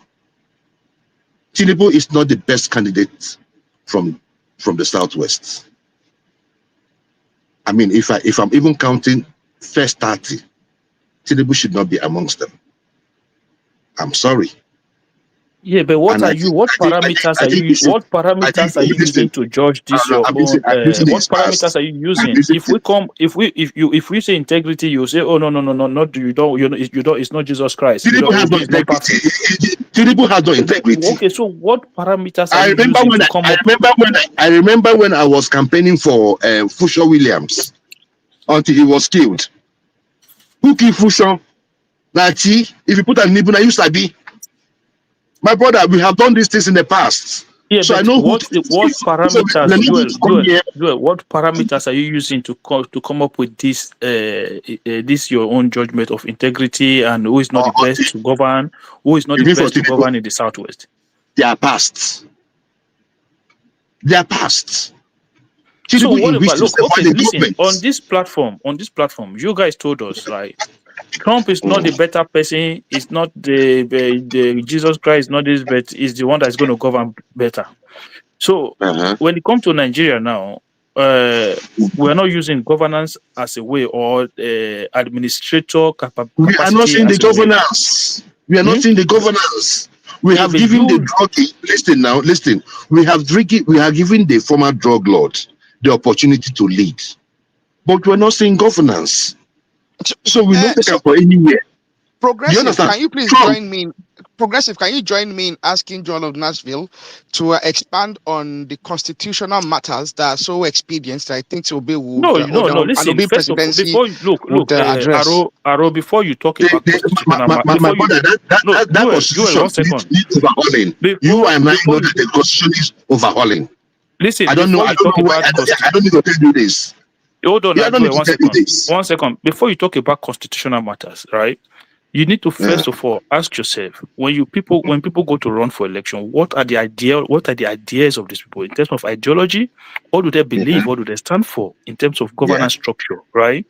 So you have somebody who've told you over the years, talked about student loan. Somebody who told you about a microcredit, a credit scheme for people to have mortgage credit, car finances, and everything. These people have these ideas, believe over the years. They understand that in their own ways, you might agree or you might disagree, but they believe in something. They stood for something. They understand that in their own ways, this is how they should govern the nation, or this is how you should drive the country into a different direction. That is what Tinubu believed right from a long time ago. So I'm asking you now, When you There's want to nothing vote wrong. for somebody, hold on 1 second. When you want to vote for somebody, shouldn't that person stand for something? Okay, I'll answer that question. Tinubu, I lived under Tinubu 8 years. My ex-girlfriend would tell me, whatever thing you can do in a large amount, you can also do in little. Where was the microcredit in Lagos State? How successful was it? Most of these things Tinubu is doing today, yeah, taxes, yeah, it was successful in Lagos State. What was the quality of lives of Lagosians under Tinubu? With all the taxation, what was the quality of life? That is my point. So I am not judging any of them based on what they tell me they were going to do. What they're going to do is just projections. I am judging you based on what you've done. And among these three, Atiku, Tinubu, and Obi, the only person that had told me that, oh, that I helped companies, I helped build companies, I attracted companies, I cared for the people, and all of this was Peter Obi. You must give him his credit. You cannot take it from him. Joel, do you have a You must give it to him. do you have a mirror? Do you have a mirror anywhere near around you at this moment in time? Forget the mirror. I'm just telling you. I want you to repeat that while looking at yourself in the mirror. I really want you to do it. No. If you ask me, I can tell you. No. See, my brother, it's not a laughing matter, right? It's not a laughing matter. I can tell you about 10 companies will be help, spring up. Yeah, please. Can you tell us the 10 companies? Can you tell us the 10 companies, please? I can. Hold on. Kutis. You will tell today, by God's grace. You will tell us. Oh my God! Let me talk now. This innocent you are talking about, the biggest one is innocent.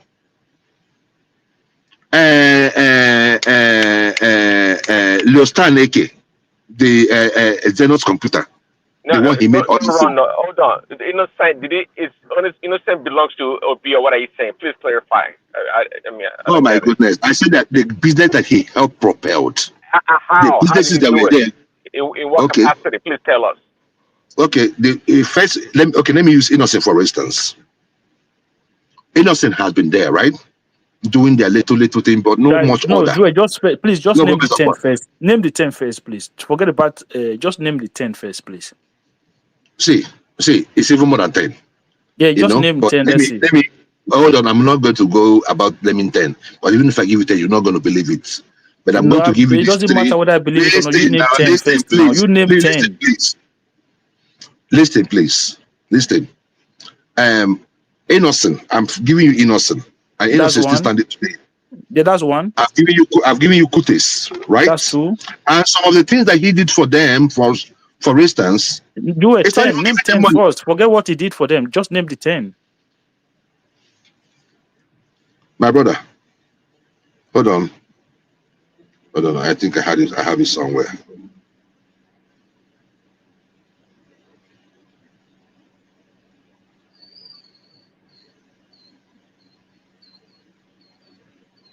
Hold on, because I have the list somewhere. So I don't carry all these things in my head. I'll help you. I'll help you with one. The brewery. No, you're talking about breweries. I know the breweries was an investment he brought into Anambra State. So that's I'm talking about businesses.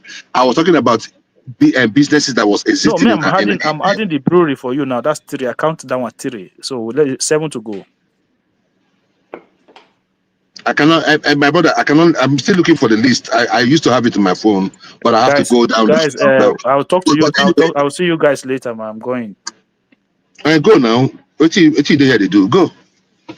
You see this one, like you're important. Let me say what I want to say, please. You are coming here to ask me how many companies. I've told you it is more than 10. I don't have the names in my offhand, but you cannot come here and say I should name it. If I don't name it, say you want to go. Now please go and sleep. Nonsense. But anyway, President, are you here? I We are did here for a hearing you. few minutes. We I are did. hearing you. Good, Who should go and sleep, Joel? You said something to go and sleep. One guy will come here, tell me say make I name all the companies where Obi help. Like I You never should name go am. back 40 You have not years. named it now, but you say you can name 10, so that's why we are just No, following no, no. you. I said that because I had the list, right? So what I was trying to do was this, because I had like a picture of it. So I was trying to go through my phone to get to it. But that was, these things we did like in prior to 2023 election. I've had many photos. So I was like, why should I even do all these things? You should Google it. He's going to find it. But the thing there is this, right? A lot of businesses were empowered under Obi. The aspect of consumption to production, he actually practiced it while in Anambra State. Caring for the people, he did that as a governor. Savings for the people, he did that as a governor. And I believe, and just like many people also believe, if P2B had one dent, if he had one dent, APC would have blown it out of proportion.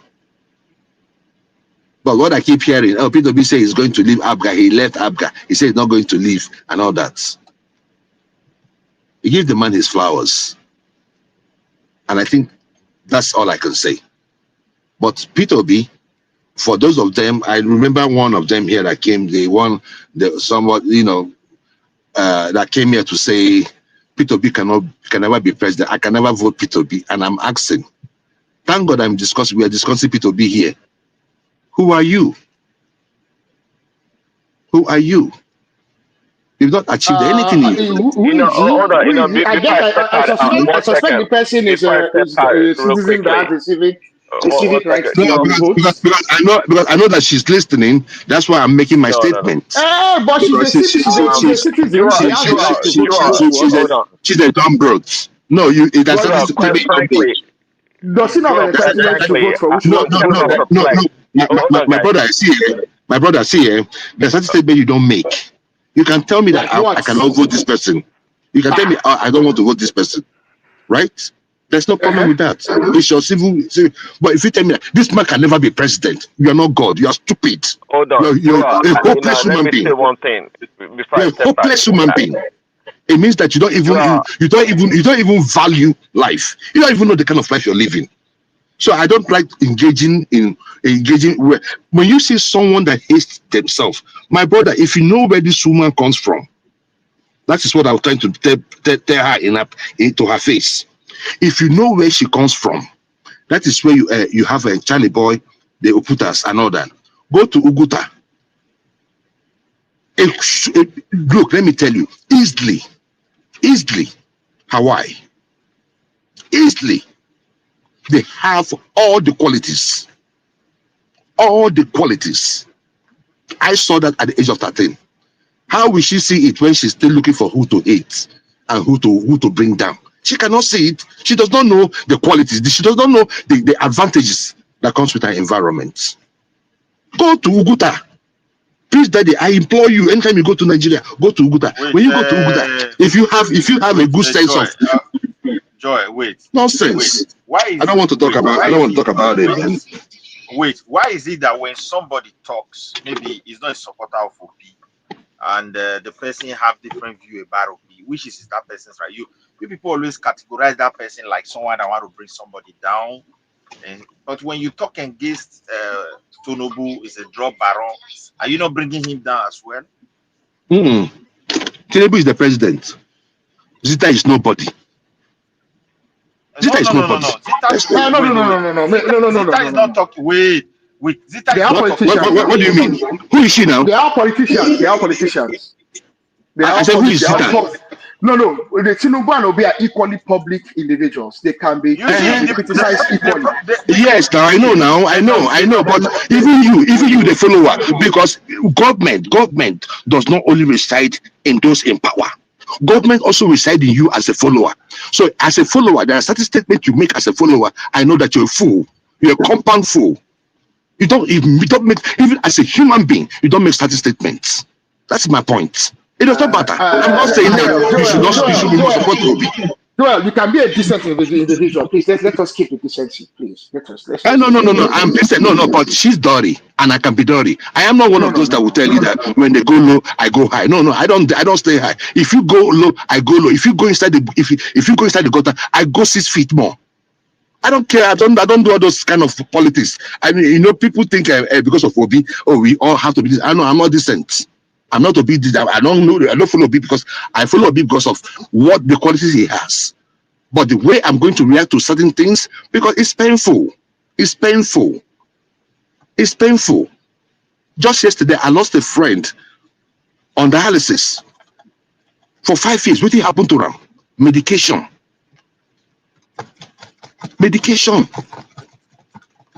I has been on dialysis for 5 years. He died yesterday. So it's certain things, when you look at the system in Nigeria, it's deeper. And when we are talking about let's try and do things differently, somebody is looking at me and saying, okay, what do you have to lose? Okay, so now let us now go back.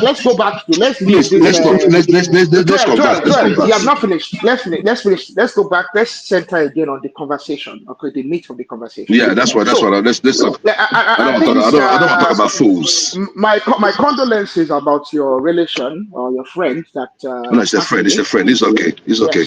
Once someone's a friend that is of value to you, they almost become like a relation according to our Nigerian parlance. So.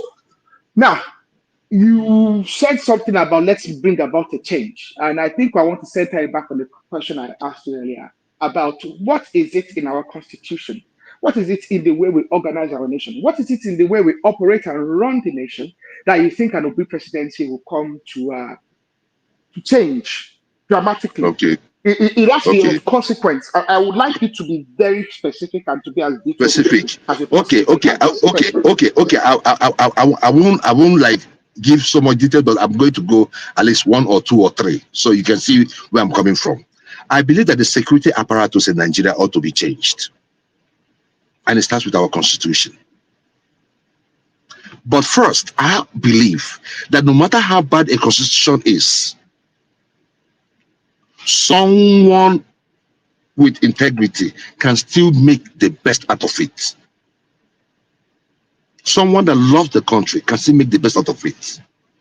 I do not believe that the constitution changes people. The people change the constitution, or change for the constitution, or try to exploit the constitution. So that is my thing about constitution. Now, in that constitution, in this particular one that we have today, first and foremost, the sharing formula. I don't feel comfortable with it. I believe that the federal government, the state government, and the local government should be separated. There should not be any joint account between the state and the governors.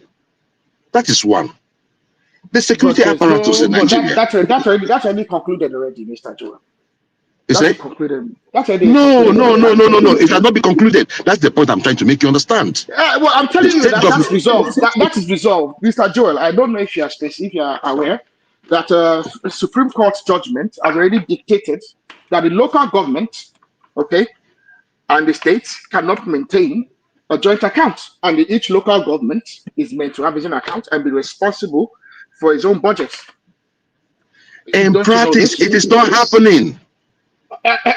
Sorry. So please, why do you think that your state local government allocations are being withheld?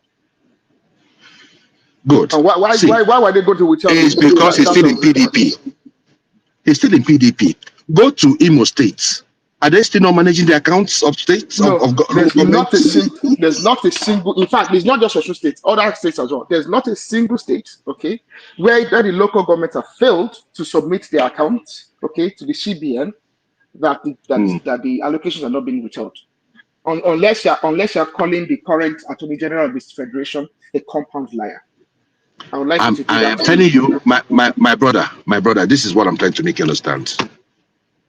I don't want you to make you understand this. I want this is a fact. So don't let us make ourselves understand established fact. It has already look. See, my brother, with this thing you're talking about now, it has already been deliberated on. right? No, sir. Now, It's this those states we Supreme Court, deliberated on. We know this that Supreme Court, the Supreme Court judgment you're talking about, when did it come about? When? the Supreme Court judgment is more than a year old at this stage. It's more than, in That is fact, what I'm telling you, that it is not happening. Ah, God. how is it not happening? It's not happening. One, this is hold on, please. How many states in Nigeria today have local governments? Local government elections. Okay, as of what? It was only 3 weeks ago that the deadline was that every single state had to have, and in fact, sometimes what? It was 3 weeks ago that literally like more than 15 states had local government elections. So to the best of my knowledge, there's not a single state in Nigeria right now that has not held local government elections. Good, but I'm still telling you. I am still telling the you. last of them just I last know. week or 2 weeks ago. I know. I'm trying to see which other states have not done their local government election. Now, this is the thing, right? The constitution still says that the state and local government will still have a joint account. Now, this is what I'm trying to make you understand. It still happens till date. The state still controls the amount that goes to the local government. Constitution does not. There's not a single, and that is why the Supreme Court judgment was required to interpret that constitution, Mr. Joe. The Constitution does not in any place say that the states and the local government shall have a joint account. No. The Constitution, in fact, vests the authority for the budgeting in local government to be conducted by the local government chairman as elected by the people. Yes, but the thing that is that there was a section of the Constitution will be elected by the people. I have a copy of the Constitution in front of me, Mr. John. I can open it up. I have one on my phone, and there's not a single place where that is stated. And that is the reason. That is the reason why the Supreme Court judgment was required. Okay, to make clarification on that part of the Constitution, and that has been put to bed. That specific part, I think I can be certain of that, without any doubt, that there's not a single part of the Constitution that allows a state to withhold the funds of the local government and spend it on their behalf.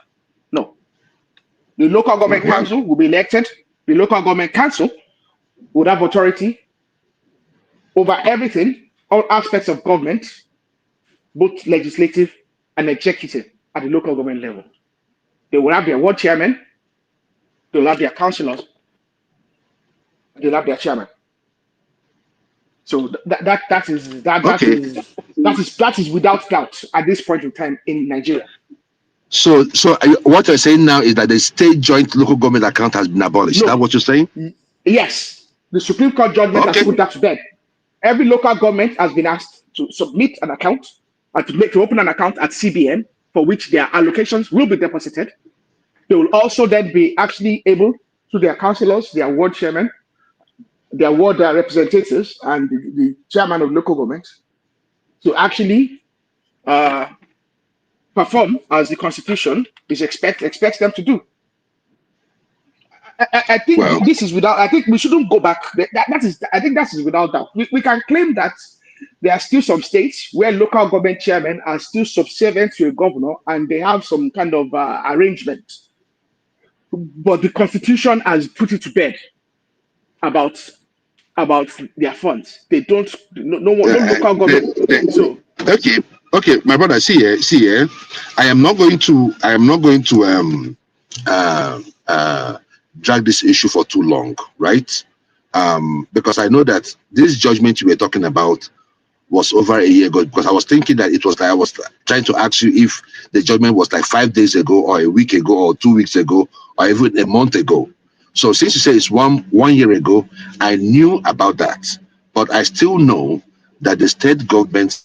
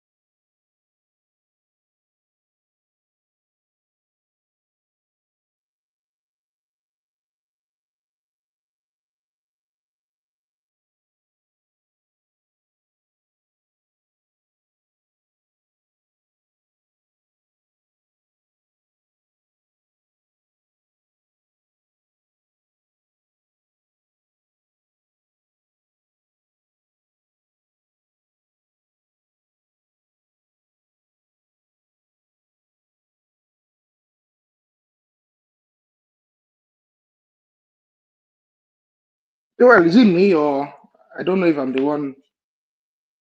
Oh, I can't hear It's nobody. not only you. It's not you. I think it's Joy. This guy that was talking with network. I Midwest, hope mine you is. don't come out here. Midwest, there. I congratulate you. You get patience, so oh boy, you're a really patient man. Yeah, because I noticed you I've didn't been you with. didn't even come in at all. No, I've been with these guys for a very long time. Sometimes the way they do their things, there's no need of going that back and front, because sometimes they can provoke somebody. You try to tell them the truth, and before you know, you generalize and see that. Look, the problem we have is this. I'm not a supporter of Tinubu, but when people are trying to sell Obi, sometimes the way they even sell the Obi self, I don't know whether they believe they are talking to fools, or those who were once supporting Obi, they don't have senses to really digest things on their own. You know, you cannot be praising one person, and when the other person try to talk of, points on certain things, so you start insulting them. It's very bad of them. And that is why most of these obedient that are now with Obi, they are just the IPOB terrorists. All this group frustrated people. And that's why the guy is, I don't think he will go anywhere. That's just the truth. The obedient people today, 80-90% are IPOB members. They don't have place to turn to. So they just feel those supporting Obi doesn't have common sense to see their behavior. So that's it. So we are, I know we are not in a good shape when I look at my country. Yeah, but who is next? Who should we trust? Whom are we going to support? Who do we believe that is going to do the difference? This Tinubu, when he was young in the politics of Nigeria, always talk about restructuring. I will restructure the country. I will make sure people have power. But at the end of the day, they are not restructuring anything. The central power is sweet, and the country is collapsing faster. But they don't see it. But you don't think you don't think some of his reforms are a form of restructuring? See, the problem we have, the kind of radical restructuring we need, it's just like the same radical. Mr. Midwest, you are far too experienced politically to suggest that it is possible to have a radical restructuring of that nature without having some form of consequential something catastrophic would need to happen for us to have such a radical restructuring, and such a radical restructuring is more likely to cause a form of conflict.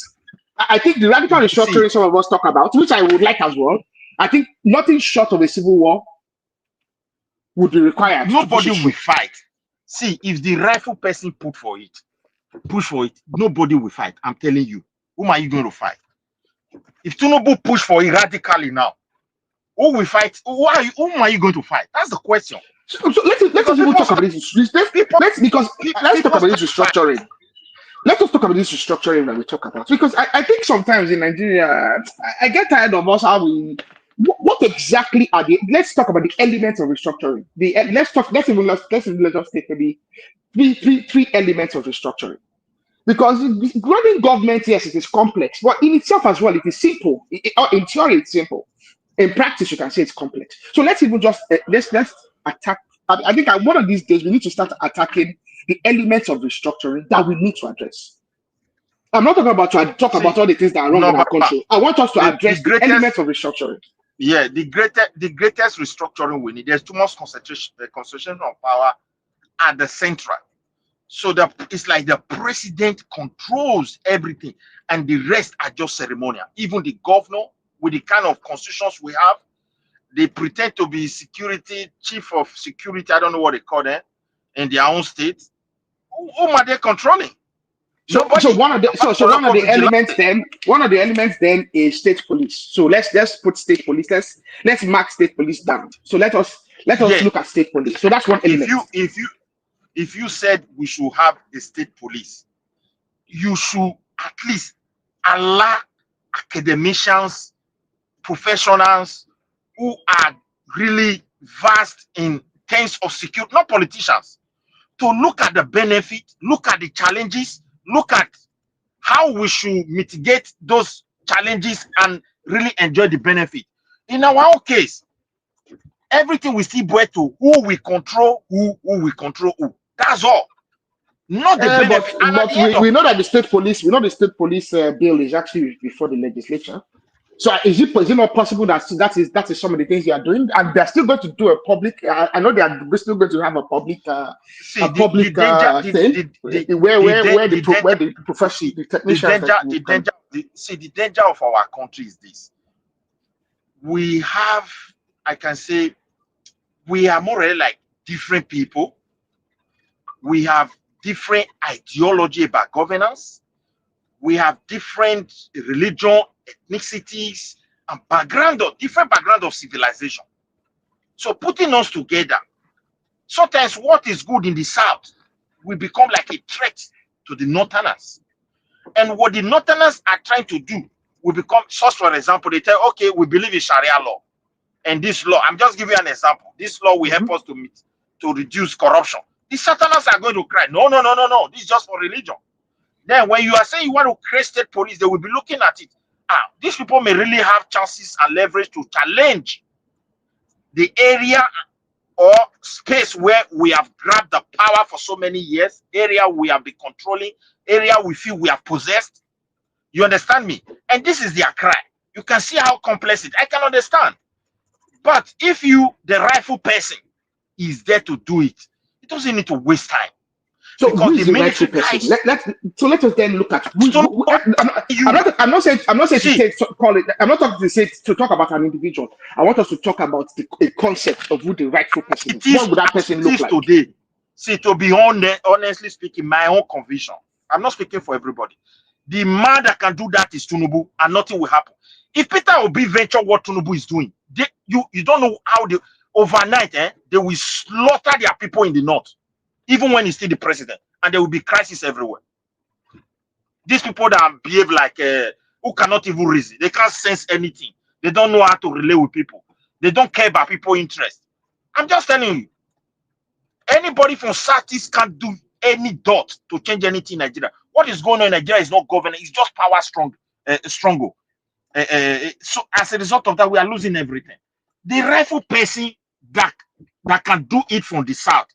Tinubu, Wike, all those kind of people that have this kind of hot head that they don't care. You understand me? These are people that can do it.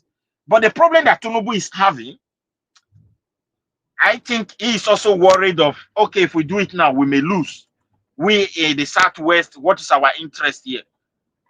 That is just my belief. I don't see any other thing. He has the power to do what he wants to do. I don't know if using the constitution. Yeah, but but like I said, I don't want to fall into the trap that someone like Joel has fallen into.